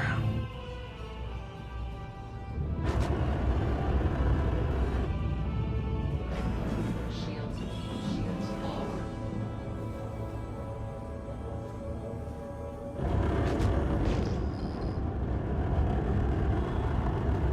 Hell's this?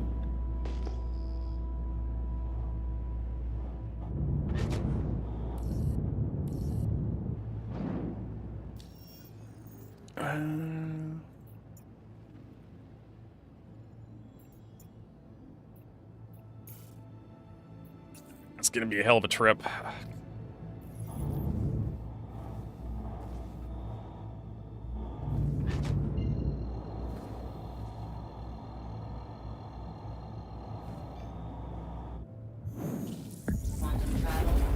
See if we can get there. All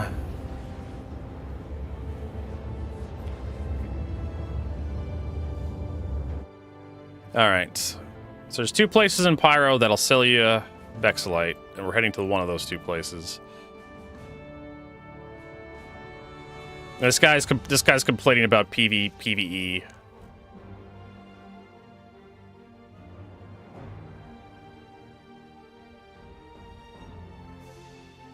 You can reach 30k points with only PvP piracy, you know.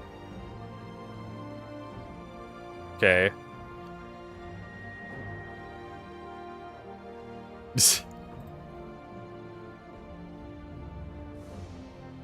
Join the shard-wide group, accept every mission, wait. Or contribute by only completing missions yourself while also simultaneously completing 51 other missions at the same time that you put effort into because of the rewards for it regardless. Yeah, I don't know about that. Like, being able to, like, receive rewards just for sharing the group to everybody in the server. I'm not quite sure what CIG is going to do to stop that. People just cheesing the missions for, like, industrial gameplay. Besides, like, you have to, like, do it yourself. But how do you reward people for, like, helping out on your ship, right?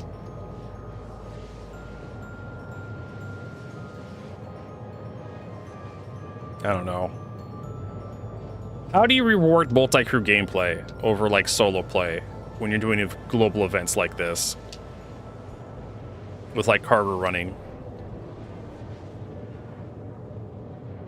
Because otherwise you could just do it all by yourself, right? If you're not, if everybody receives, like, an equal split. Same thing with, like, the, what was it, Hunt the Polaris mission? Everybody's just accepted the mission. You have to have some sort of participation metric that prevents, like, players from receiving progress. There's a lot of P's in this, right? That prevents players from progressing the mission if they didn't actually put any effort in. Yeah, I think everybody gets the same points regardless. That's what I've been hearing.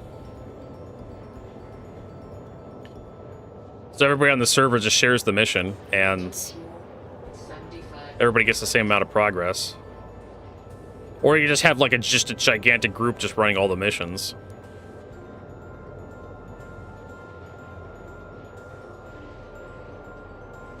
Yeah, you have to have some sort of participation metric to make sure players aren't just, like, idle in, like, an outpost somewhere, just accepting missions as they're shared.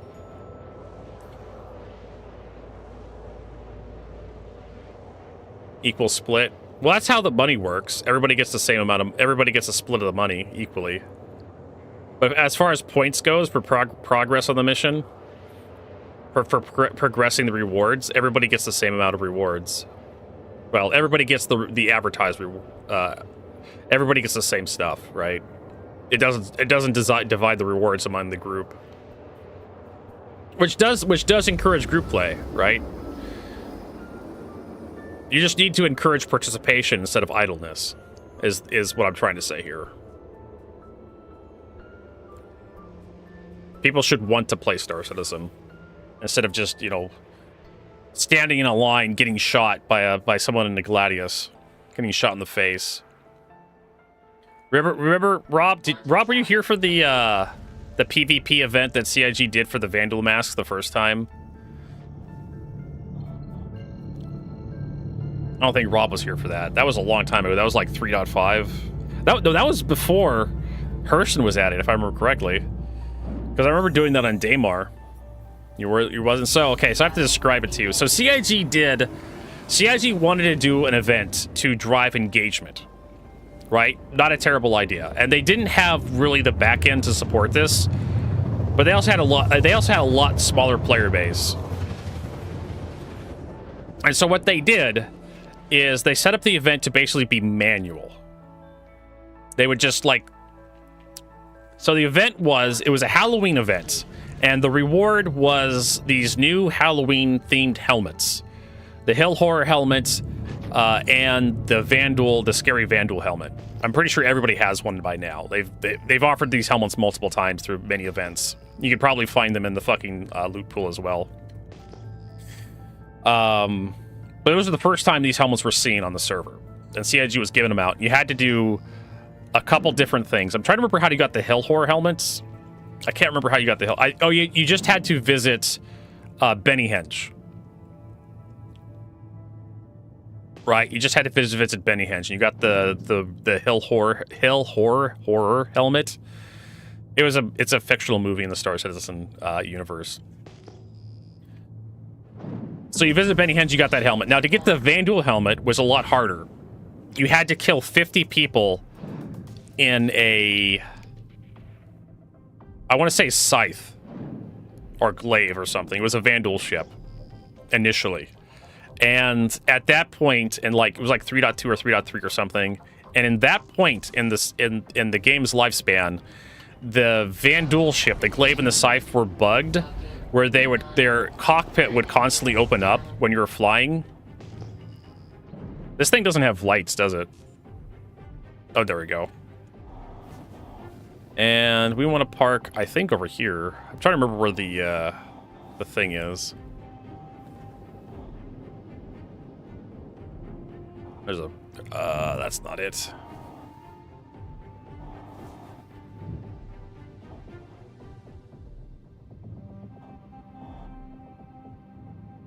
And the Scythe... okay, so the Scythe with the broken, the Glaive... I think it was either the Glaive or the Scythe. I think it was the Glaive initially. Or was it the Razor? No, the Blade? I think it was the Scythe. And CIG just gave everybody a free Scythe. So they could do the event. They did the PvP part. So you had to kill 50 players. But it couldn't be the same 50 players. You had to kill 50 unique players in the persistent universe to get the helmet. And you had to use a Scythe. Or Vandal ship or something. And CIG just gave everybody a Vandal ship to complete the event. Problem was, the cockpit on the Vandal ships open up. And the cockpits on the Vandal ships open up down. So they swing down. So you can climb out, and what happens is you're flying your Vandal ship straight, and then your perspective changes to looking straight up to through the top of the cockpit. You can't fly the ship like that. So what happened is, like, a couple days into the event, CIG just gave everybody a Gladius and said, "Okay, just use the Gladius to kill 50 players. Just do that. Just do that instead." So there was a couple different schools of thought on getting the 50 kills to get this stupid helmet. The most obvious way to do it is just fly around with the Gladius and just fight. And I was doing that for a little while, and I actually had a list of people I was killing to make sure I didn't accidentally kill the same person more than once. So I'd actually have to like write down all my kills to be sure. And eventually got to the point where I was like running out of targets that I could actually fight legitimately. So I started asking my user base, hey, anybody want to trade kills? And so we started trading kills.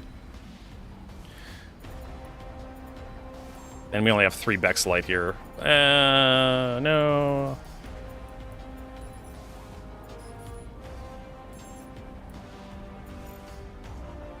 And a lot of people were doing that. They were just trading kills.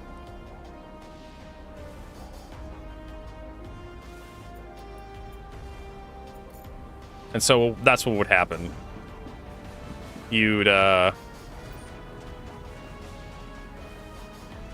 log in for the day, you'd advertise your trading kills in chat, or you'd be spoiling for a fight, and you make progress that way. And eventually I got so desperate for progress, I just started spawn camping people at Grimhex. You know, the hangar doors would open at Grimhex, and I just started blasting people as soon as they came out to get my kills. It was getting kind of frustrating. So those were the initial schools of thought, the legitimate way of doing it. The illegitimate way, which people discovered, was just standing in a line in front of a Gladius, having 10 people stand in line in front of a Gladius, and you just all trade kills.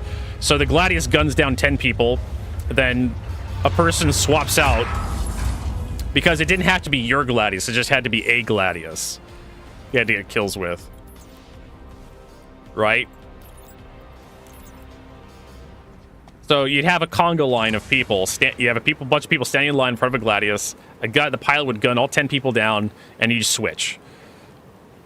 And that'd get you 10 people progressing for everybody in the group.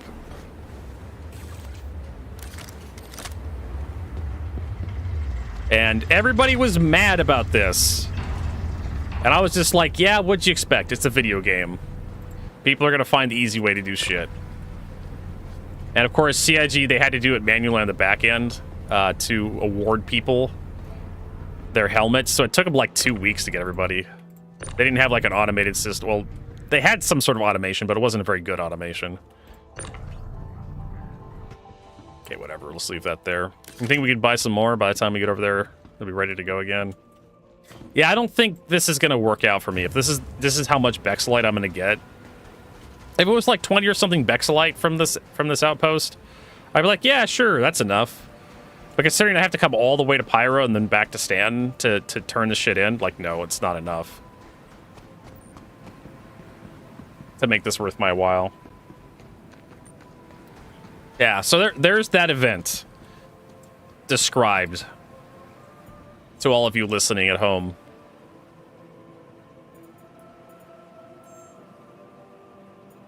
Yeah, the refresh rate of Bexelite is way too low.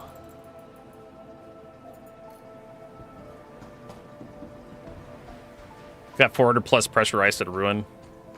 Okay. Well, I gotta go all the way to Ruin for that. Might be worth attempting.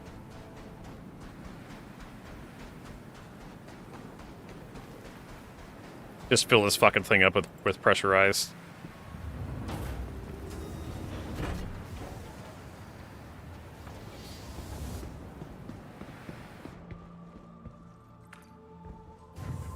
Because yeah, that's garbage.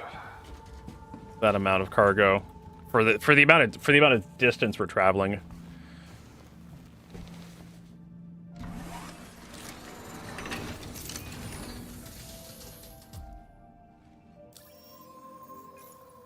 There is no restock here.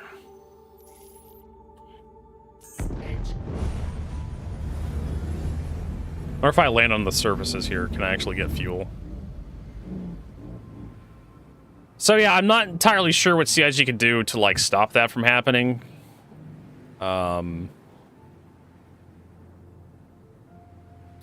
There's another one I can go check out, and I probably will. Yeah, there's no fuel here. Launch complete.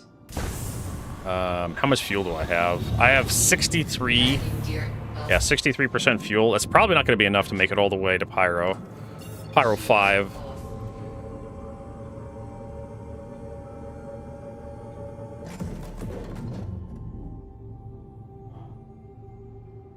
So I'll have to stop by and buy some fuel. The drawback of this guy. There, might as well just fully power our engines. And how about some life support? Because we deserve it.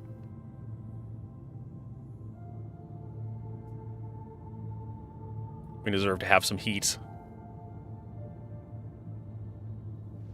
Let's see here. Turn the defroster on. There is Obituary we can go buy some fuel.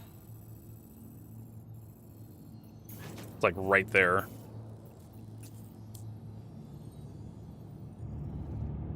We didn't crash? What's going on there?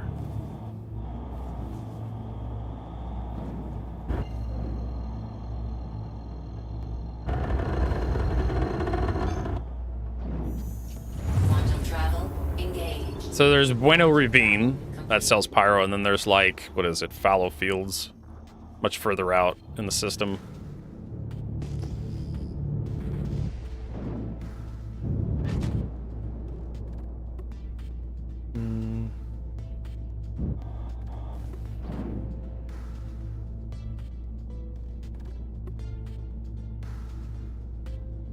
Is it well, that's the thing, though. Is it intended gameplay? The developers determine what's intended or not. If developers decide to nerf trade killing, or if developers decide to nerf kill trading to complete an event, and then it's definitely not intended by the developers.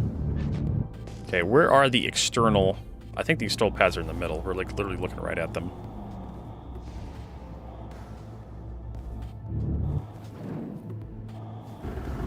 Probably helps to slow down. Oh, my frame rate. We're gonna go this way. Or not. Did anybody catch the license plate of whatever the fuck I ran into there? I just blew the fuck up on my screen. I didn't think I hit anything. Let's go back and check the footage.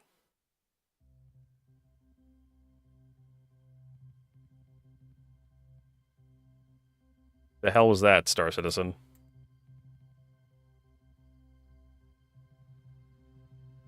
So we're probably back at, like, New Babbage or something, in Port Tressler. Slow it down to normal speed.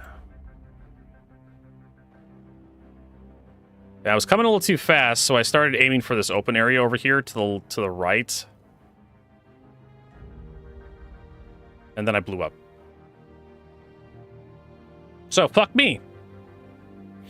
Absolutely just fuck me. Cool. Just amazing. So now I'm probably back in Stanton right now. I can't remember where the hell I set my spawn point. Whatever the fuck this is. And I can't use my space map.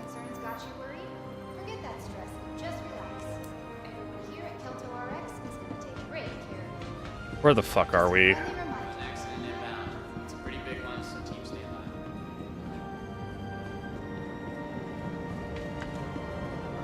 Just get absolutely fucking deleted.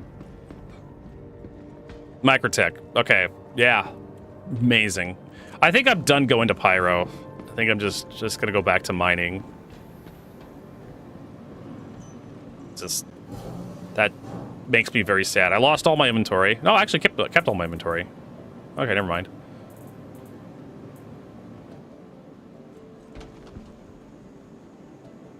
Welcome just to the ASOP vehicle retrieval oh my system. god. It's so fucking awful. I just want to do some simple trading, and then Star Citizen fucks me over really hard. I was just like, ugh, what's the point? So what I need to do... I do have the Connie Andromeda. Ooh, oh yeah, this fucking thing. LN, Triage, M50. I just need a shuttle to take me back to Hurl 1. I don't know. And then we can claim all the ships over there.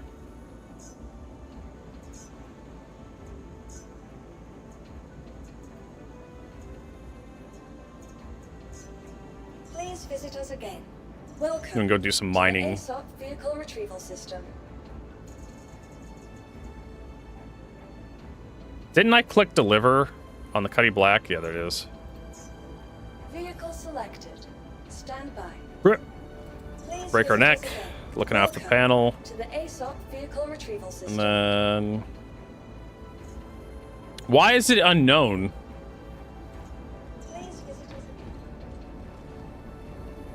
Why is it just claim? The hell's going on there? So yeah, I just bought 2 Bex. I was only out 2 Bex lights, so it's not that big of a deal. There could be worse bullshit to have to put yourself through.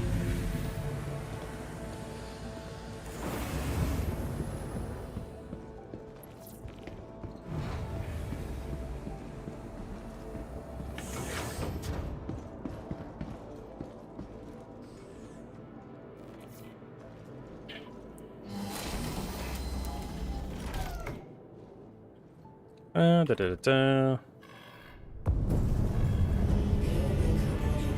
still, that's if I had even more Bexlite in there, it would have been even worse.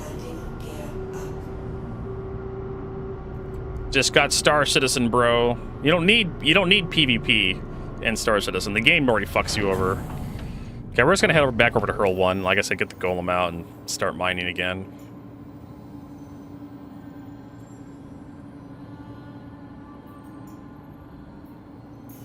Just head straight there. See if we can't get some Laranite.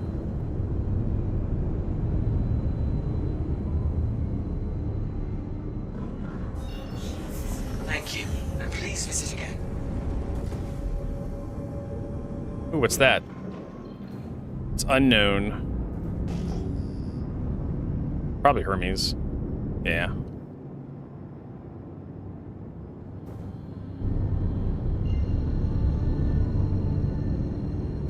I tried my best. Best wasn't good enough. God, that sucked. So I thought we were just talking about that the other day too, like the running into invisible bullshit and getting destroyed.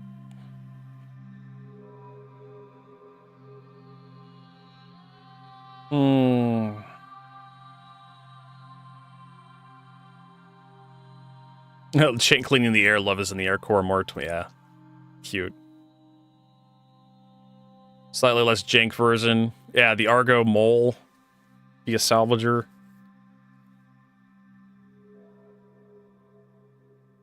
Whatever. Terrible screenshot.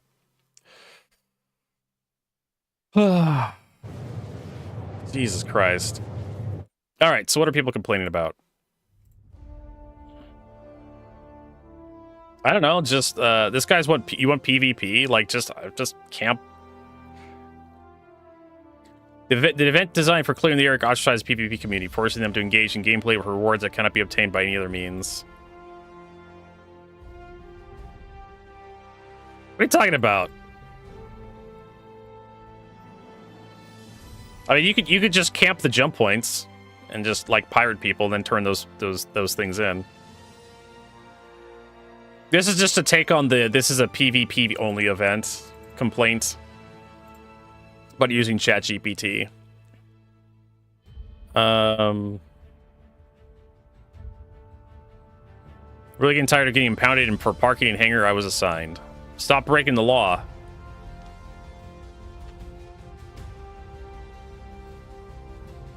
Another event, another set of lame-ass bugs. We need a bug emoji.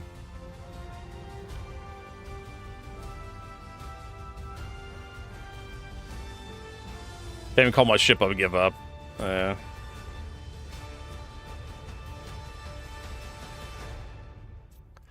Yep. I like how Spectrum is basically just like a death zone of like, complaints.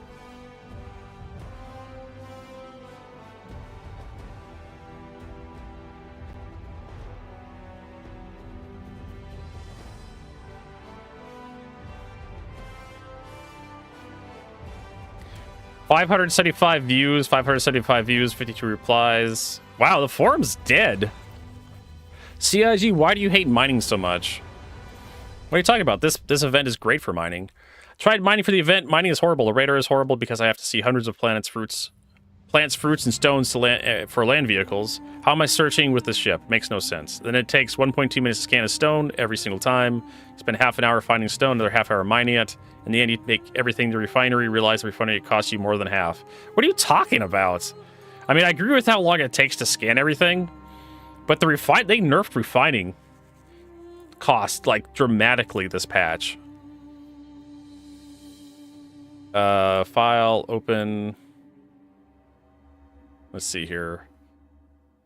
Like I did the refining yields, and the cost to refine everything, the cost to refine stuff is like negligible. Like like yeah, 5,000 credits to refine stuff, and it takes like 2 minutes. Like, who gives a shit? Like, you're gonna get a hilarious amount of money for selling the refined materials. The problem is the yields are less than 50%. Like 44% is the best yield I've ever gotten out of a refinery job. So the yields are just trash. So you go out, you mine like 22, you know, SU of like, I don't know, Quantanium or something, and you get like 10 SU back.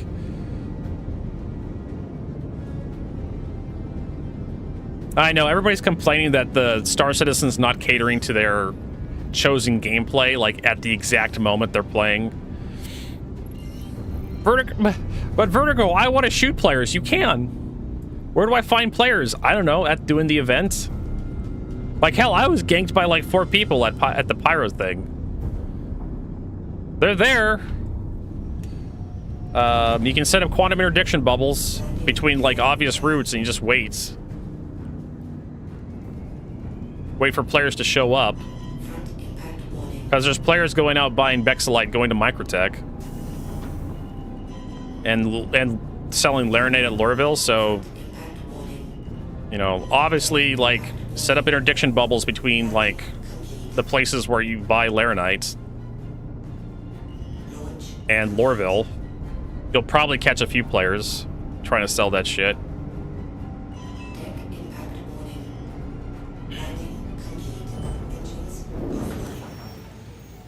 Some people want to PvP other PvPers, Vertigo. Sure. So get interdicted. Go play Arena Commander. I don't know. Like, that's kind of the thing with the kind of sandboxy game we're playing right now with Star Citizen, is that not everything, like, neatly works. You kind of have to use a little bit of cleverness to figure out how to get what you want. Or... This was kind of the problem, like Rexzilla, guys like Rexzilla and Detox and, like, Burks, when they're doing their large events. Trying to get, like, large PvP events going. They just ended up turning into fodder for, like, other PvP groups. To the ASOP vehicle retrieval system. Happens with, like, the Daymar Rally. The Daymar Rally just ends up getting bombed to hell and back. Welcome to the ASOP vehicle retrieval system. So we want to... C1. We're claiming C1 over here. Your insurance claim. I don't want to expedite. I do need to get the Hermes. Your vehicle.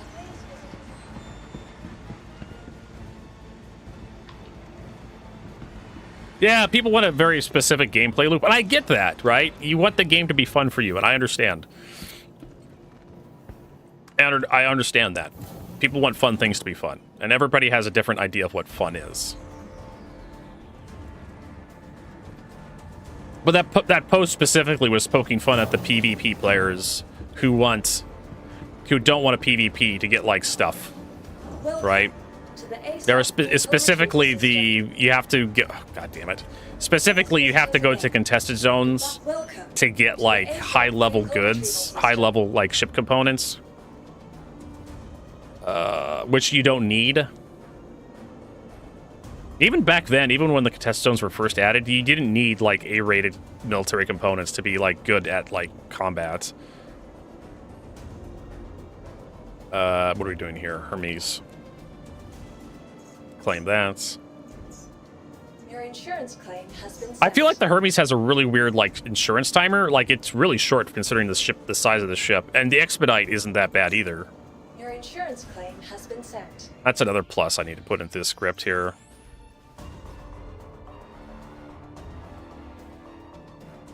Tractor beam.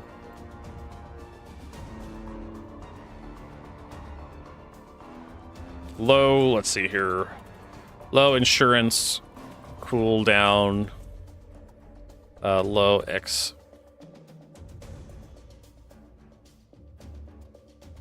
Yeah, it's really weird how that works. Desktop, work in progress.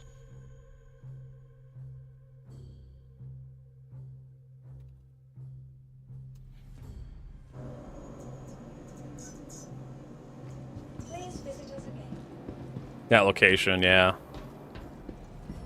I mean, it's kind of like the jump town to you know, actually I'm gonna go back to menu because I'm gonna take a break here in a little bit.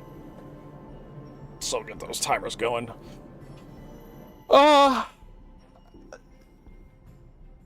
With a game like Star Citizen that has very like wide area for players to spread out into, you need like a lightning rod. Hey, Shampasta, I see you on YouTube. You need a lightning rod to attract everybody's attention to, so that you have like content for the PvPers and just social content in general.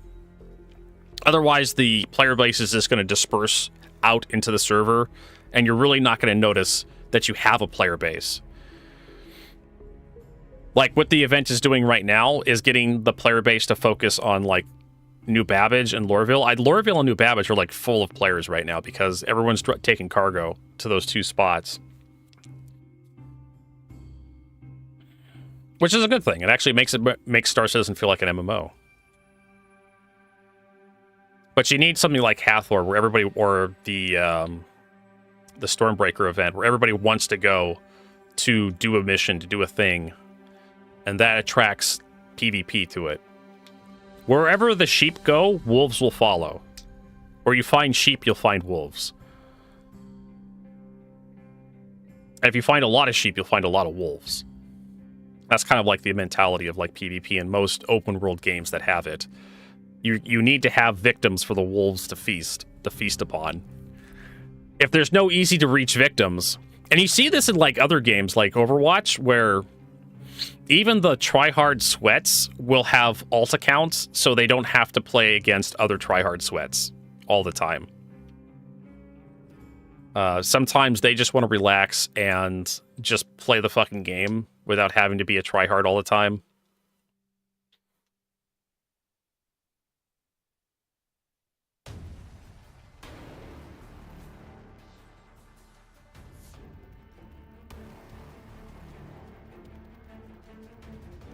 Killing a bunch of people in one location is like messaging grouped PvP, yeah. And people get really sour too about that, right? You kill somebody once and they'll immediately become your enemy for the rest of the time. The one time you do it, right? Certain people are that way. They hold grudges forever.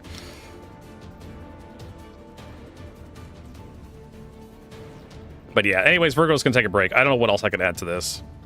It's just rage baiting. It's just engagement farming on Spectrum, this stupid thread. This guy, he's just putting up there. It was pretty obviously written by AI. Where is it? This one, yeah. This was pretty obviously written by AI in my mind. And he's obviously just advertising like his YouTube channel. You can tell because he has the same decal in his YouTube videos. Also, wolf ears don't have bones in them. Just gonna point that out to you.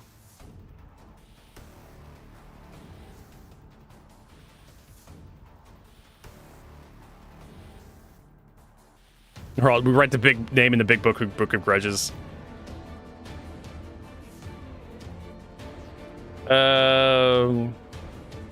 The event introduced new commodities that can be stolen, yet none of them have a valid no ID asked question sale points. They have no value at all.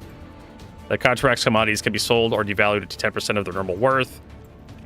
The commodities can be profited from or moved, can be moved over distances too short. The commodities that can be profited from can be moved over distances too short for QED interdiction or transport entirely between armistice zones where PvP engagement is near impossible. Pressurized ice from Port Tressler to New Babbage. That's more of a problem, and I've brought this up before. The QED size is too small. Like the Mantis, to like pull ships out of Quantum, it needs to be bigger than 20 kilometers to actually make it a real threat, because you can just dogleg your routes and then who cares at that point? You're not going to get caught ever. That's, like I said, that's more of a problem with like the design of the quantum interdiction device than like PvP in general. But anyways, Vertigo's going to go to the bathroom. We're going to stretch our legs. We're going to snack from the pantry. We'll be back in a minute. So don't go anywhere. We'll have more Star Citizen. Probably do some mining when we get back.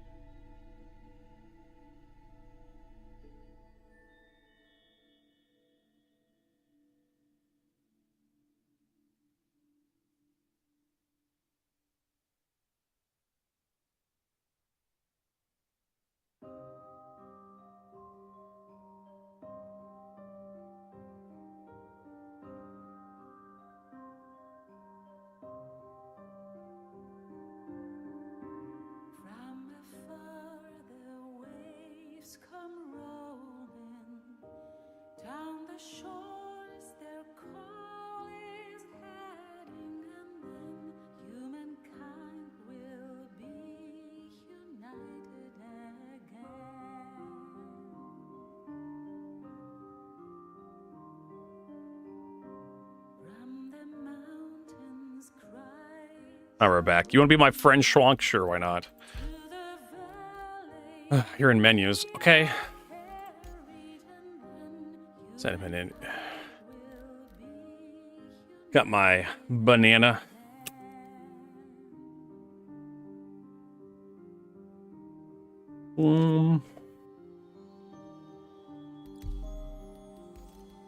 Let's go back to best.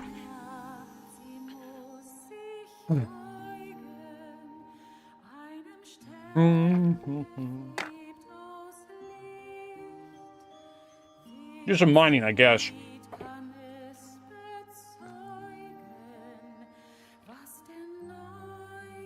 I might cut out a little early today to go work on a YouTube video. At least get some refinery jobs going.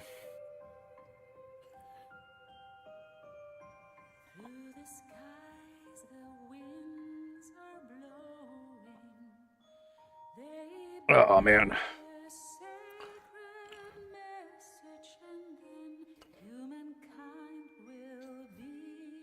So this is probably going to be like the difficult part of this event, is just getting the materials to complete it.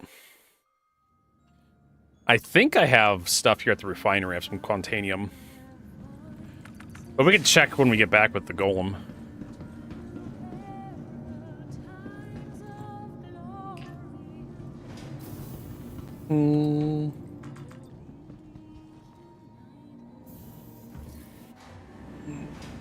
Yep, there it is. Tells you finding order is completed. Like I said, when we get back with the golem, we could drop it into the inventory. Hey there.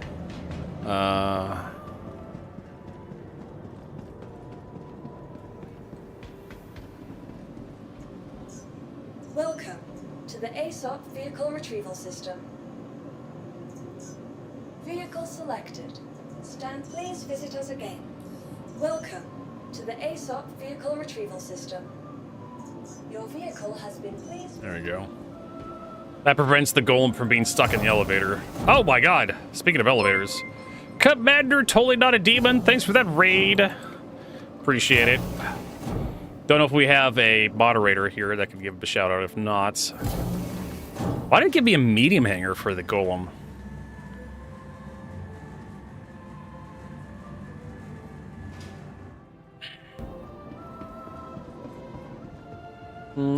How'd your stream go today? Totally not a demon. ASOP Vehicle Retrieval System. Yeah, the golem's supposed to spawn in a small hangar. Your vehicle has please visited. There it is. And it just pops out. I love it. Let me give you a shout out here.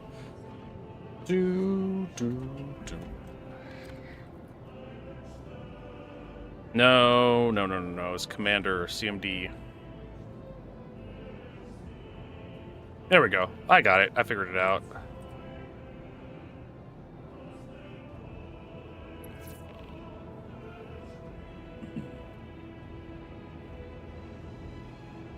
I should probably give you a follow since you rated me.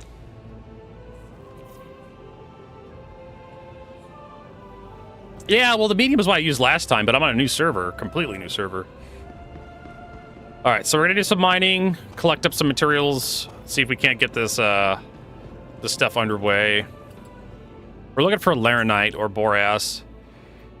And we have our cargo, yeah, Dracor pods in reserve.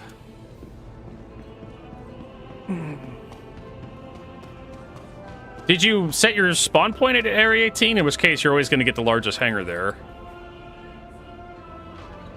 You always get the... whatever your home point is, you always get the largest hangar for the largest ship you got. Outside of your home port, wherever you said your port was, outside of that, you'll get the largest hangar for the ship you're flying when you request a landing. Or whatever the largest ship you summoned is. Alright. We need to make sure we don't have any... Nope. We don't have anything in the cargo bay. Ready to go.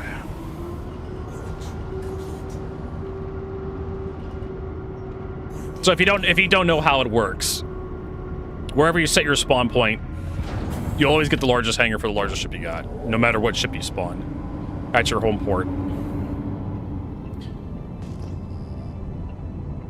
And there is Laranites in this asteroid cluster.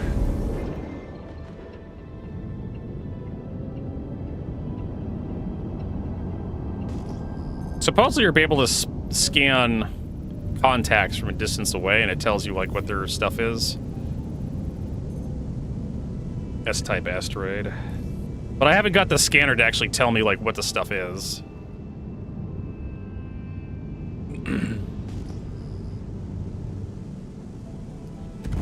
Yep, we're learning how to do mining. We already got our spreadsheet out. All right, Demon. Thanks for stopping by. Thanks for the raid. Hopefully you have a good rest of your day. That's impossible. Terranite aluminum. Yeah, we don't need Terranite. Front impact warning. What's this guy? Barrel. Actually, that's pretty decent. Money-wise. So we should probably crack this. It's also, like, really, really difficult. Look at that fucking, like, sliver of a charge zone there.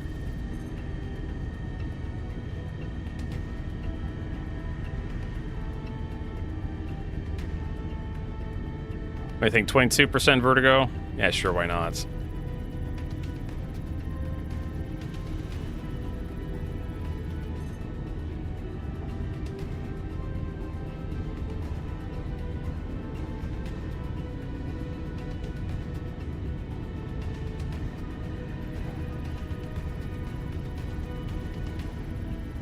$22 is enough. 21's enough. And we should get this. That's a lot of barrel. And barrel actually sells for a bit. Welcome back, Jonelle. Front impact warning. I figured you'd be heading to bed by now.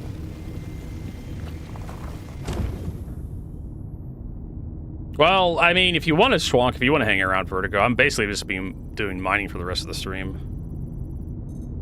Oh. See if we can't get any good stuff mining around Hurl 1. All right, Jonelle, have a good night, man. Perhaps we'll see you tomorrow. If not, have a good weekend.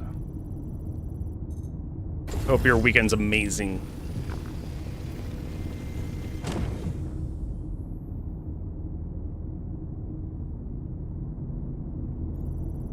So I don't need barrel for the I don't need barrel for the event, but barrel, like I said, it's all right in terms of like a commodity price. At least I think it is.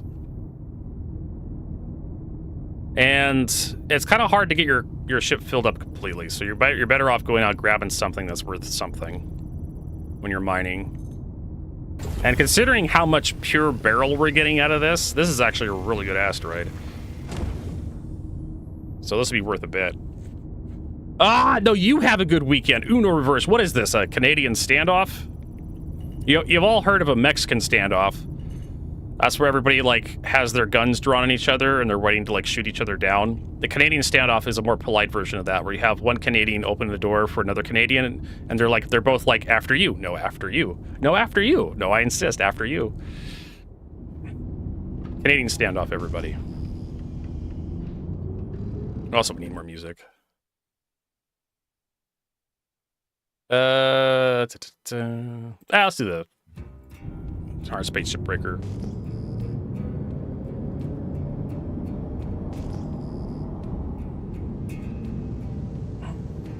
You can probably just leave this thing out. E-type asteroid. Really should start writing down the asteroid types. What we see in E-types.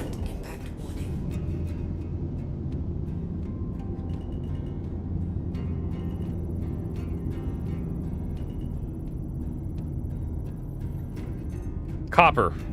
All right, you know what we're going to do? We're going to start writing this shit down. So mining sheet. So sheet 1 is fine.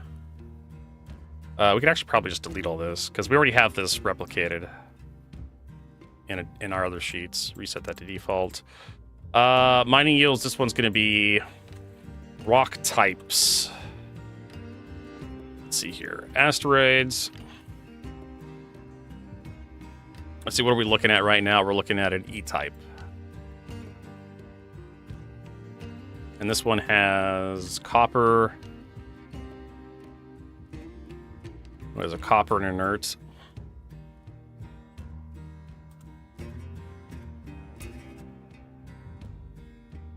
Inert mats. I wonder if I should do like the asteroids across here and then do down this way.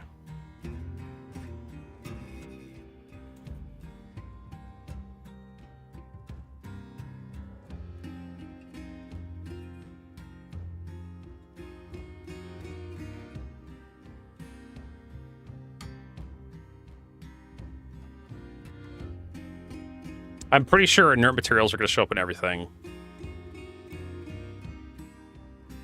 We'll just put an X right there, I guess.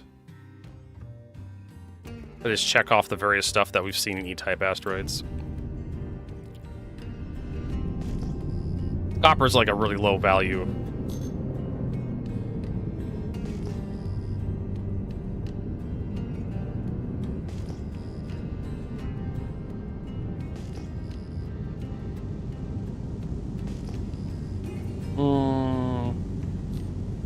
Committing polite war crimes. C-type asteroid.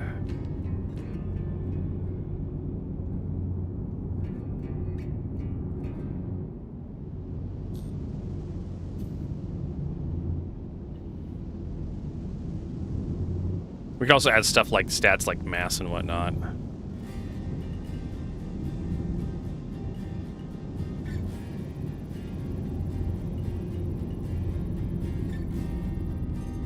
Hephaestonite, copper, inert. So C-type.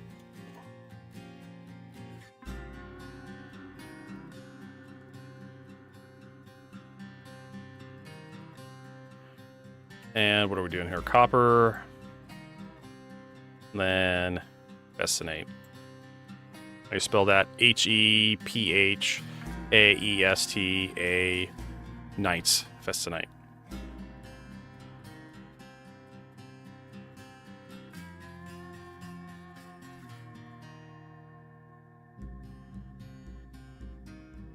There you go. Hephaestonate wouldn't be so bad. But it's not what I want.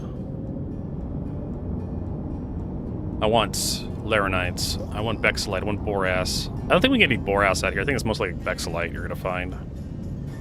I was finding Boras and Bexolite on Aberdeen. Fly around down there. But it's a little bit further away. S-type.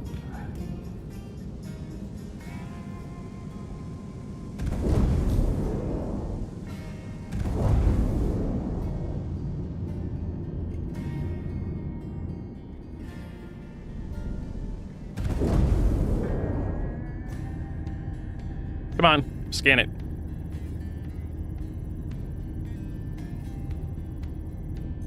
Copper inerts. Do we already have S-type? No.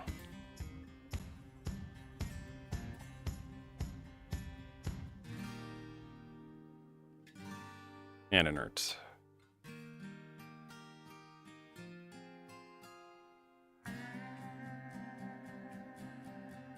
So we should probably do to the left.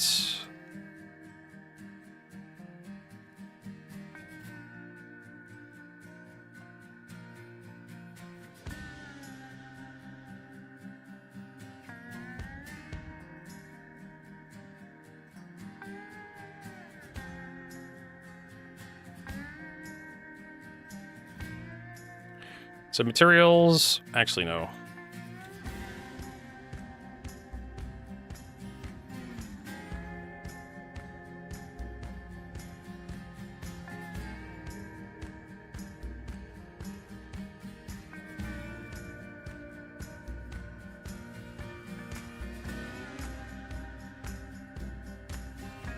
So there you go. You got asteroids this direction. You got materials this direction.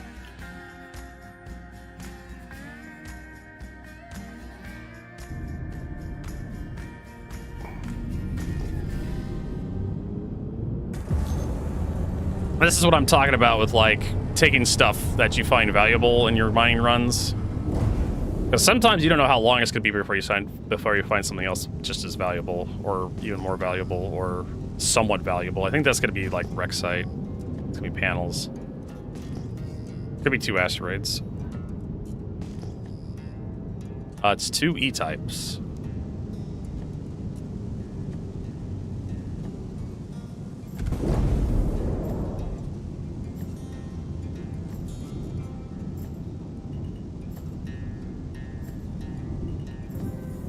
This one's probably going to be impossible to mine. Probably mass is going to be too high. The golem can't do anything above around 2,000, or, yeah, 20,000. There we go, as you said. Terranite, iron ore. Oh, it's Terranite. Shit, if I had another miner, I could probably do that.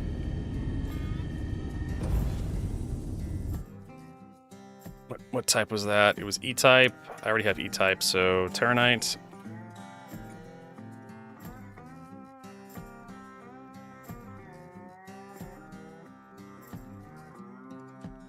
Squish this down a little bit so I can actually, like, yeah. So I want to delete this column.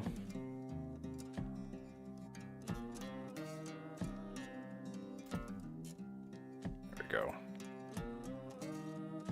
Color.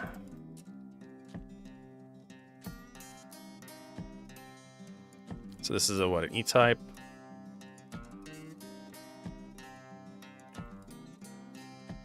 Terranite and iron and inert materials.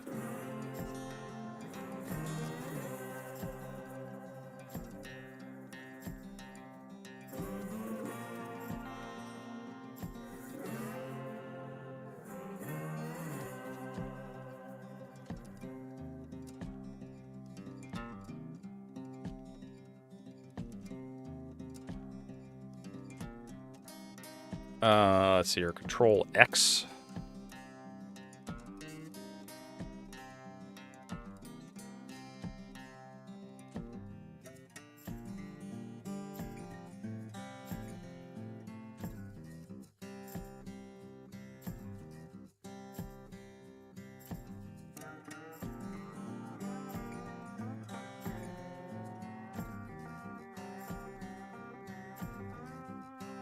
There you go.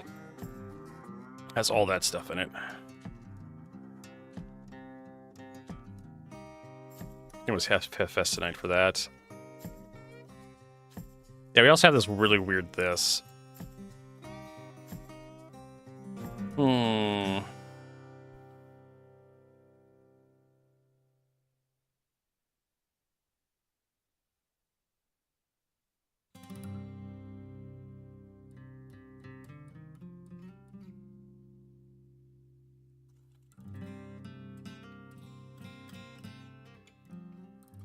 It looks a little bit better.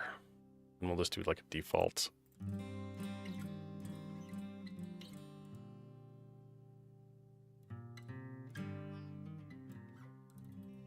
Where's the color? Or the text? Oh, there it is. So that's going to be green. Materials are green.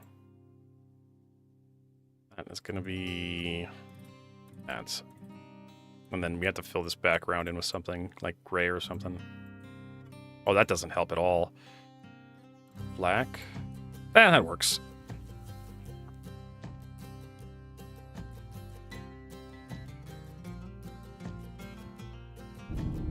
So that would be nice if we could crack that, but we need a mole or something. This one may have Terranite in it.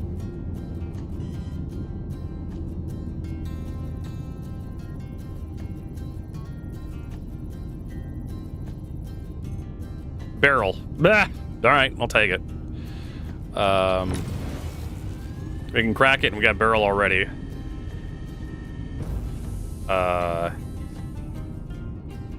Wait a minute. Is this just like extract? Yeah, it's just 7 Okay, iron barrel.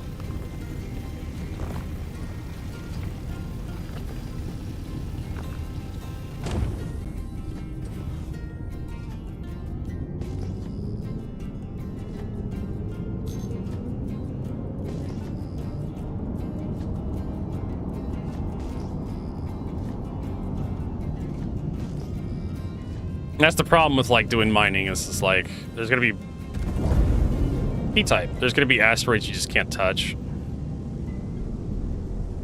until you get a better ship.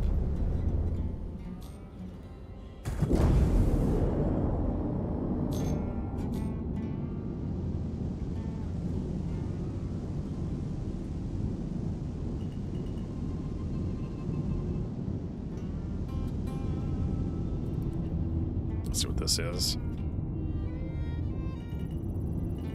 Front impact warning. If you had another person with another mining ship. Iron.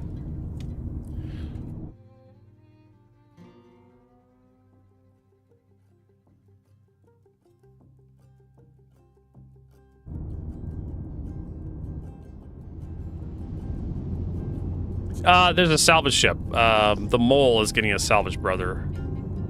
That's a lot of stuff. Let's head this way, I guess. If you have crime stat free, Schwank, stay away from me. I don't want you drawing attention to my operation here with your crime stat. If you have crime stat 2, it's fine.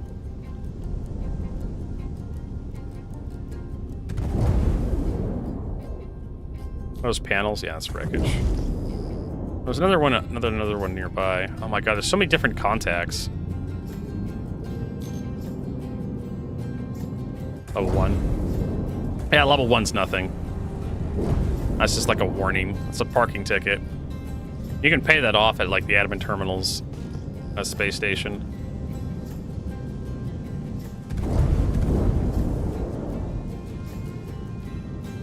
B-type asteroid.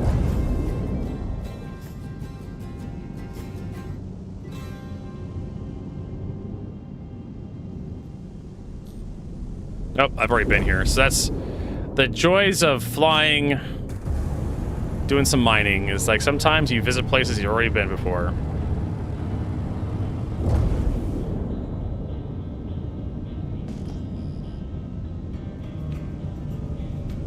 I really wish I could like drop like markers.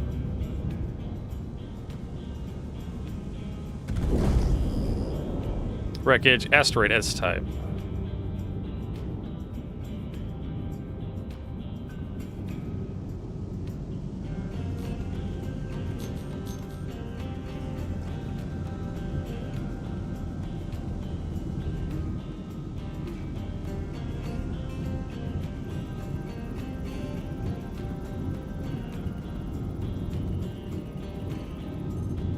Barrel. I'm finding a lot of fucking barrel.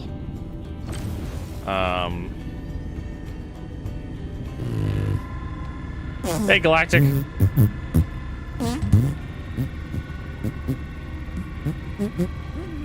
Oh, this is impossible. Yeah. Look, do you mind? I am trying to work here. Yeah, there's no way I'm breaking that. I think we've already been to that one.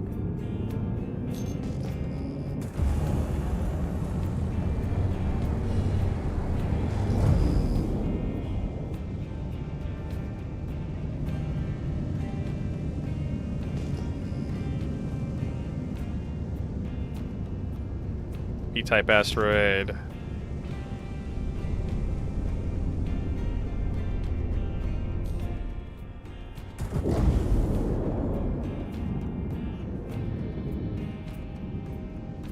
For big and fluffy. You guys get snow? We got nothing out here. We just got rain.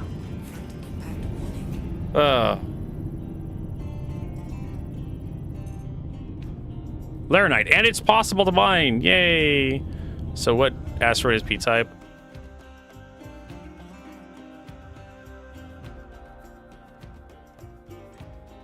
So P-type has inert, iron, and laranites.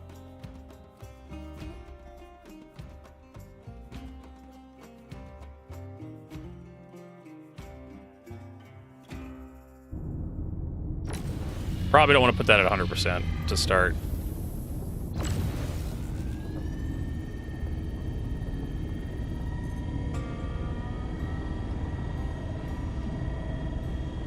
Definitely want to start looking for P-type asteroids.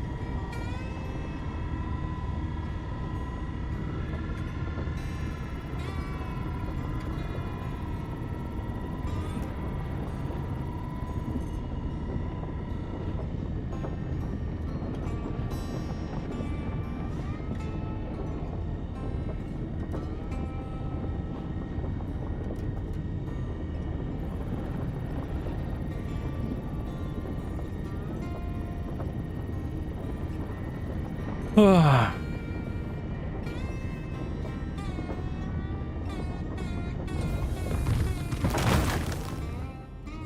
so what do we got here?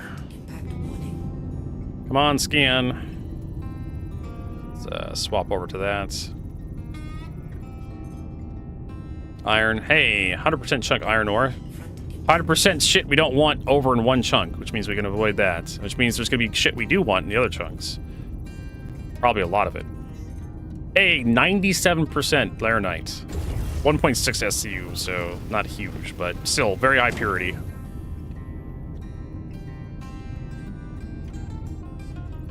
And unfortunately, that's not going to account for much when we go to refining. Like I said, yields are like 45% at best. 100% laranite for 2 SCU. This rock is basically nothing.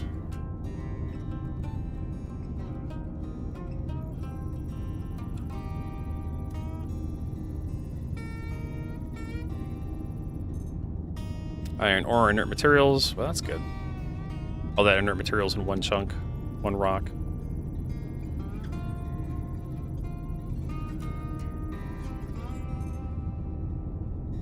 Again, all that iron in one rock, one chunk. That's a good sign.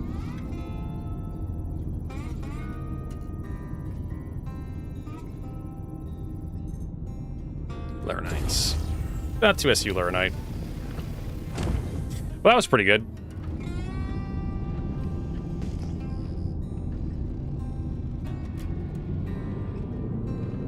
You know what I should do? I should probably send Schwunk a friends invite.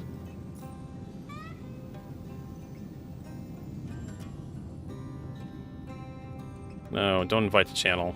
Invite to party. Oh, I invited him to the party already, never mind.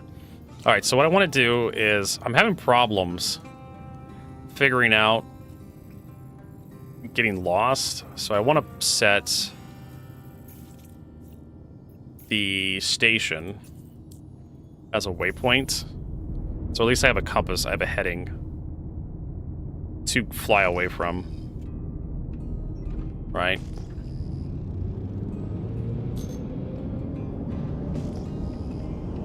To maneuver. That's another pro tip. If you're flying around an asteroid belt mining, set a quantum destination somewhere. That way you have like a direction, so you know where you've been, or at least you know where not to head back to. Because there's no compass in your ships. There should be, because there's always like towards the sun or away from the sun, starward or anti-starward. I feel like we've already been to this one, but let's see. It's an S-type. Front impact warning. Aluminum laranites. S-type has laranites. X, and it has aluminum.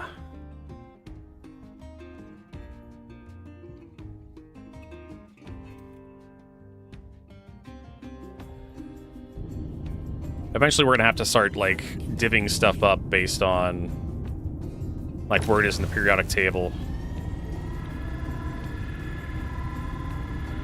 Stuff that, yeah, we can do it by molecular weight, or not by atomic weight. For a little list. Lighter materials would be closer to the top, heavy materials towards the bottom, or the opposite way around.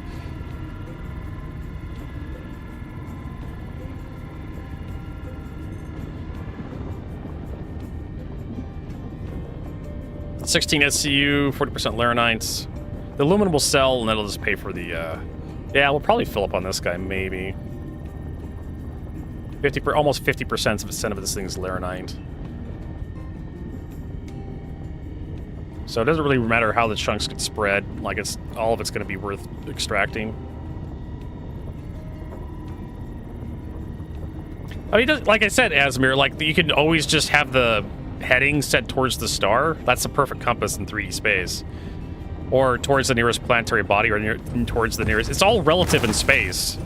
It's all relative to whatever, you know, gravity well you're next to.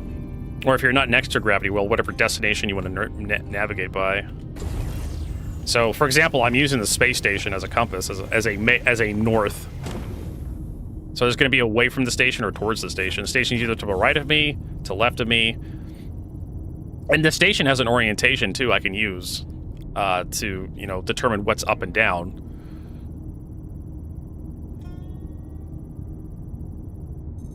Aluminum. That's a good sign. One chunk had all the aluminum in it. I think we'll head back after I get all this stuff scooped up, because we're not going to have much space anyways. 11 laranite. Yeah, well, probably not. We'll see if we can find any more pure laranite. Front impact warning. Like that, 96% laranite for 3. That'll put me at 30. Oh, no, 29. You wish they fit Thornburg? Why? What's wrong with the mole? I don't like the mole.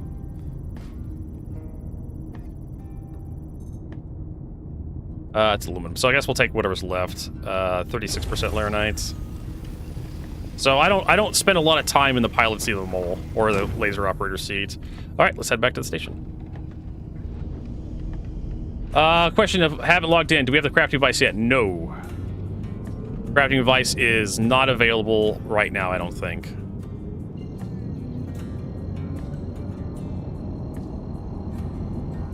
I have not seen the Ripper with a different color. I don't know. You have to ask, what's his name? I don't really care for the Ripper, so I don't use it a lot. Supposedly they did a playtest for they did a playtest on crafting with like Evocati like a while ago. So there was actual crafting in Star Citizen with the crafting device. But I have yet to see the crafting device actually in game. Like, no one's posted pictures of it. On accident? Yeah, okay. I have one in my inventory back at, like, Area 18, which is, like, the default skin, I believe. So I have yet to see a new version of the Ripper. It's like the yellow, kind of yellowish beat-up skin that the Ripper has. Yeah, the yellow one. It's basically a pyro multi-tool that's been converted into a gun. So it has the pyro yellow. Yeah, if it's not yellow, then it must be a unique one.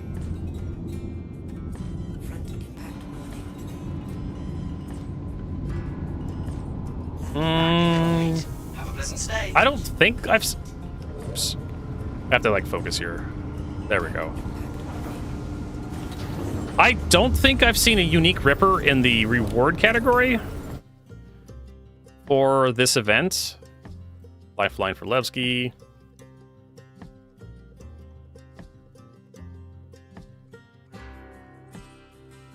There's a Healy tool, and then there's a max lift tractor beam. Yeah, that's it for like the stuff, the rewards that I know of. Unless there's like hidden rewards that aren't advertised on the website.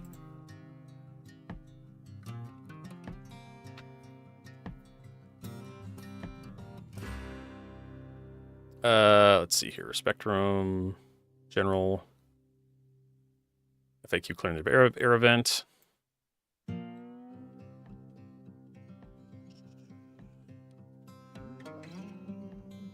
Medical armor, Asgard paint ship, Hollow Benevac ship, Perseus paint, Paramed, AAA support, medical device, item fabricator, ready make, Alliance aid, max lift transport skin, weapon skin bearing, bearings, laser cannon size 1, 2, 3. I'm assuming that's like one of each.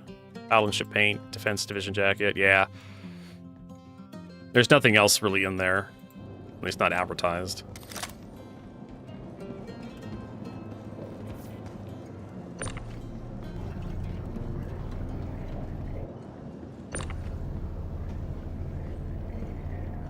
All right, let's get the other ore pods up. Yeah, it's, the fabricator's the crafting device. Well, this patch saw the introduction, the update of like the P4AR, the P6, and a few other weapons. I think the Ripper was on there too. I have to check the roadmap because yeah, the Ripper may have gotten updated as well. Let's go here, go to Explorer, roadmap. We have to check out what was advertised for this patch. Release view. I mean, they don't have to advertise like stuff. Weapons and items, here we go. So updated visual material textures for the following weapons and equipment: Bearing, P4AR, FS9, P6LR, Grey Cat, Max Lift Tractor Beam, Cambro SRT, Cure Life Paramed Medical Device, and the Ripper SMG. So yeah, the Ripper got updated this patch with like new skins and textures. So I'm assuming they also bothered to add some new stuff to it. They may have added like new paints on the Ripper.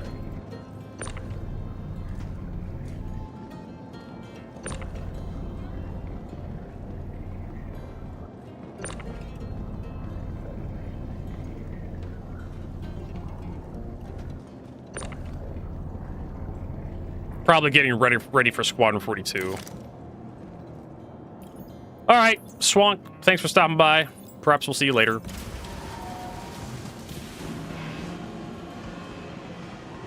All right, so let's get that stuff turned in. Get it processing.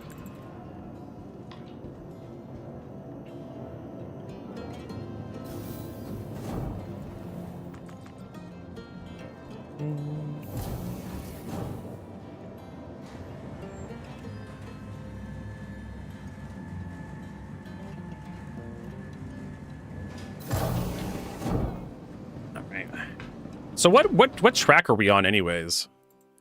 Okay, so we have to do 100% of everything to get the that thing. I think we're on the transport division. No, we're on the collection division. I believe. We go to our journal. Go to Alliance Aid. Yeah, we're on collection. So we're gonna always do the small turn-ins if possible. You know, I feel like I should just head right back out instead of setting up, because it takes a long time to actually walk to the refinery.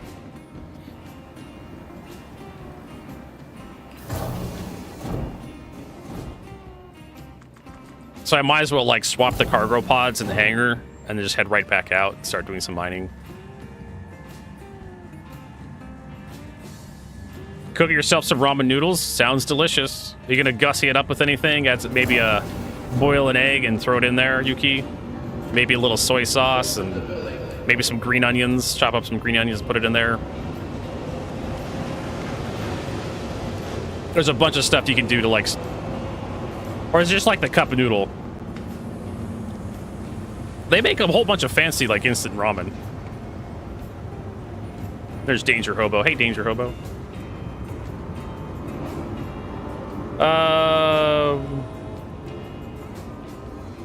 There's Sea Stone. I may have to give you a permit. So we got Quantanium and Barrel. We'll just drop that into our...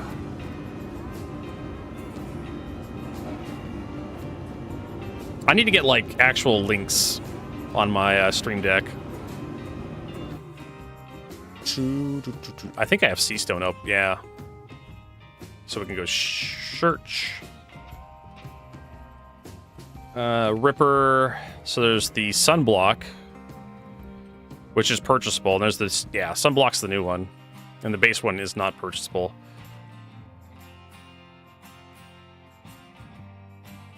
I don't think...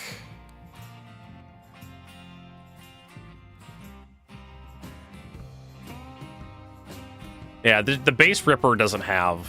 And I think that's the old... I don't think that's the old one. That's what I remember.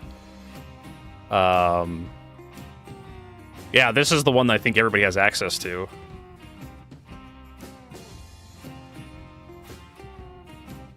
So this is the one I have in my inventory, I believe, at Area 18.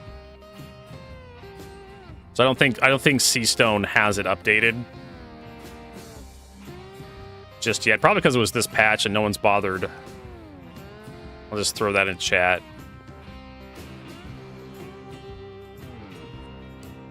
There. I'll even throw that into YouTube live chat. There you guys. You guys in YouTube can have it as well. All right. Green grade station. Set up work orders. So we're going to process the laranite and the barrel. And it's probably going to be like Divik Salvation. I think it's like pyromatic chromalysis is what I want. Yeah. We do have this. Mixed mining. Mine commodities. So we have first commodity is going to be, what is it? Laranites. And that one's going to be burr. And that one's going to be 526. That one's going to be 663.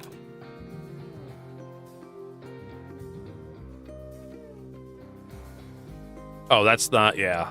So it's going to be 1146. And that one's going to be 1473. And where we're looking at pyromatic chromalysis. So the first one is going to be 526. That one's going to be 663. Yep, 45. It's going to be 38 minutes.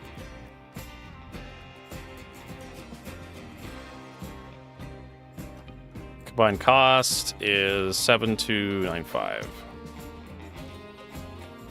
So this one, in Kazan winnowing, I think, is the other one that gives you like a good result. 14 minutes. No. That is 368. That one is 464. Combined time is 14 minutes. Combined cost is 1215.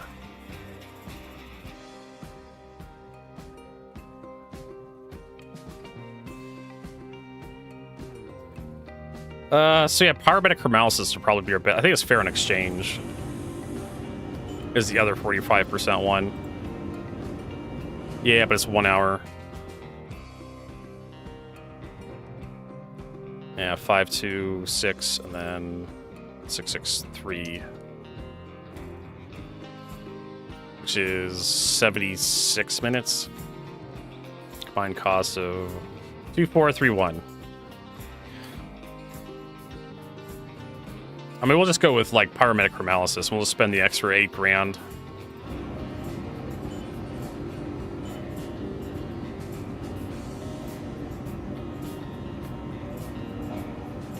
And then we can sell like all the junk we got along with that. Do you max out the hauling section with the new bug? There's what? No. What new bug?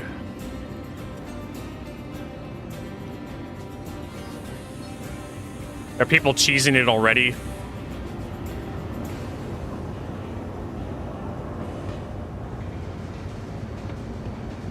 I've been trying to get the collection missions done.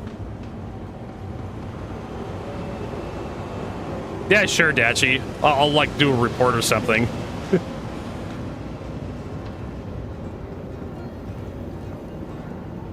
It's fucking hilarious. CG fucks up, and there's probably a way to like dupe the cargo like really easily. I'm imagining.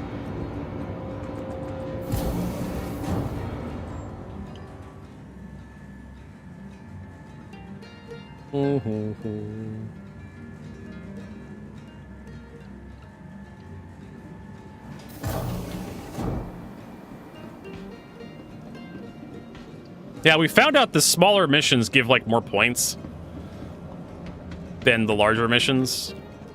I was gonna check the Bexelite, but then I fucking blew up in Pyro, and I'm just like, oh fuck trying to like trying to kill like Bexelite.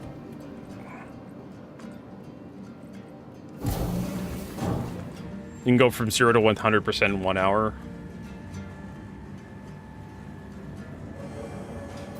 I have to get 1 single botch for each mission, and when you deliver them, you don't give you money, but they give full rep. Yeah, that sounds about right.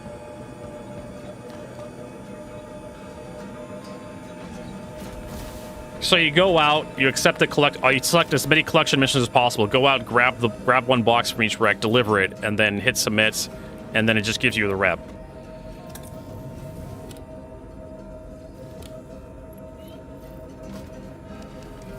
Sounds brilliant. You are clear to launch. All right, make sure we got empty boxes.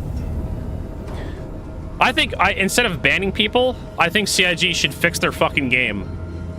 Right? That's what I think.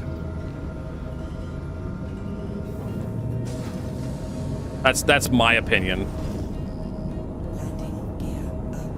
Like, it's been 13 fucking years. They've raised a shit ton of money. Squadron 42 is delayed.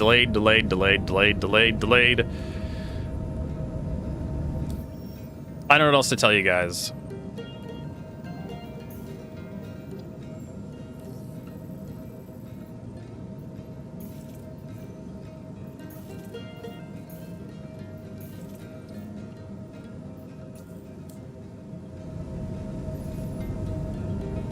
You had stairs in your house once upon a time. How'd that work out for you? How'd those stairs work out?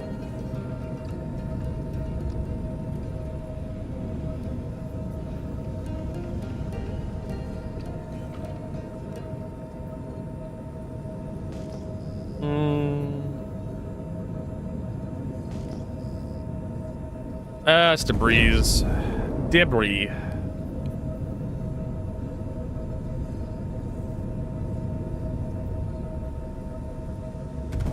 No, at least not yet. Like, if we got a couple thousand players, more debris, right? Per server or per region, more debris. That's actually a lot of salvage.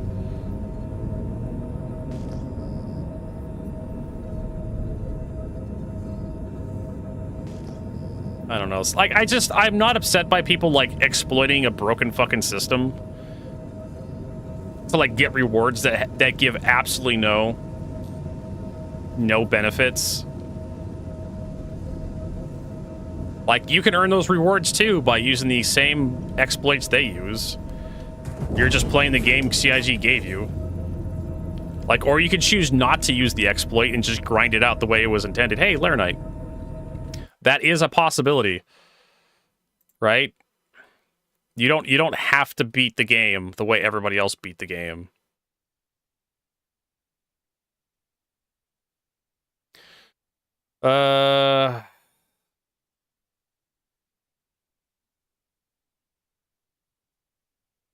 You don't have to use speedrunner strats.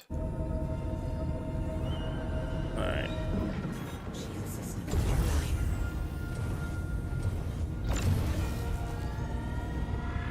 At least we got some Laranite. 23 SCU, 39% Laranites, couple percentage aluminum. Oh, don't get overheated.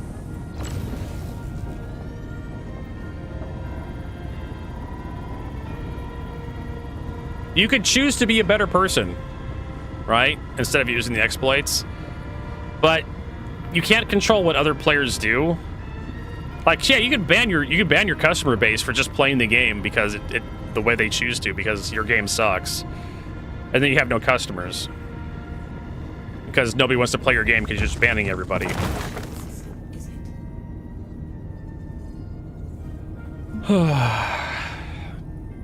Like I said, I'd rather CIG just fix the exploit. Make it, like, just fix their fucking game.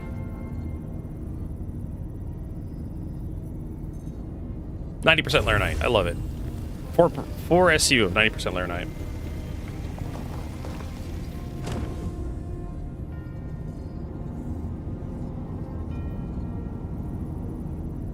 A lot of MMOs work, right?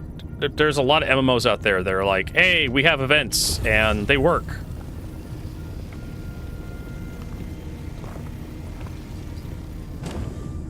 People will use people will use exploits past release, Asmir. If there's a way to exploit the system for like some personal gain, people will do that. And you're going to be endlessly banning people right? Like I said, it's an early access alpha video game where nothing fucking matters. CIG has the ability to hit the nuclear option and reset everybody's account back to their account defaults if they want to, if it gets really bad. And I think we're done. Yeah, all the Larenites.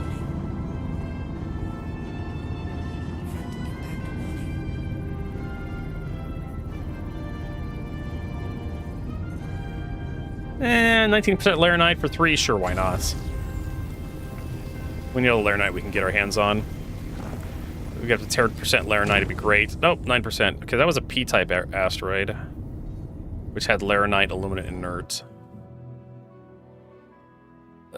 Rock types, P-type, inert, Laranite, and aluminum.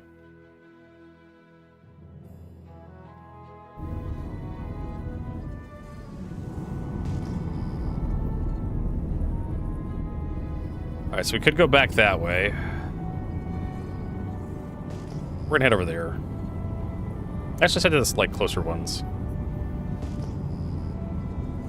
Yeah, and I think we should, like, punish people for, like, being just assholes, but fix the fucking game, then punish people. If people are being really bad and they're disrupting the playtesting for everyone else, then yeah, just give them a suspension or something. And if they're really bad, just just ban them and refund their fucking purchases or some horse shit. I don't know what else to say on this. I really am on the side of, like, fix the fucking game first. Right? If you have people who are exploiting a flawed system to, like, complete an event that has absolutely no in-game impact long-term. Oh no, they got, like, a piece of clothing. Oh no, they got a different color parabed device. Parabed device. Oh no, they got early access to a crafting station that everybody's eventually going to get access to. That's a slightly different color. The breeze. Oh no, they got a max lift tractor beam that has a different skin on it.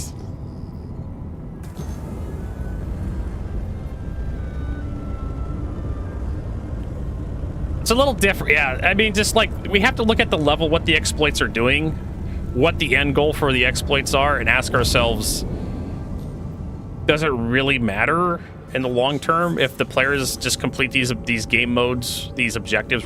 It's like someone finding the exploit to complete, like, a Battlefield 6 battle pass in the day it releases. I couldn't give a rat's ass about most of the stuff in the battle pass. It's a bunch of skins for shit I'm never going to use. Right? So if it doesn't impact, like, gameplay, if it doesn't make the gameplay environment worse for everyone else, then just fix the fucking bug, right? Learn from your lessons and just make the battle pass system better or something.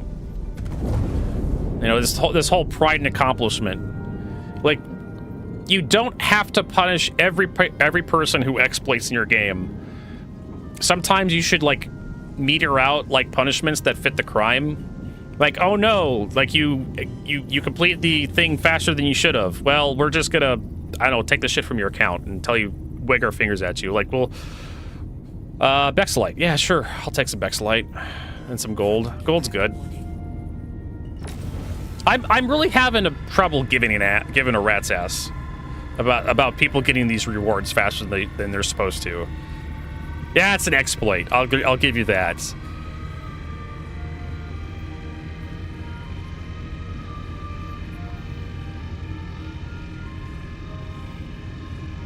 It's like some homeless person taking food, you know, disposed of food outside of, like, a McDonald's dumpster or something.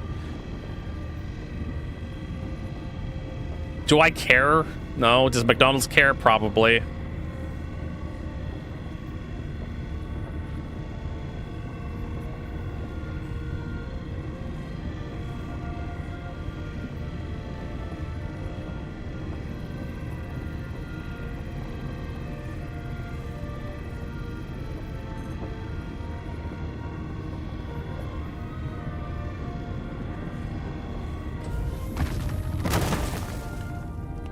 So like I said, it's just such a, yeah, we should probably like just stop the exploits, and all exploits are bad, blah blah blah. And I just can't get myself to care. Like there's you gotta pick your fights sometimes with your gaming community. And sometimes you just kind of have to roll with the punches and say, ah, you guys are pretty clever. You got us. Sorry, but we'll do better next time. That's, I think, what CIG should probably say. It's like, ah, you guys got us. We'll do better next time.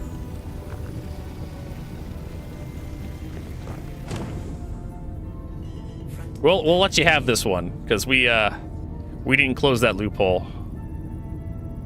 And other times you got to come on down and you bring the banhammer. There was that one time when the player base found a way to duplicate cargo, because all you had to do was store the ship and then sell the cargo and then retrieve the ship, and then you got the cargo back. Remember that exploit where I accidentally discovered it by myself because I was really paranoid about storing my ship, and so when I went back to buy more cargo, I just had all the cargo still in my ship, and I'm like, how did that happen? And so I spent like an hour trying to figure out how to do that again, and I did it like a half hour, and I'm just like, oh, this is stupid. That happens in Star Citizen sometimes, where the exploits are so fucking stupid and so brain dead easy to complete. It's just like, how can you be mad, possibly be mad at your community for doing it? You can only be mad. You can only point your fingers back at yourself and said, we should have done better. And that's really what this comes down to. That's what my argument comes down to. CIG should just do better. You could ban people for exploiting, but you're going to eventually ban everybody.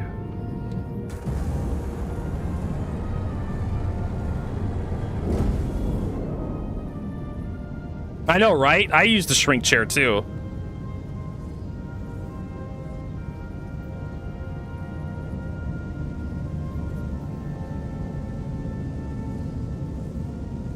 I know, Asmir, like, all exploits are, like, forbidden Vertigo. Please proceed to assigned landing bay. All exploits are forbidden. Nobody's allowed to exploit or anything. Like, I don't know. Like, let your hair down a little bit. If it doesn't ruin someone's gameplay, feel free to do it a couple of times. I allow my community to use a few exploits as a treat every so often, right? Star Citizen is so fucking awful to people sometimes. We saw that earlier today on my stream. I got blown the fuck up in Pyro. Not by PvP, not by other players, by a bug, right? I was just flying by a station, minding my own fucking business, trying to land so I could set my spawn point and buy some more fuel, and there was just a piece of space where there was invisible debris that just blew me up, and we've seen that bug before. So here's the problem. Like, on one hand, Star Citizen is an alpha when it's fucking awful. On the other hand, when players exploit the system to try to get ahead or have a little bit of fun, we have to ban those people because Star Citizen is a complete release product and you're ruining the fucking game for everyone else by exploiting. Fuck you! Just get fucked. Let your fucking hair down. Have some goddamn fun. It's an alpha. It's okay to exploit, to use a few low-impact exploits to enhance your fun, because Star Citizen will screw you over so fucking hard in a blink of an eye. You are owed fun by Star Citizen. If you've spent more than $5 on Star Citizen to get access to this pile of shits, you are owed fun, as far as I'm concerned. I swear to God, I will die on this hill.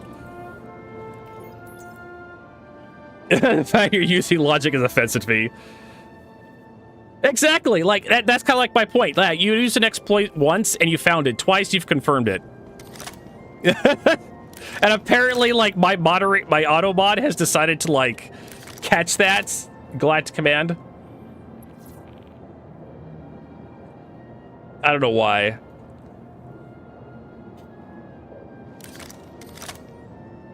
Yeah, the game likes to screw you over so fucking hard. And, like, you are owed a little bit of fun. If you play Star Citizen, if you've bought into Star Citizen, and it's just like you're getting screwed over so hard by Star Citizen, why not just like use an exploit to clip through a fucking door just to get some shit done? I've done that before. When doors don't fucking work, right? Remember that a couple weeks ago? The doors didn't work at Area 18 and I just wanted to buy a Pisces for a stupid meme. And so I used the stupid like cargo clip bug where you drop a box at your character's feet and pushes you through a fucking door. I just wanted to do something simple. But the game didn't want me to do it, so I was like, fuck it, I'm gonna use an exploit. Same thing in the contested zones. A couple of times, like the contested zones, they wouldn't take the fuses to open the doors. So what do? You use an exploit to clip through the doors. You open from the other side. And then, of course, the entire community just ignores that those resources actually exist, and they just clip through all the doors all the time. But then again, you really can't control what other people do. This is one of those things where, again, the game should be made better, right? Fix the bugs, make the game better. Don't punish the player base because your game's a pile of shit. Right, there's plenty of other games out there that don't have clipping problems. Of course, if you've ever watched a speedrun, every game has clipping problems. Every game made known to man, there is some fucking speedrunner out there who figured a way to clip outside the map somehow, some way, to beat the game in 5 minutes. So, just like I said, as long as you're not abusing exploits to like absolutely break the experience for everybody, like I really couldn't give a shit. Like I am not the cops. I'm not ICE. I'm not here to like report my neighbors to the fucking feds because they said something slightly offensive to someone else. I'm not here to like report you to CIG for trying to like enjoy your gameplay experience. If you're out there crashing servers like I know Scarlet Briar did once, that fucker ate like a 2-week ban for that. And that in my opinion is too far. What he was doing was he was getting this was back in like 3.3 or something, like the first time they added NPCs to the game at Security Post Karaya. No, it was well after 3.3. FPS, the first time FPS AI was added to the game, if you killed them, it would crash the server. And Scarlet Briar knew this, and he would get a bounty, a level 5 crime stat bounty, and he would go to Security Post Karaya and hide in a hole somewhere, and he'd force players to fight through the NPCs that would crash the servers if he killed.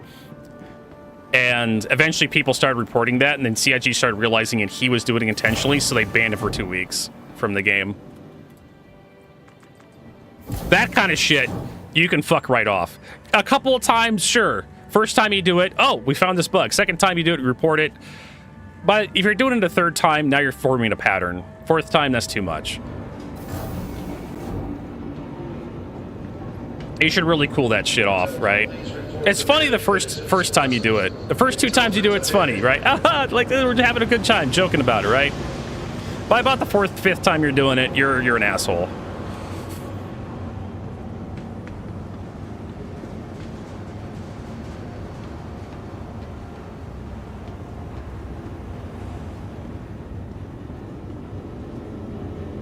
All right. Begin. So we're going to do this. We're going to set up a word order. We're going to use... we'll process the gold. We'll process the Bexolite, Layer 9s. And the rest of this crap will sell. And we're going to use the Pyrobetic Chromalysis. Yep. Good return, 40%, 40 minutes, 9,000. I think we're just going to default to Pyrobetic Chromalysis. It gives a good yield, 44, 45%. Takes almost like 30 minutes to complete.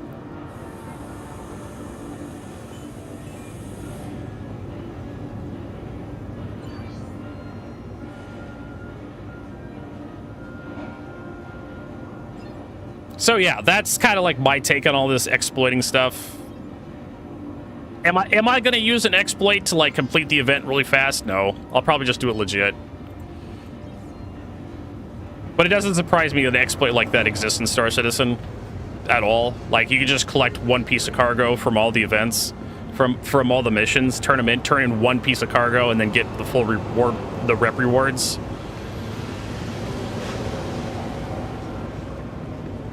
And I go back to the when Star Citizen fucks you over, the community tells you it's an alpha. When you fuck over Star Citizen to your benefit, that's impossible, right?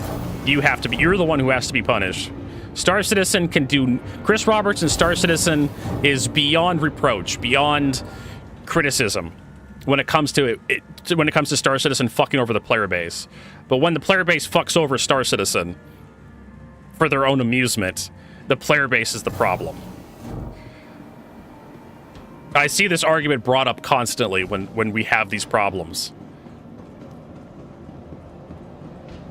It's like maybe the developers just can't figure out how to get this stuff. They can't figure out how to solve this issue. Maybe they have a spaghetti code problem.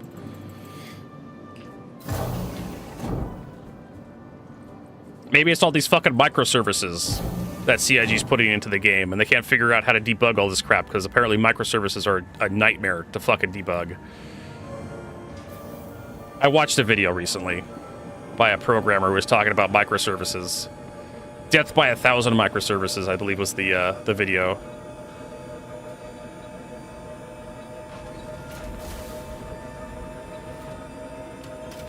Oh, cool, Marcus. You're mining on my server. You want to join me? Or by Hurl 1? I'm mining Laranite. And whatever else is valuable. If you want to play by yourself, that's fine too.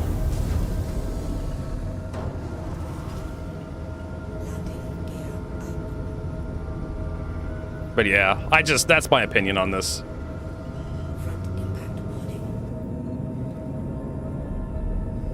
Let's see, we went that way, so let's head this way. I don't know if there's an asteroid field over here we can go into. And please visit again.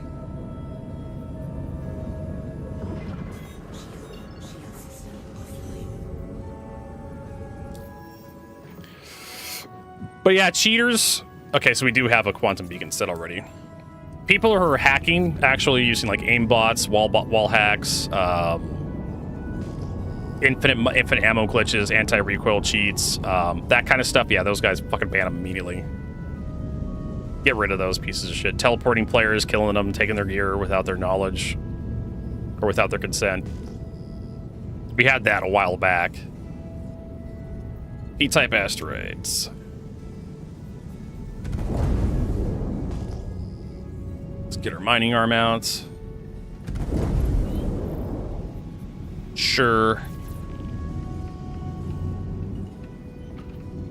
Ban those guys. But a player figures out how to complete an event a little faster than he should. I'm not too worried about that. Not in the slightest.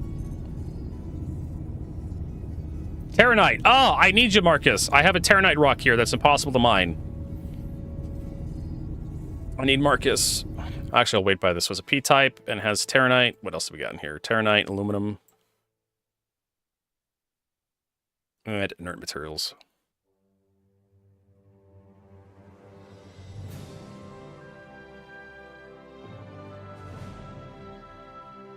NVIDIA plans to invest $100 billion in OpenAI after talks collapse. Discussion stalled after some inside NVIDIA expressed concerns about the transaction. Wall Street Journal says citing unidentified people familiar with the deliberation. I'm coming.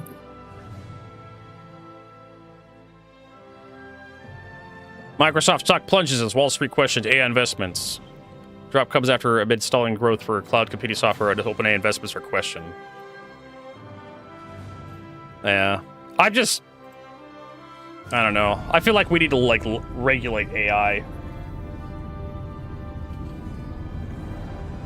I don't know if the bubble's popping, but it's definitely slowing down.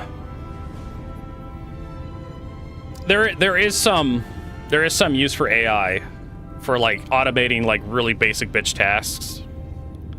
I think. So I cannot jump to you for some reason. I'm just sitting out here in an asteroid field. Maybe it's because I'm too close to the station. Let me see. Where the heck are you? Oh yeah, you're way too close to me.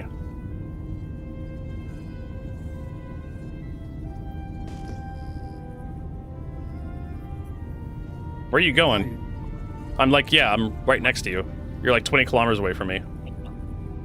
that you? Yeah. Yeah, that's you. That's me. Come on over here. I know, Rob. Not all. You're right. Oh, we got puppy pictures. I love puppy pictures. Let's see what we got here. It's probably stealth. Look at that. Look how comfy that is. It's cold outside, but you got a warm doggo bundled up by your feet. Comfy doggo. I don't know if I could turn that into an emote. I probably could. So I got this asteroid. And over here by me. P-type. Yep. It's got Laranite. Oh, it's actually, no, it's got Terranite. Never mind. I keep forgetting. I keep making that mistake. Terranite, not Laranite. We need Laranite. Yep. So that was a P-type that has Terranite in it. So, you don't need my help then. No, I don't. I mean, we'll probably find something here. Yeah, I'm gonna refine my shit then. Okay. Lots from there.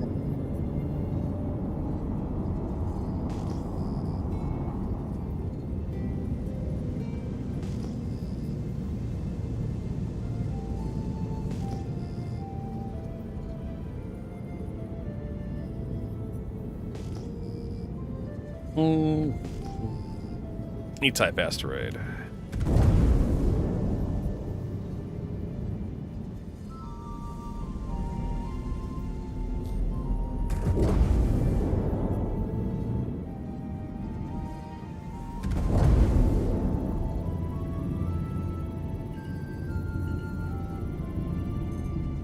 Barrel aluminum. Yeah, sure, why not?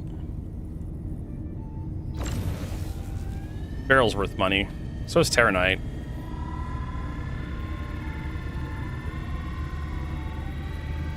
I should probably look up the sell price for like some of these commodities to see if there's Terranite, if his Terranite's like better than Barrel or something.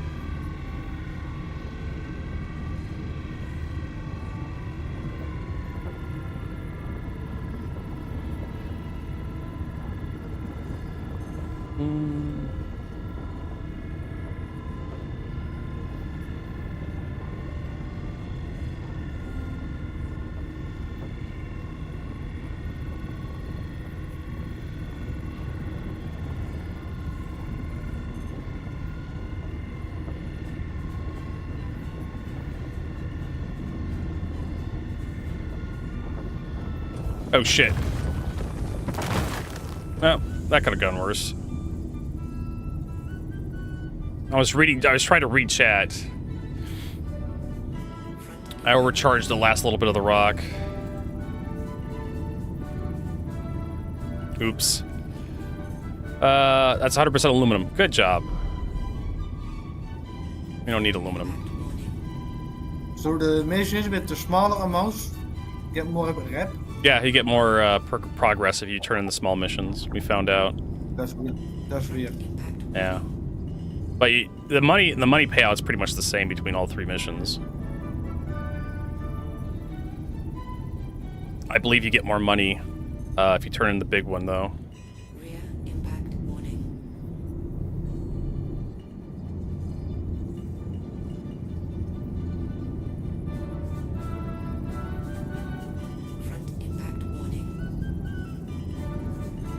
There we go. Barrel raw. 6 SCU. Awesome. So what's the difference between ore and rope? They're both the same. Ore is mixed with like different types of metals, and usually you have to like unmix it somehow through various processes, various refining process. And usually raw stuff you can just extract right away. Kind of like titanium. Titanium and aluminum usually come in an oxide form. Oh my god, 20% is too much power for that.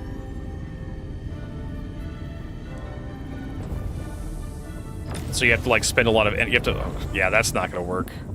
I need like, oof, yeah, no. I'm not gonna get that one cracked ever. I'm just gonna leave that one alone. It's raw.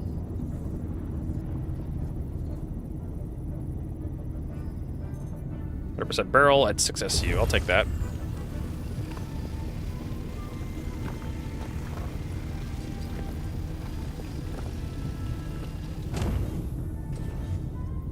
Alright, so where is that? So let's go over this way. I don't know. Like, we could just keep arguing round and round about this. Asmir's always going to say, no, exploits are forbidden. I'm going to say, well, some exploits.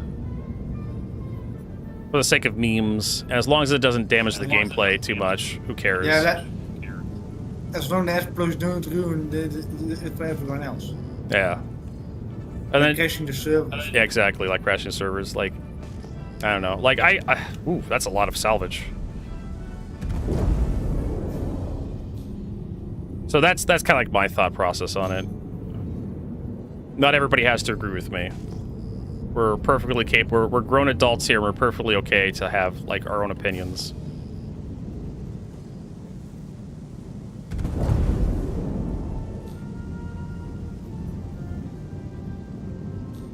But it'd be nice if CIG fixed them and the game worked as intended. The product, right?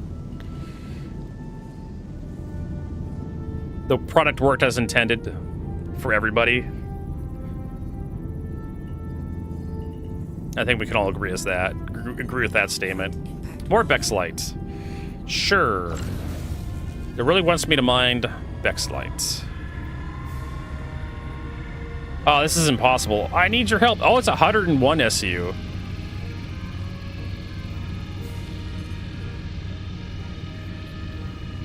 Mass 26,000. I don't know if we can mine a 26,000 mass rock.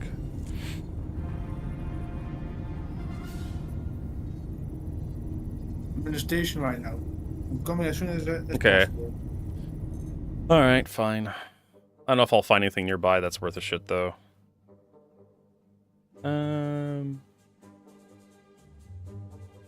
FAQ.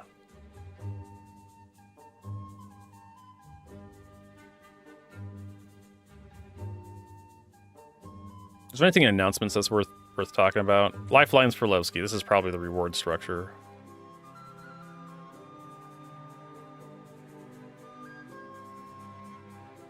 Patch notes, clean error, manual player guide.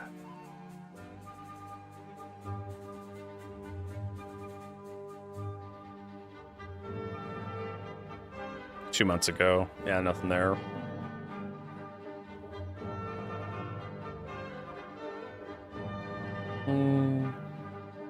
As a new player, this is frustrating as hell.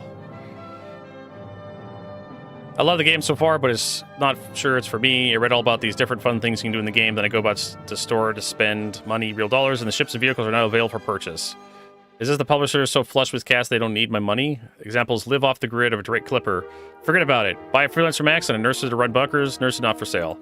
There are other examples. I'm supposed to grind for credits in game, right? But then there's a why we lose those ships, I've read. Or maybe I'm missing something because I'm so new. Yeah, like why isn't the Nurse or Rover available? Like, are you gonna break the fucking game? You sold it once. In fact, I'm actually kind of surprised to learn that the Nurse is not available for sale year-round.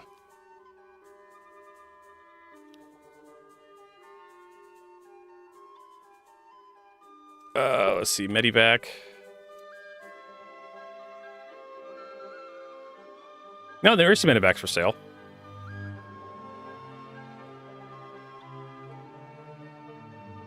Oh, no, never mind. It has a price on it. This vehicle's currently... I didn't read the fine print. Vert, do you want 212 SU of pressurized ice? Sure, if you want to give it to me, I'll pay you for it. Or if you want something from me, I'll trade for it too. Yeah, I didn't see the unavailable for I overlooked that. I saw the price. I'm like, oh, it has a price tag, so it must be available for purchase. So yeah, if there's anything you want from me, Rob, let me know. Coming back into space now. All right. I'm sitting right in front of this asteroid. I do have some Valacar fangs. I have those pearls you gave me. Like one of those pearls you gave me. Those AAA or AA grade pearls. Whatever the good ones are, the triple ones. I also have a whole bunch of like Wicklow favors and council script, and I have a few medals still.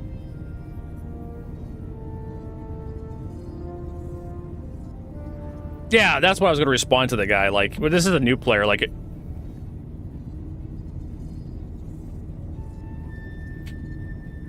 yeah, I got no problem like leveraging teammates to complete the collection event.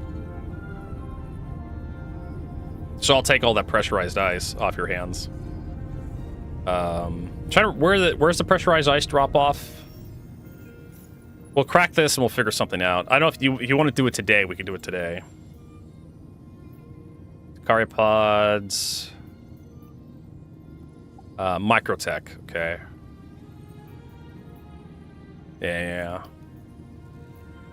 I think I'd do one of the 70 ones, one of the high one, the 1 million ones to see what the turn-in is for it. Does it have a 1 million for the pressurized? It does, 200. 1.7. Or I could just do the small pressurized turn-in and just get all the rewards, because we know the reward structure's all messed up. Well, just think about it. I owe you, Rob. I actually, Rob, I owe you a lot. So, whatever you think of, as long as it's somewhat reasonable. If you want someone to help you kill the fucking worm again, I'll see if I can't rustle up some people. If you want me to do some PvP, need some help doing some piracy, I'll fly a mantis. We'll interdict people. I'm down for whatever. Want to run Hathor? Need someone to bust you out of prison?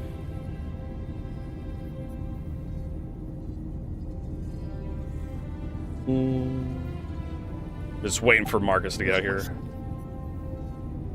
Oh, I have to come to you? Yeah, you're gonna have to come to me. Okay, coming.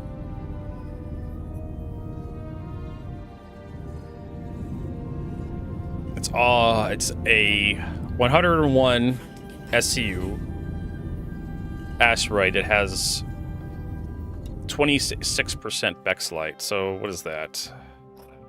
Hey. I mean, it's 101 times 0.79. Yeah, 79 per 79. 79 SCU of Bexlite, I think, if I'm doing my math correctly. 26%. That's 26%.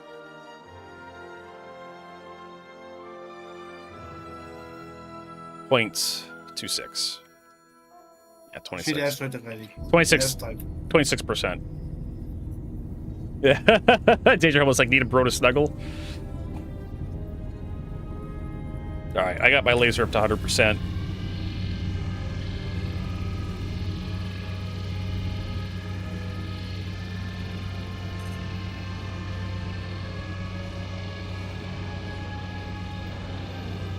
Let's see, do I have the S-type asteroids like labeled? For Bexlite.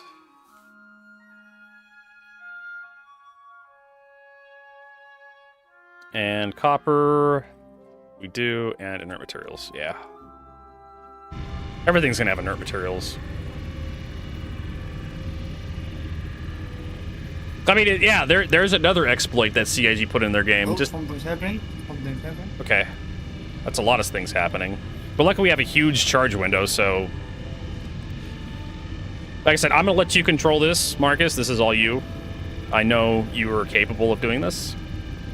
So I don't need to do... I'll turn my laser off if it gets a little too wacky as panic. But I have faith in Marcus.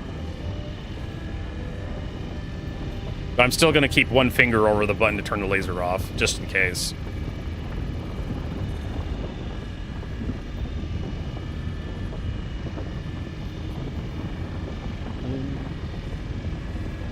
And that's another thing. Sometimes, like, the stuff for prison doesn't work. We've had that before, a few patches. Where you go to, like, I don't know, mine stuff, and there's nothing to mine. None of the missions work. The escape tunnel didn't work. I remember, what was it, a couple years ago? You could escape from prison, even though the escape route didn't work. by reducing your frame rate to like sub 5 frames per second. Oh shit. I'm gonna turn my laser off. No! I've done a bad thing. Ow. Where to go? I know. Like, it collapsed the thing. I didn't realize it was gonna do that. That's my fault. Just reduce power next time. You still have to crack them. Yeah, but we should be able to crack these here easy. Just don't go 100%. This one has 50% backslide. So I guess we just start collecting. So all you had to do was like turn your frame rate down at the fan, and you could just walk right through the fan. That was a thing for a while. Because the fan, it wasn't it's not like a wall.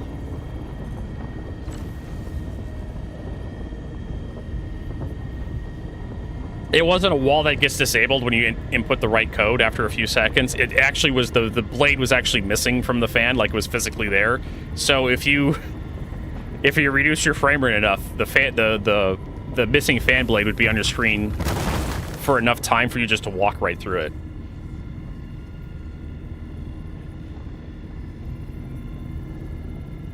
I thought that was pretty funny. 77% backslide. I'll take that.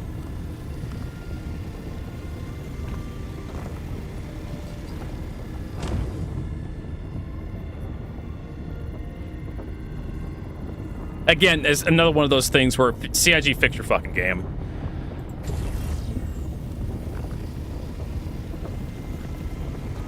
You know, design your game around... You have to design your game around the player base you have, not the player base you want. You can't just treat everybody as, like...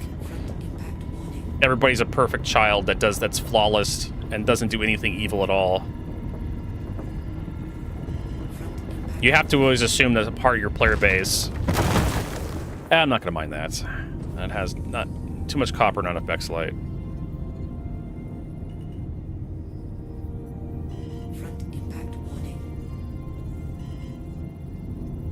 I mean, really, the fan should cut you up if you walk into it. Like, it should munch you up. Like, if that fan is on and you walk into it without turning it off first, it should just... You die instantly. It turns you into beef stroganoff. 8%. I think you got all the Bexalite on your rock.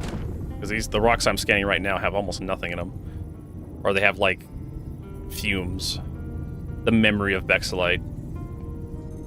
Here's 44%. Okay, so this is probably the one I'm...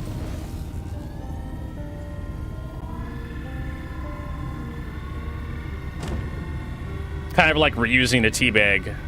It's just the memory of the flavor of tea.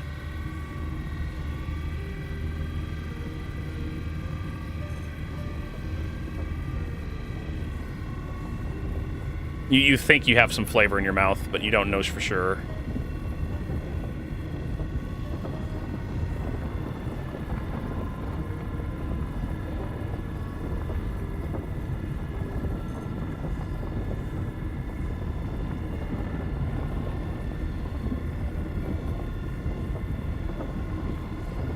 Though this was kind of obnoxious for the shotguns, but they actually had a knockdown effect a long time ago, and I thought that was fine. Either give, like, shotguns, like, a status effect they apply to make them... You know, if you don't want to have, like, realistic shotguns in your Star Citizen game, give them a status effect, like knockdown or punching. But I know it sucked. Even I kind of hated it. But it was something. Shotguns were just so bad. They still are. Like, you have to basically be touched. The barrel has to be touching somebody for it to do anything.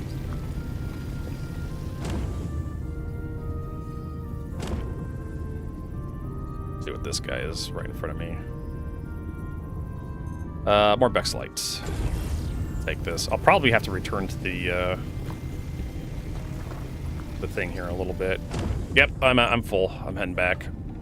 Thanks for your help, Marcus. No problem. Sorry about fucking you over. Nah, it's fine. Alright, and then I'm not sorry, because he said it was fine, so I don't have to be sorry anymore. Yeah, because I'm not damaged. Whatever. Or if you are damaged, it's gonna be like a couple hundred credits to repair.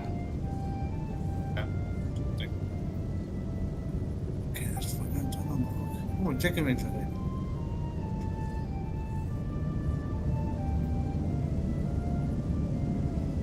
Yeah, exactly. Like some shotguns don't even one-tap at close range. I think the D12 does, but you have to hit every fucking pellet in the chest. A lot of it's just because everybody wears heavy armor.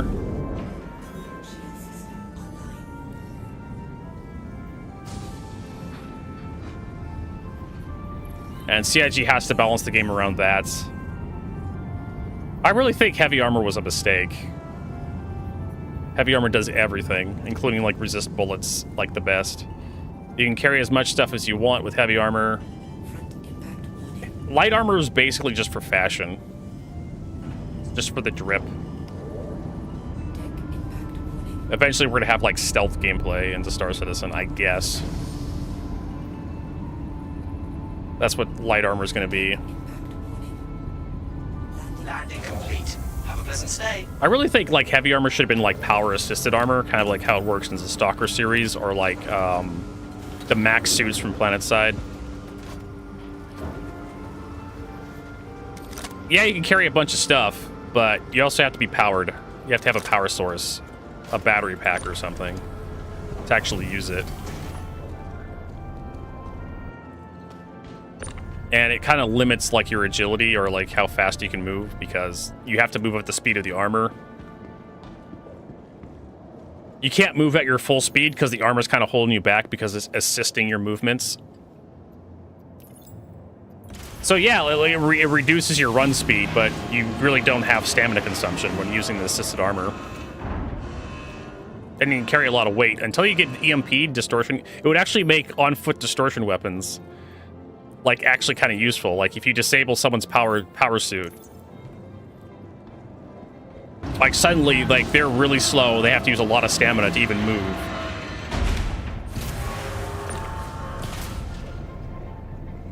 And every action they take takes a long time because now they're fighting the weight of the entire suit as opposed to the suit helping them. And of course, like assisted, like heavy armor would like make you really slow in EVA because you just all this mass to move around.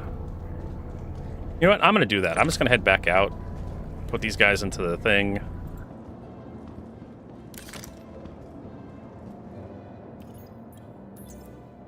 Yeah, light armor to me would be like a lot of like webbing gear.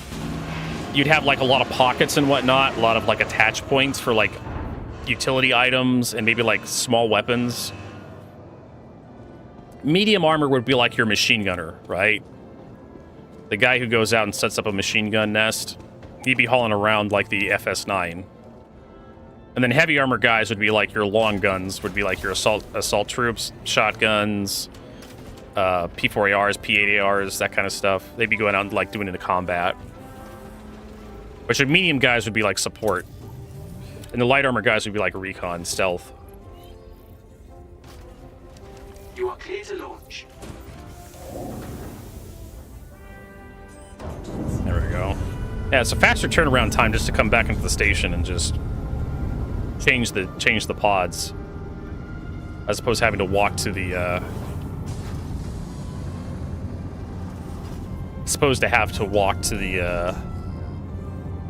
the refinery to turn everything in.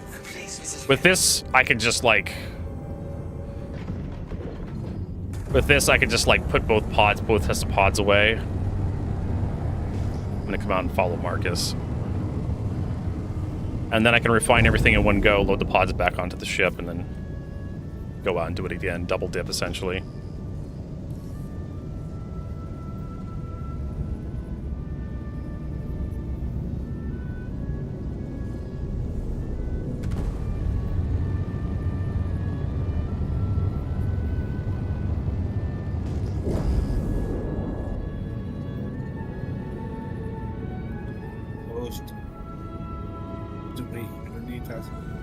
You need some help, Marcus? No. Okay. Making sure.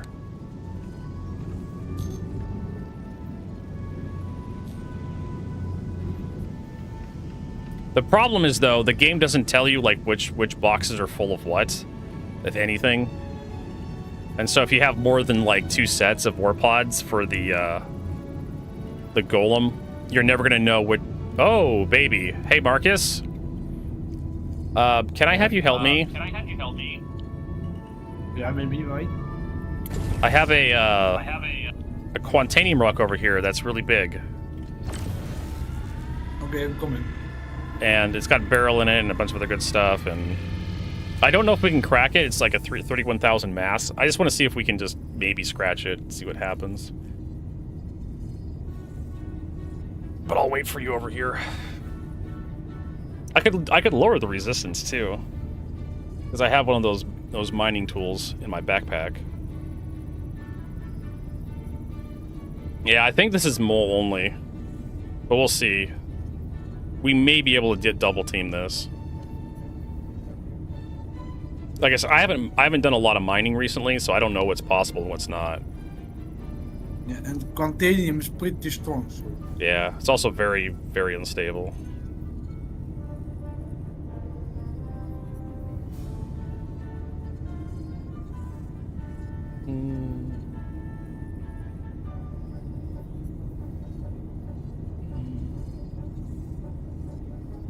Dun, dun.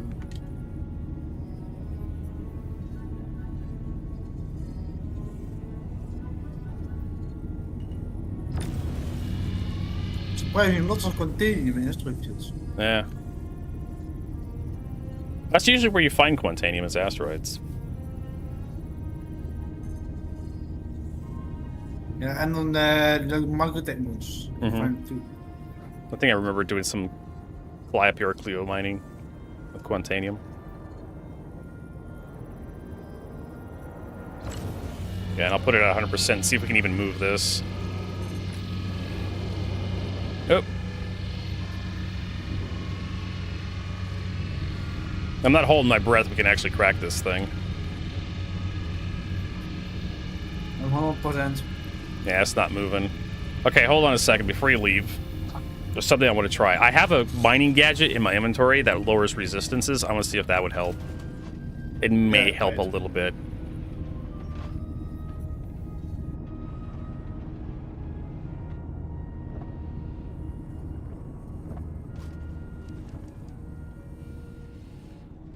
All right, where is it? I actually have 2 of these. I don't know if like stack.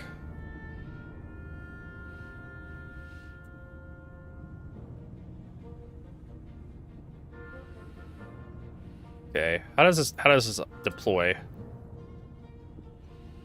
Okay, carry that. I'm having problems putting this on the actual asteroid.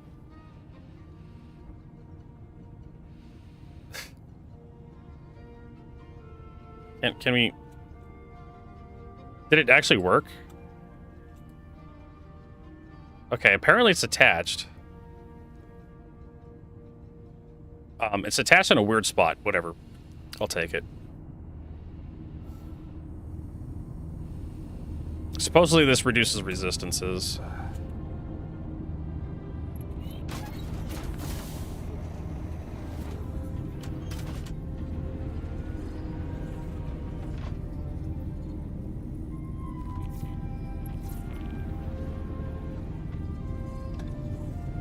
That's tight. Yep. That resistance is now 26%. Alright, firing laser at 100%.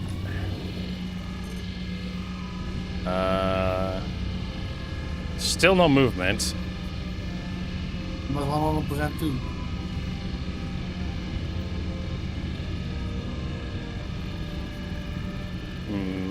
Yeah, it's not gonna work now. Alright, I do have one more in my inventory. I'm gonna try putting that one more on. I just want to see if this actually helps at all. I want to see if stacking them actually does anything. Come on, let me out. Alright, where is the storage? That's weapon rack. I think that's the fuel port over here.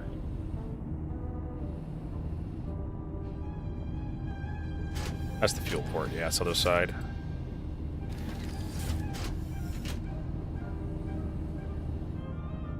Alright, Zeth, thanks for stopping by. Hopefully we'll see you tomorrow. Nope, I don't have a second one. All right, so yeah, thanks for your help, Marcus. Too bad we weren't able to crack this. Let's disable this guy and take him. No problem. I should probably deactivate him.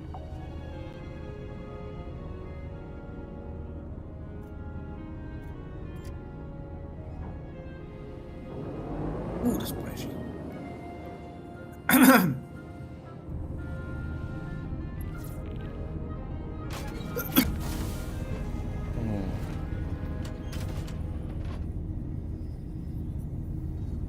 All right, so 30,000 mass. Actually, my ship is fairly well damaged. What's going on here? Your ship is damaged? Yeah. Yeah, my components are all kind of messed up. Whoa. The rock shit too close to blue. Yeah, and blew up in my face. No shields because I was in quantum mode because I was lazy. Okay, so this is probably a bunch of debris we're salvaging. Not asteroids, yeah, it's wreckage.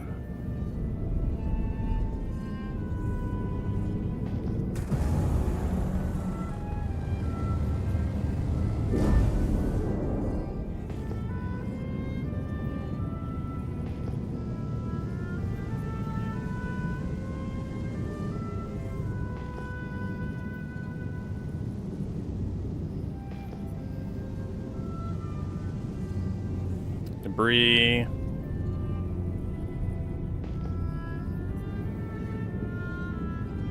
Oeh, even leren daar. Can you help me with this one? Sure. I figure out where you're at.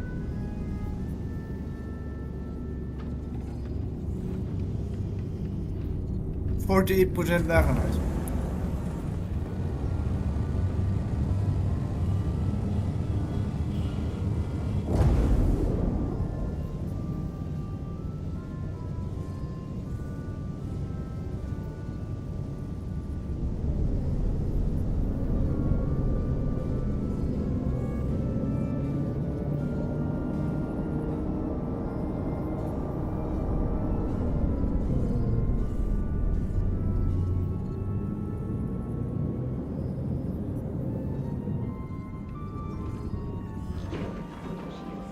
Let's turn our shields on. This one over here.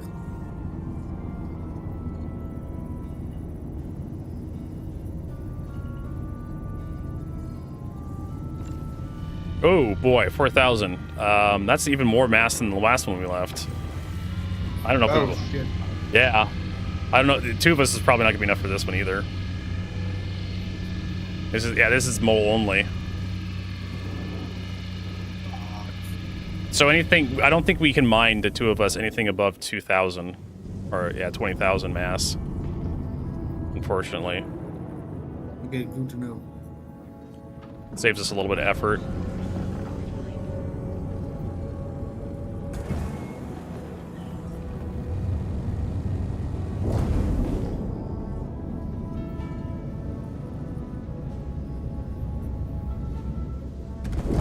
Nice debris. What's this way?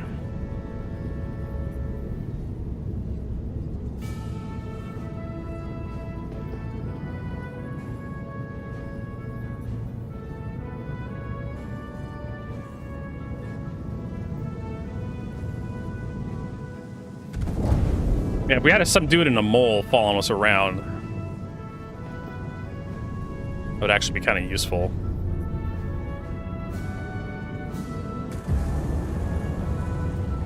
We got a third person.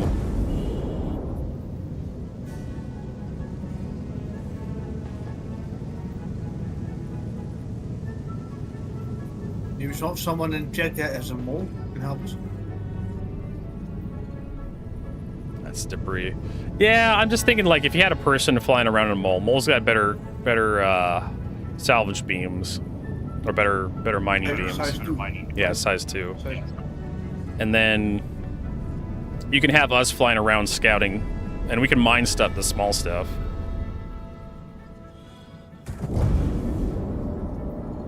And then if we come across something big like 40,000, we can all just pile into the mole to crack it.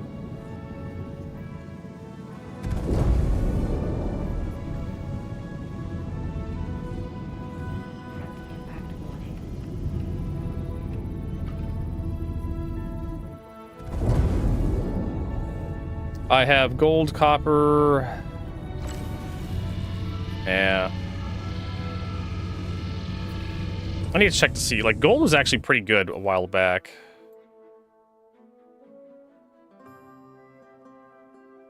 Just gold. 8,000. That's actually pretty good. Bought by Rat's Nest Empire, Arc 1. Wide Forest Station buys it for 8,000. How about Quantanium? How much does that sell for? 94,000. Fallow Fields. 88,000 at Orison.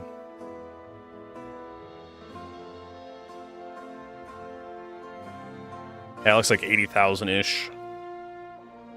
Yeah, but the Pyro Plate Outpost is only buys in, like, yeah, small quantities. So, this would actually be kind of worth it, but I don't want to get... Marcus, Marcus is probably mining stuff right now, right?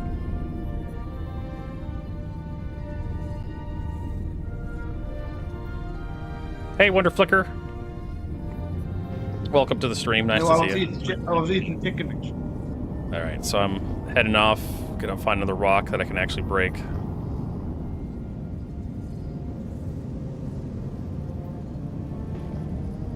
They're finished now. It was just gold, it wasn't Laranite. Been worth some money, that's about it. A bit of money.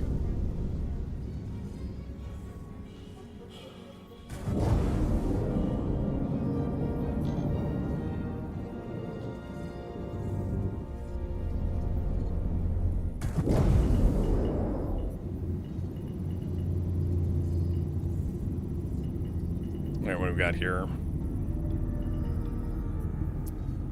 Terranite. We need Laranite, not Terranite. Actually, how much does refined Terranite go for anyways?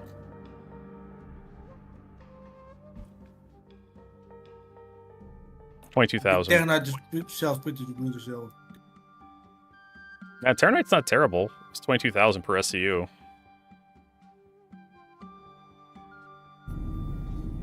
Asteroid C-type. I made a lot of agricium back in the day. That was well was. Oops, I don't want to do that.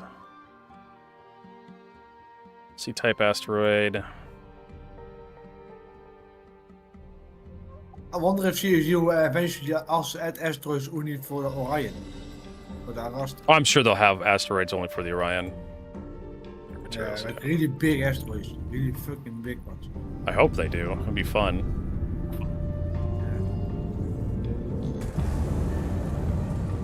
The mining will be more fun with Orion. Bigger laser. Oh yeah. Oh yeah. It's lasers. It's definitely gonna be some sort of beam.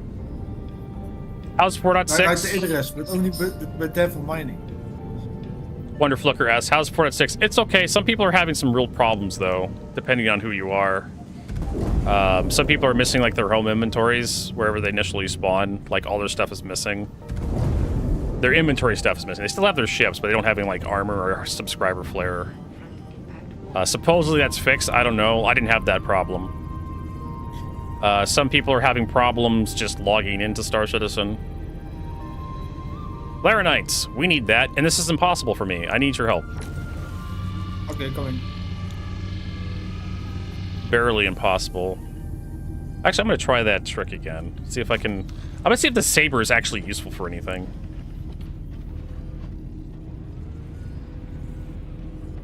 Yeah, gonna find. I know, frustrating. I had a bug today where I was flying past what was it, Obituary? I was just trying to land at Obituary to get some fuel, and I was coming a little too fast, and I was like, oh crap, I'm coming too fast. Let's go, you know, let's do evasive maneuvers, and I hit something invisible. I just blew up.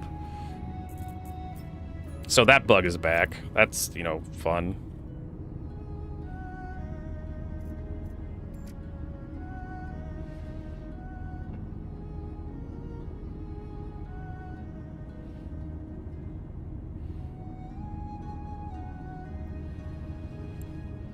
Star Citizen.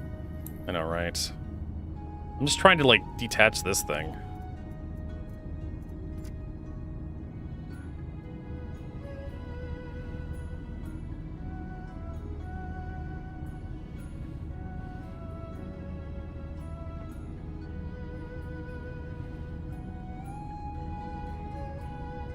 I think this is more for ground. I'm trying to find out where you are.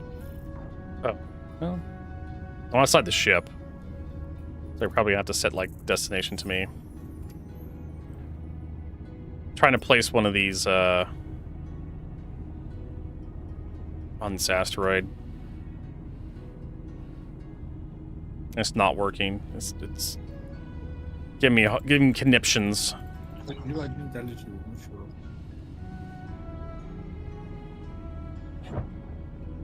Yeah, just throw it. Just throw the fucking thing. And it's gone. That's like 20 grand. I think I've used that thing a couple of times, and it's just done absolutely nothing for me.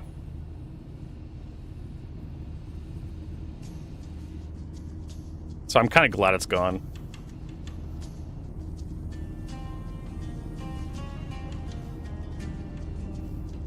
Yeah, for some reason I do not see your name up in the screen. Well, let me get back into my ship, see if that fixes it. Or you could just set a destination to me in your star map. I think it's because you're not in your ship. Yeah, I'm not in my ship.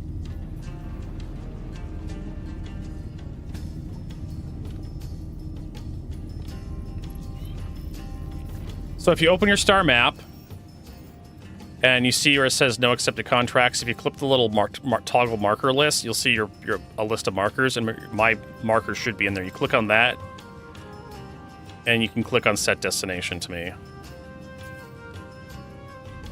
If that makes any sense. But I'm back in my ship. Marcus, you can do this. I believe in it. Believe in you.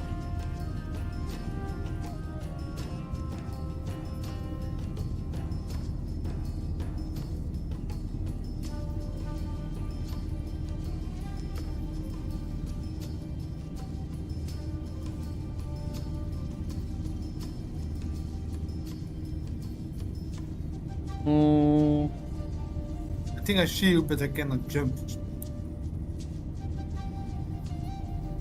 That's fine. Like, you're probably too close to, let's see if I have your marker. Yeah, I see your marker. You're off to my left. But I got no contact on you. Yeah. Doesn't tell me how far away you are.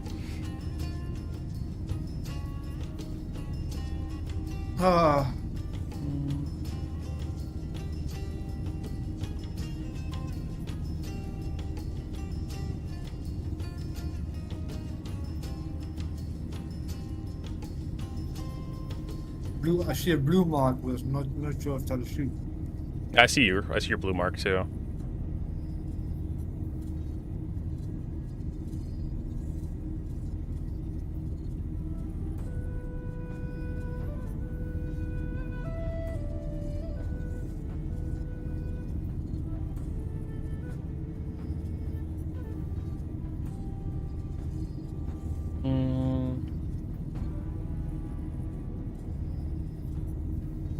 How far away did you go? I have no idea. That's you. I have no idea, Marcus, how far away you are from me. I know how far away I'm from, I told you how to get a marker to me. There you go, 20 kilometers. I usually don't write down how far away I am from my teammates every minute. In fact, ever. I expect Star Citizen to keep track of that information for me. Yeah, but the Star Citizen. That is fine. I'll hear. Let's see here. Yeah, 42%, 49% Laranite, and it's 150 mass rock, so we should be able to break this together. I think we've broken 20,000 mass rocks.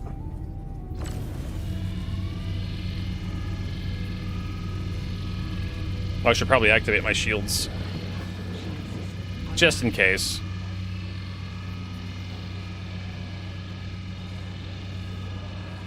Oh shit. Nope, nope, nope. Did it really reblind that? Yeah, I need to... Fuck.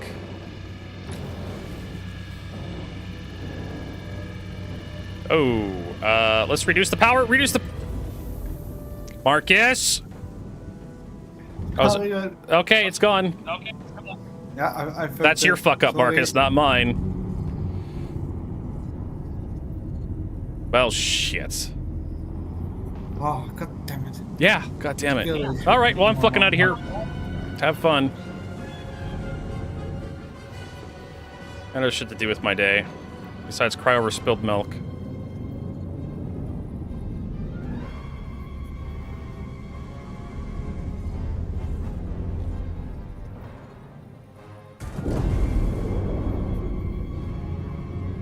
Yeah, like it was... I think both of us were at 100%. I think there was a communication problem there. Yeah. I should have clearly stated to Marcus that I was at 100% when he rolled up, and he needed to check his laser power before he initiated. Because we both were at 100% when he touched it. Barrel. I have nothing to show for this mining expedition, so I'm gonna take this barrel. I need to have something to take home. And this is the problem I have with mining, that you spend an hour fucking around in an asteroid field on the surface of a planet and you have nothing to show for it. After a fucking hour. Because you keep coming across, like, aluminum, tin, titanium, just garbage constantly. And there's nothing you want to take home. Dus hier was het realistisch. I know, right? Heel fun in the realism. The weird thing is, like, if you want realism, why are we mining aluminum? It's aluminum oxide you usually find, or aluminum mixed with other stuff, bauxite. Well, I figured that you found that on planets. Well, shit, here it goes again. We're gonna go fuck this one up.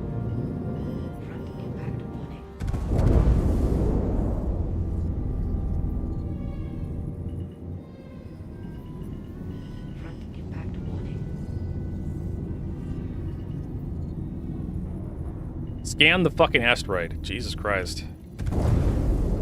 Takes fucking forever. Barrel, yep. I guess in space you could probably find aluminum ore. Just raw aluminum.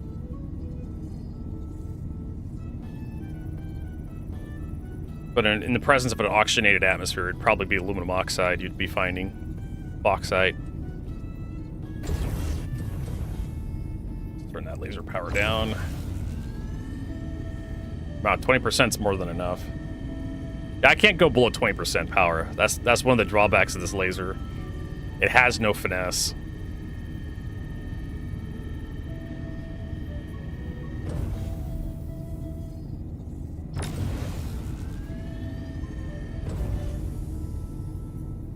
Star Citizen, you're killing me, man.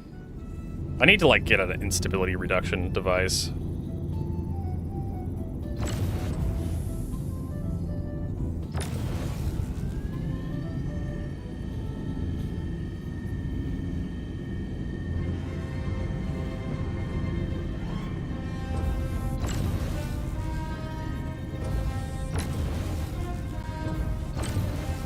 Stability is the real killer for, like, mining. Or you could just get, like, increase the charge window size, too. That counters instability, like, massively.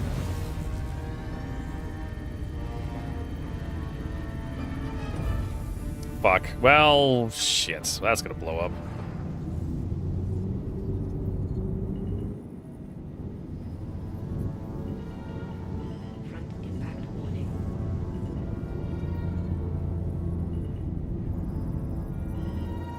I remember when overcharging asteroid would fling the pieces all over the place. Whatever happened to that? Did we start complaining and CIG listened?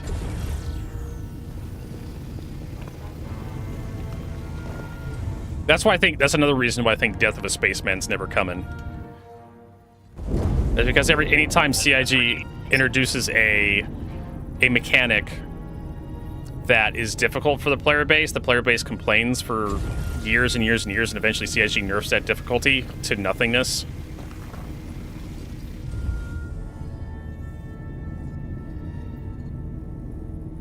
Yeah, when mining was first released, overcharging that asteroid like that, everything would have just gone flying everywhere. And you'd had to chase chunks down for kilometers. Huge pain in the butt.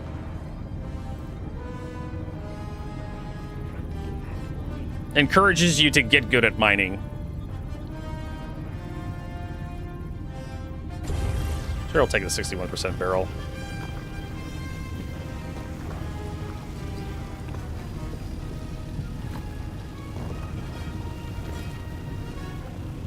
Wow, that's a lot.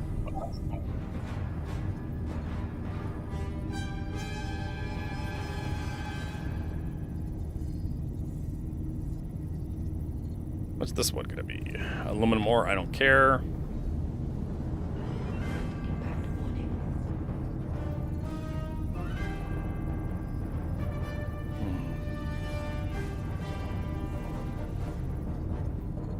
Barrel, 25% of 13. Nah. It's gonna be mostly aluminum anyways.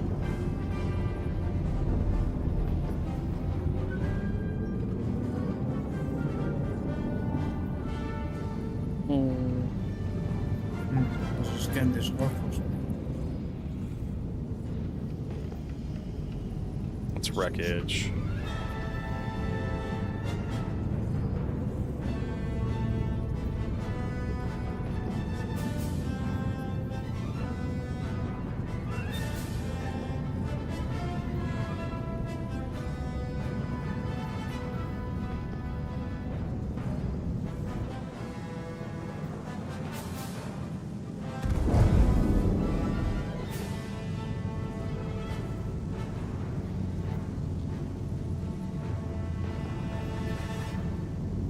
Only cargo hauling missions, yeah.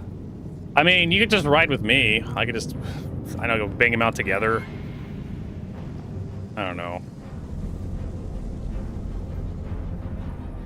The collection missions are... This last collection mission.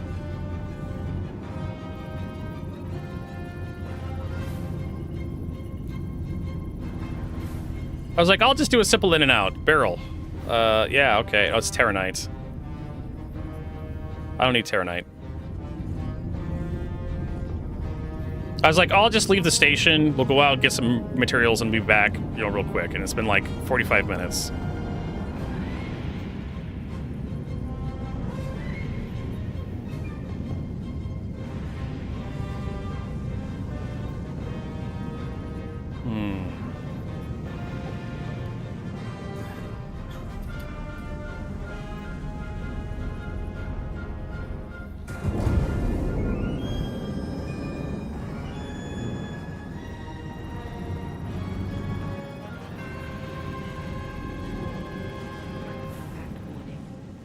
Iron. And it's impossible, so it doesn't matter.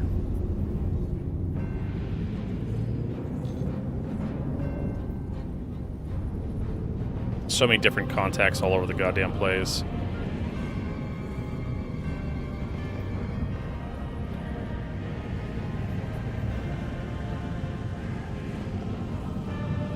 Oh, that's gotta be salvage panels.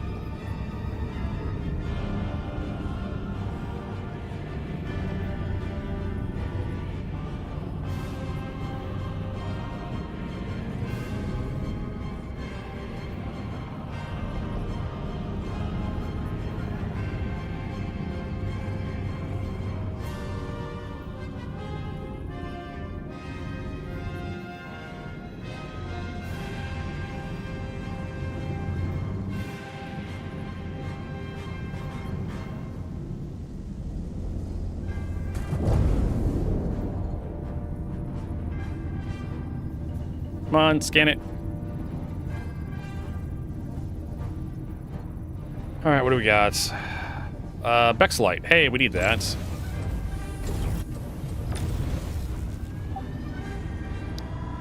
Well, I think I fucked up real this time. Are you, need some help? Yeah, I'm soft deaf.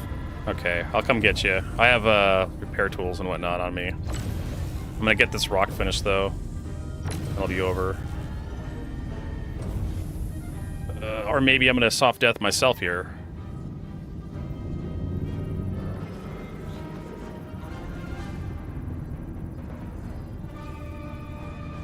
I cooled off just in time.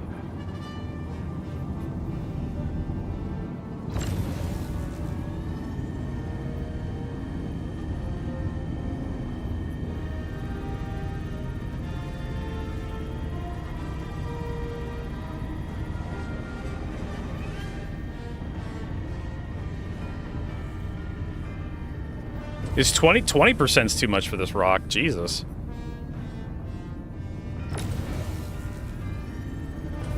Wow. That's amazing. Good job, Star Citizen.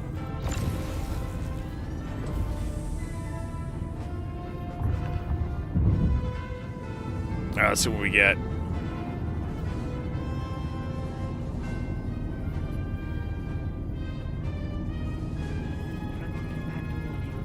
I think we should be able to extract all this stuff. 45, 41% Bexlite. Let's see if we get some better chunks. If you have a tractor beam on your Marcus, you can start pulling your,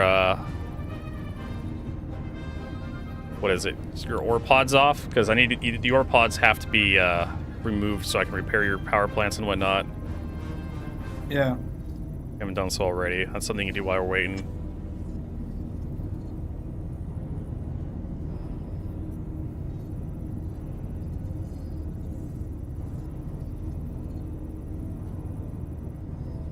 % Bexlite, iron. Yeah. It spread the Bexlite throughout the entire asteroid. Hi, Stiletto.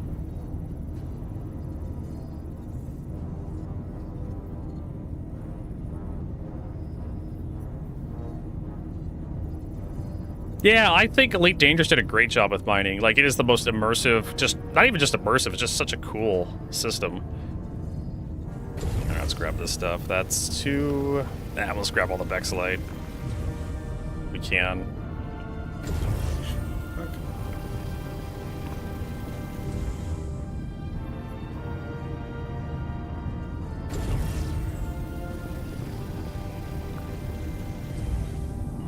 Impact warning. 20% Bexlite.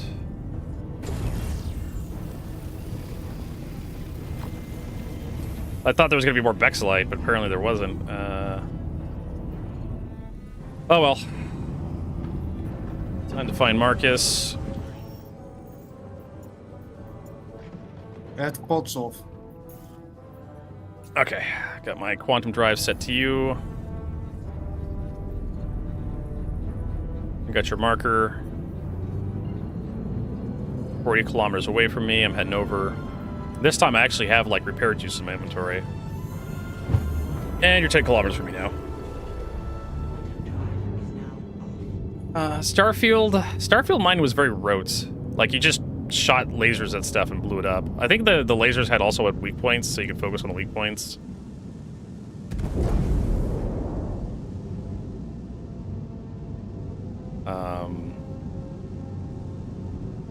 Yeah, I think there was weak points on those things you can shoot to, like, speed the mining up.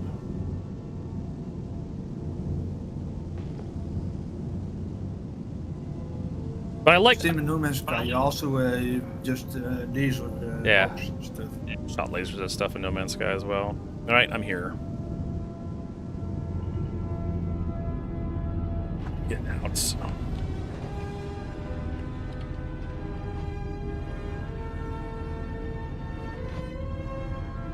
I think it's the same as Subnautica. Alright. You ever played Subnautica? Yes, I have. I haven't beaten it because it's too scary for me. The second one you can play together. Oh yeah. Alright, repairing your power plant. Power plant's repaired.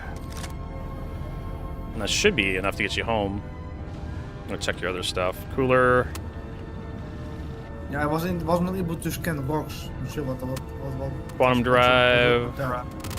Yeah, all your parts are badly damaged. I'm repairing everything. There we go. And then...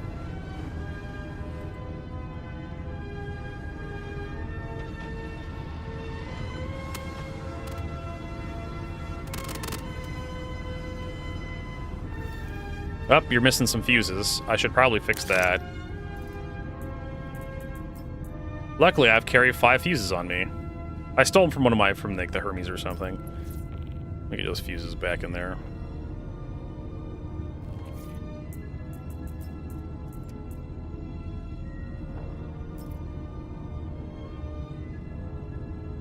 All right, you're good to go, Marcus. That should get you home.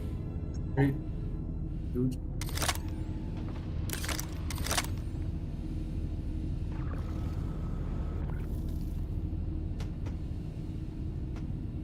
Right, maybe repair some of these thrusters.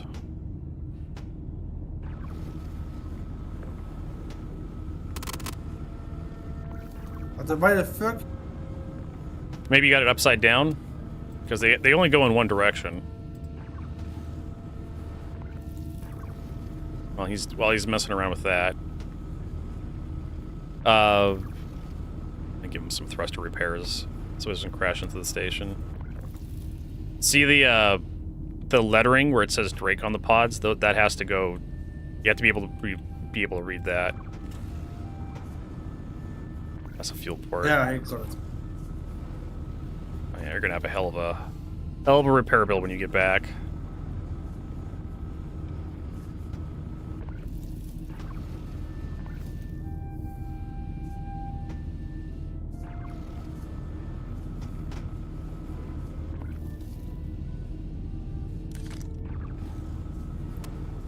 To go again.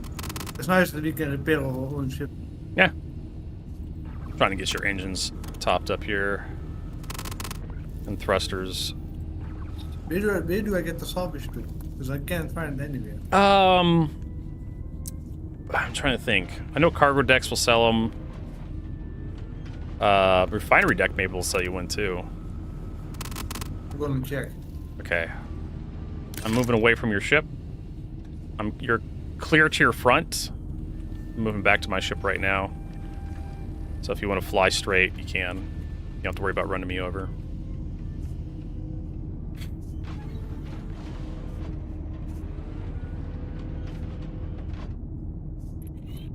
Right. But yeah, that's the cool part of engineering. Like, this is the first time Marcus has gotten soft deathed.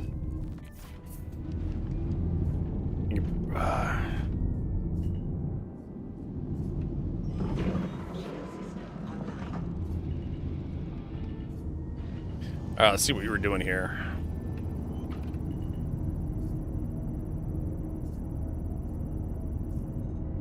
Terranite raw. I may end up just taking that just to have it.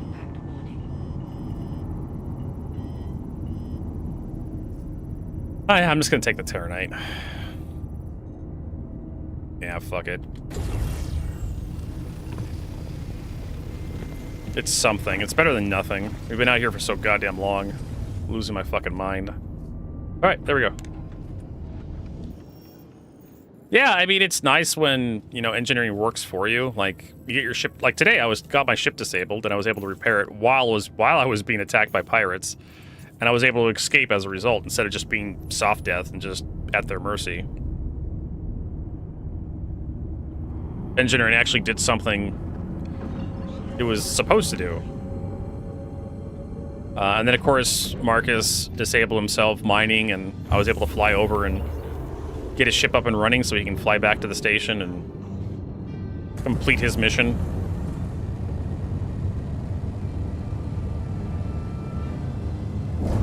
But yeah, most of the time you really don't notice engineering. And of course you have to have the right tools in your inventory to actually do something with it. Yeah. I think that's the goal what she wants. She wants to get the tools to do stuff. Please proceed to assigned landing bay. Where do we have everything physicalized? Yeah. Everything.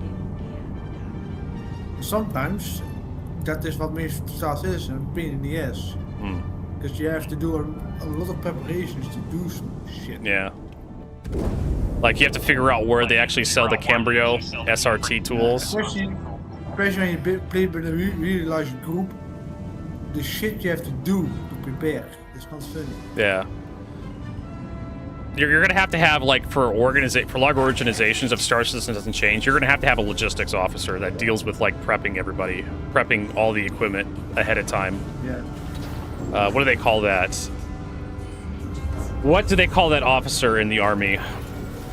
Quartermaster. That's a cooler name. You're gonna have a quartermaster that deals with like equipment.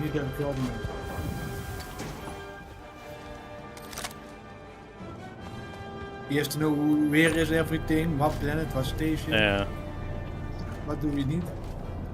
Well, basically how I imagine it's going to work is you're going to have to like figure out what you're going to do, right? Like if you're going to do Stormbreaker or something, so you're going to be as the quartermaster. You're going to bring over, not even for RP purposes, Danger Hobo.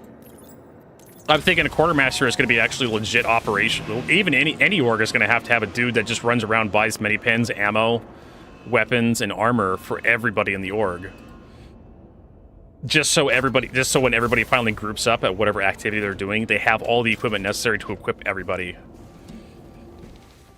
For more like dedicated hardcore orgs, everybody's probably going to bring everything they need, but for more casual style plays, like everybody's just going to show up with whatever the fuck they have got on, and you're going to have to come with like multiple railguns or something, and sniper rifles, and just everything you need to like do the mission.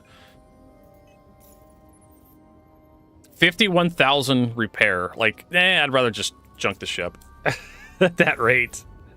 I'd rather just go outside and just like abandon the ship and claim the insurance on it.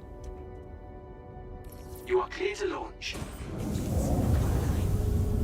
I'm not that attached to this fucking thing.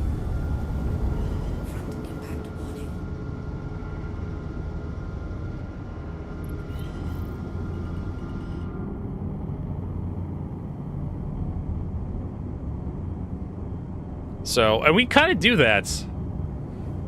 Thank you, and please visit again. We kind of already do that with our little org here. I bring out like a bunch of armor pieces and ammo and whatnot to like checkpoint if we're like doing stuff in Pyro. Because not everybody has time for Star Citizen, so you might as well just prep everything ahead of time so that everybody has stuff. I'm gonna leave this in space. We're going to disable it and just leave it there. If someone wants to scrap it, they can. Yeah, the first worm run, that was just kind of an experiment, right? See what the mission was all about, and then everybody figures out what they're doing. And the second and third run gets a lot easier the more you do it. But yeah, the worm is just really obnoxious to fight. The Apex Valacar, it just takes so much ammunition. We're dumping railgun after... CIG buffed it recently. You dump railgun after railgun after railgun shot into it, and it's just like, fucking die already. It's not even that fun. It just sits there and soaking up fire. Make it change locations or something, you know? Give it, you know, make it spawn like Copians or something that attack us.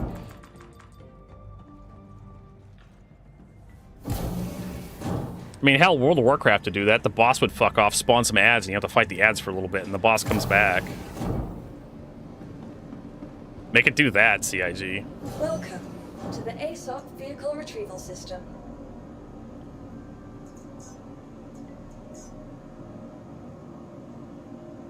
The claim timer on the Vulcan is so short. On the Golem. The claim timer on the Golem is so short. Please visit us again. You're better off just claiming it instead of paying for it. To the ASOC Vehicle Retrieval System.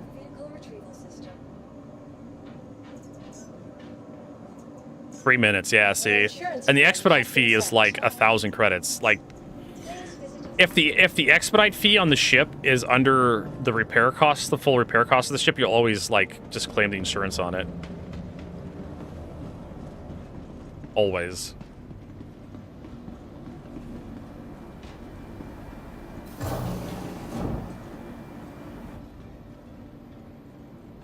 And sure, it's gonna be interesting when it's fully implemented.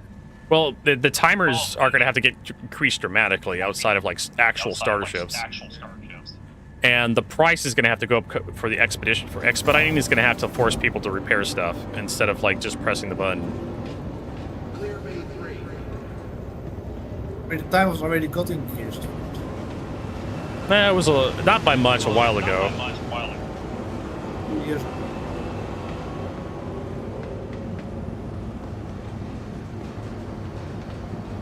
Maar meestal when you lose your insurance, for pleasure ships, they stay, but you have to get insurance back or something. So I have some completed work orders already. Stop and collect those.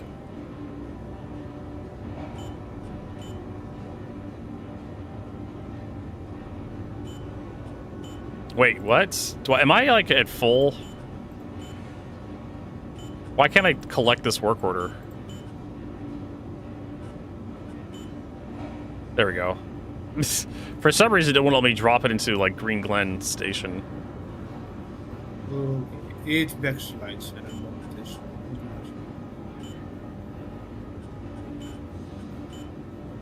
is. Drake Golem's got nothing. So the barrel, then the Bexlite, and then we're gonna do chromalysis. Yeah, it's terrible, terrible ratio. But hey, we'll get it eventually. So all the inerts. I got 1 credit for that.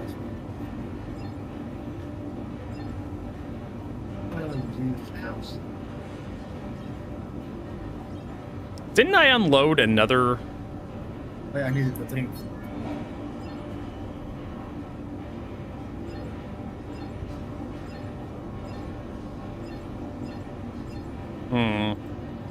I thought I had another set of...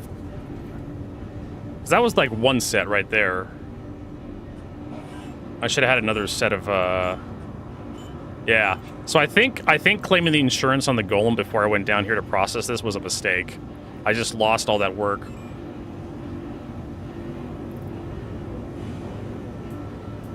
So there's another oof.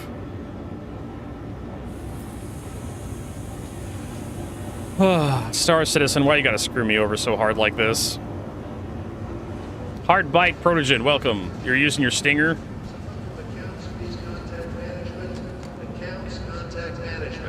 Thank you. All that fucking hard work just gone.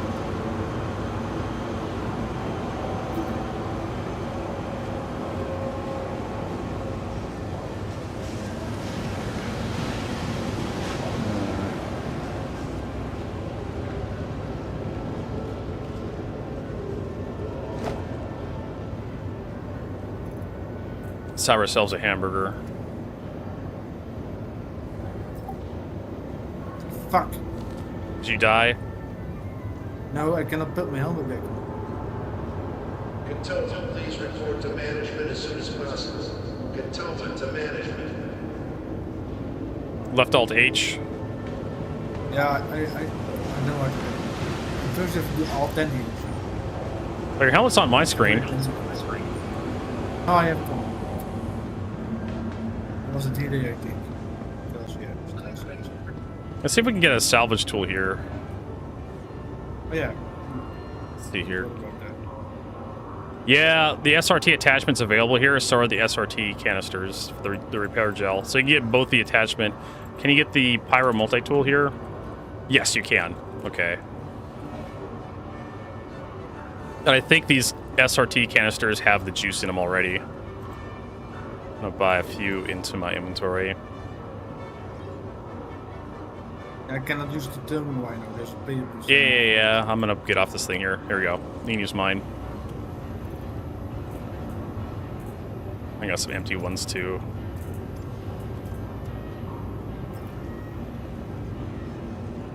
And come your SRT attachment.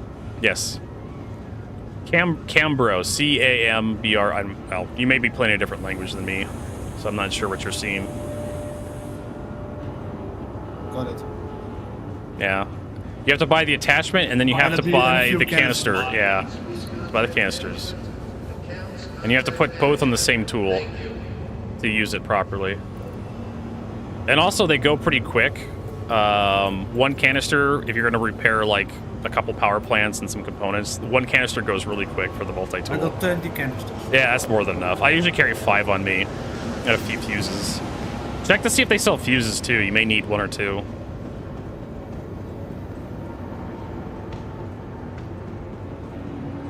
Never hurts.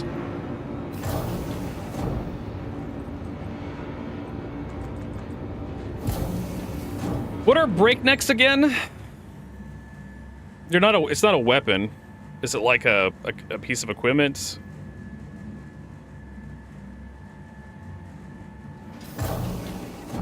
Just buy 2 ships because duping is bad. Yeah.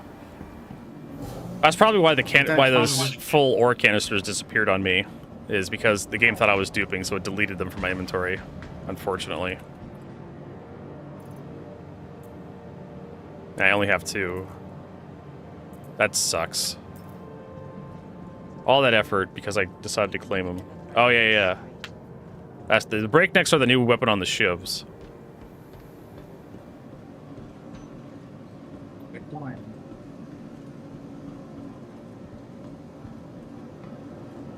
Alright, so the... Welcome to the ASOP Vehicle Retrieval System. Golem should be ready to go. Yeah. Please visit us.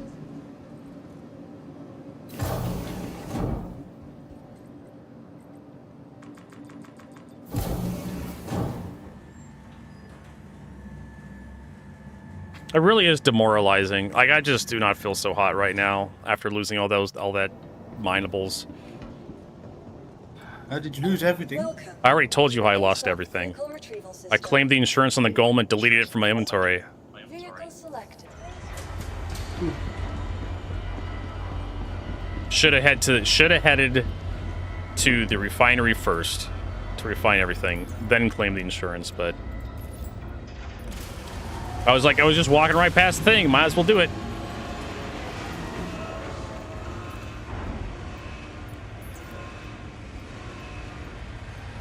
That's a big roof.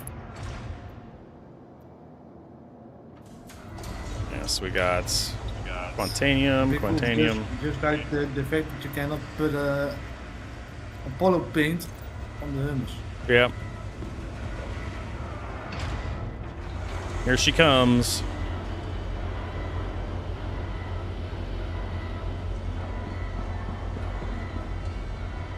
All right, we'll go out for one more trip, see what we can do.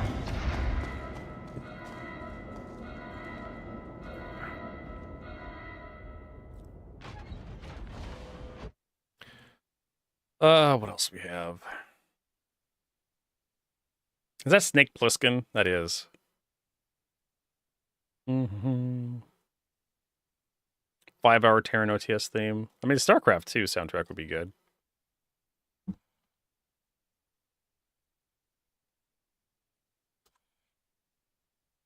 Why not?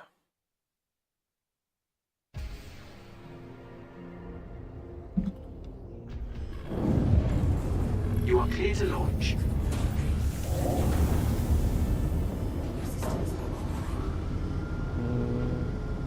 Landing gear up.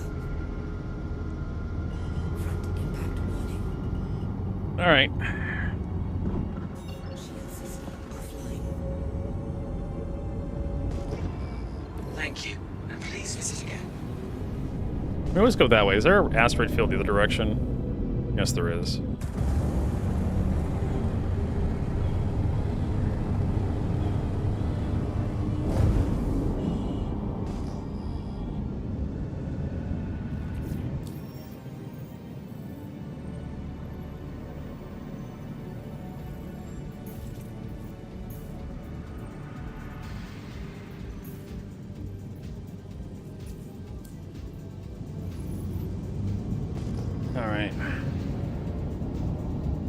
Maybe we'll get lucky. Maybe we'll get some nice big old fat laranite. First rock, right?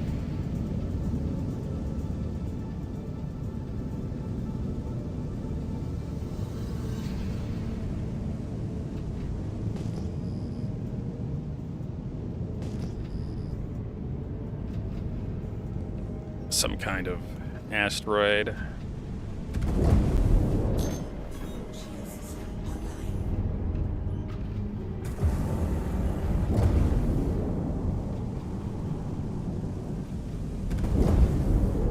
Oh, and I lost all the attachments too because I claimed the yeah. Actually, though, the attachments should still be available on the old one. There's this one. Fascinating. I don't care.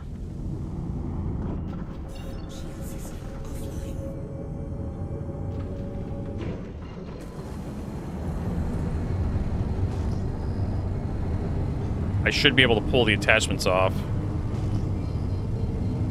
If I could find the thing.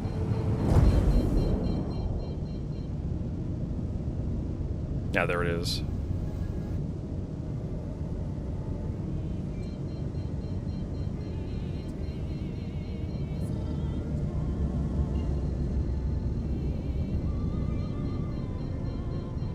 That's another weird part about mining ships.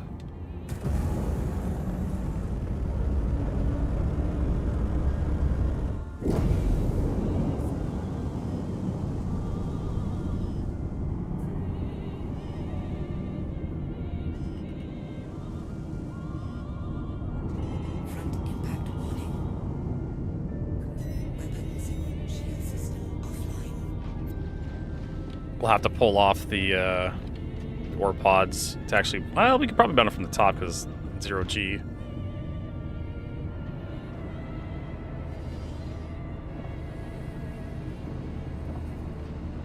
Yeah, these guys. Hello, tractor beam. It's outside. Okay, so I have to put it on the pad. Fucking armistice zone. They let you use ship weapons. They let you use fucking ship weapons. But using a tractor beam inside of an armistice zone, don't you fucking dare do it. Right? Absolutely fucking not. Oh, that's right. I can carry these. I didn't realize I could do that.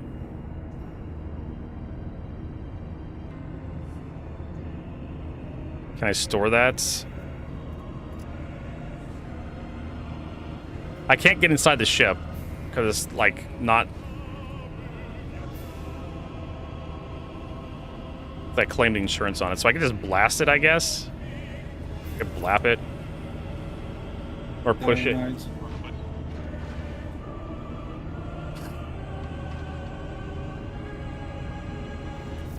If I parked it on the pad... Oh, and that's not entrance 0G's right there. If I parked it on the pad, I'd be able to do this. But because I parked it in space, I'm not able to do this. And because I didn't, like, unlock the fucking thing.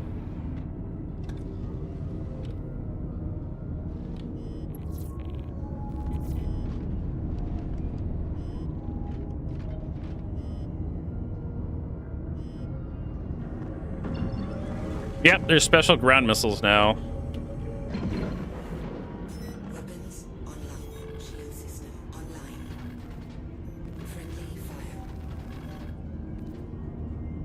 Oh my god, game. Can I just have more power to weapons? No.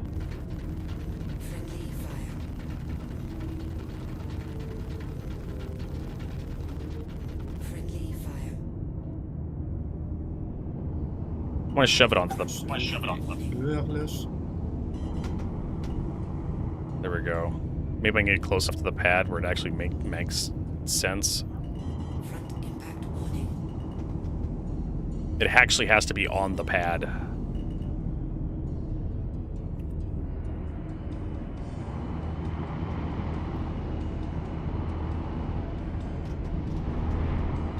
So apparently ground vehicles sucked ass for the longest time.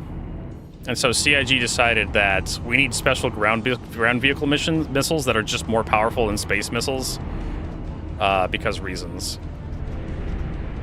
Yeah, I'm just gonna die doing this. It's so fucking stupid.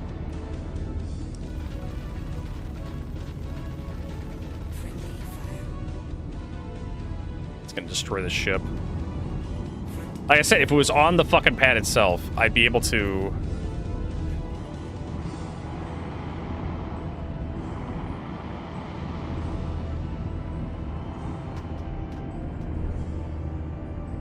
I'd be able to use the tractor beam.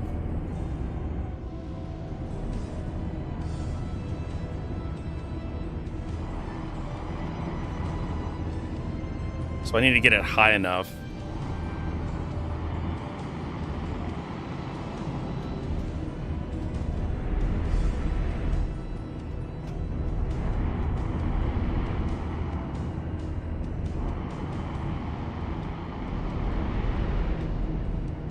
And for some reason, I'm trying to bump it up, and it just keeps getting lower. Instead of going up, it goes down. I wonder why. Best physics in gaming, everybody. Ooh, that's light. Nice. There we go. Luckily, if we do die, we're in an armistice zone, so it doesn't fucking matter.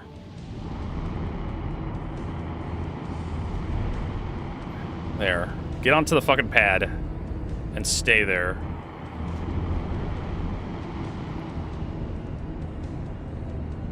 There. And if it lands... Nah. Alright, I think I'm done. Apparently, the station decided that was too much. Ramming my own ship, an abandoned ship, inside the armistice zone was just too fucking much for the station at that point. So you're in prison now, or? So I'm in prison now. Because I just wanted to reclaim my bullshit. I just wanted to pull that stuff off. That's all I wanted to do. Yeah, I'm fucking done. I got shit to work on, and Star Citizen's pissing me off. Talk to you later, Marcus. Yeah, see. I'm just gonna go work on some YouTube videos. Make progress on that. Thanks, everybody, for hanging out. Hopefully you enjoyed the broadcast. All right, I need to find someone to host here on Twitch.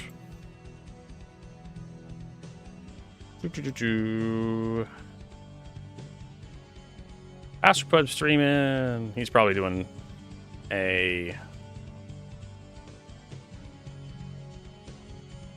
thingamabobber. There's Captain Morgan, Rob, Danger Hobo. Actually, yeah, let's raid Paul. I haven't raided Paul in a while.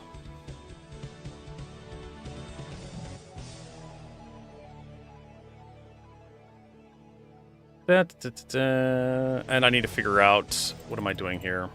There we go. So yeah, we'll see you all tomorrow. More Star Citizen. Rob, maybe we'll get with you and get that pressurized, and we can get this shit done in just one go. It's been mining has been interesting, but my God, does it have some issues. So yeah, I hope we'll see you all tomorrow. Have a good night. Have a good weekend. It's still Saturday for a few more hours.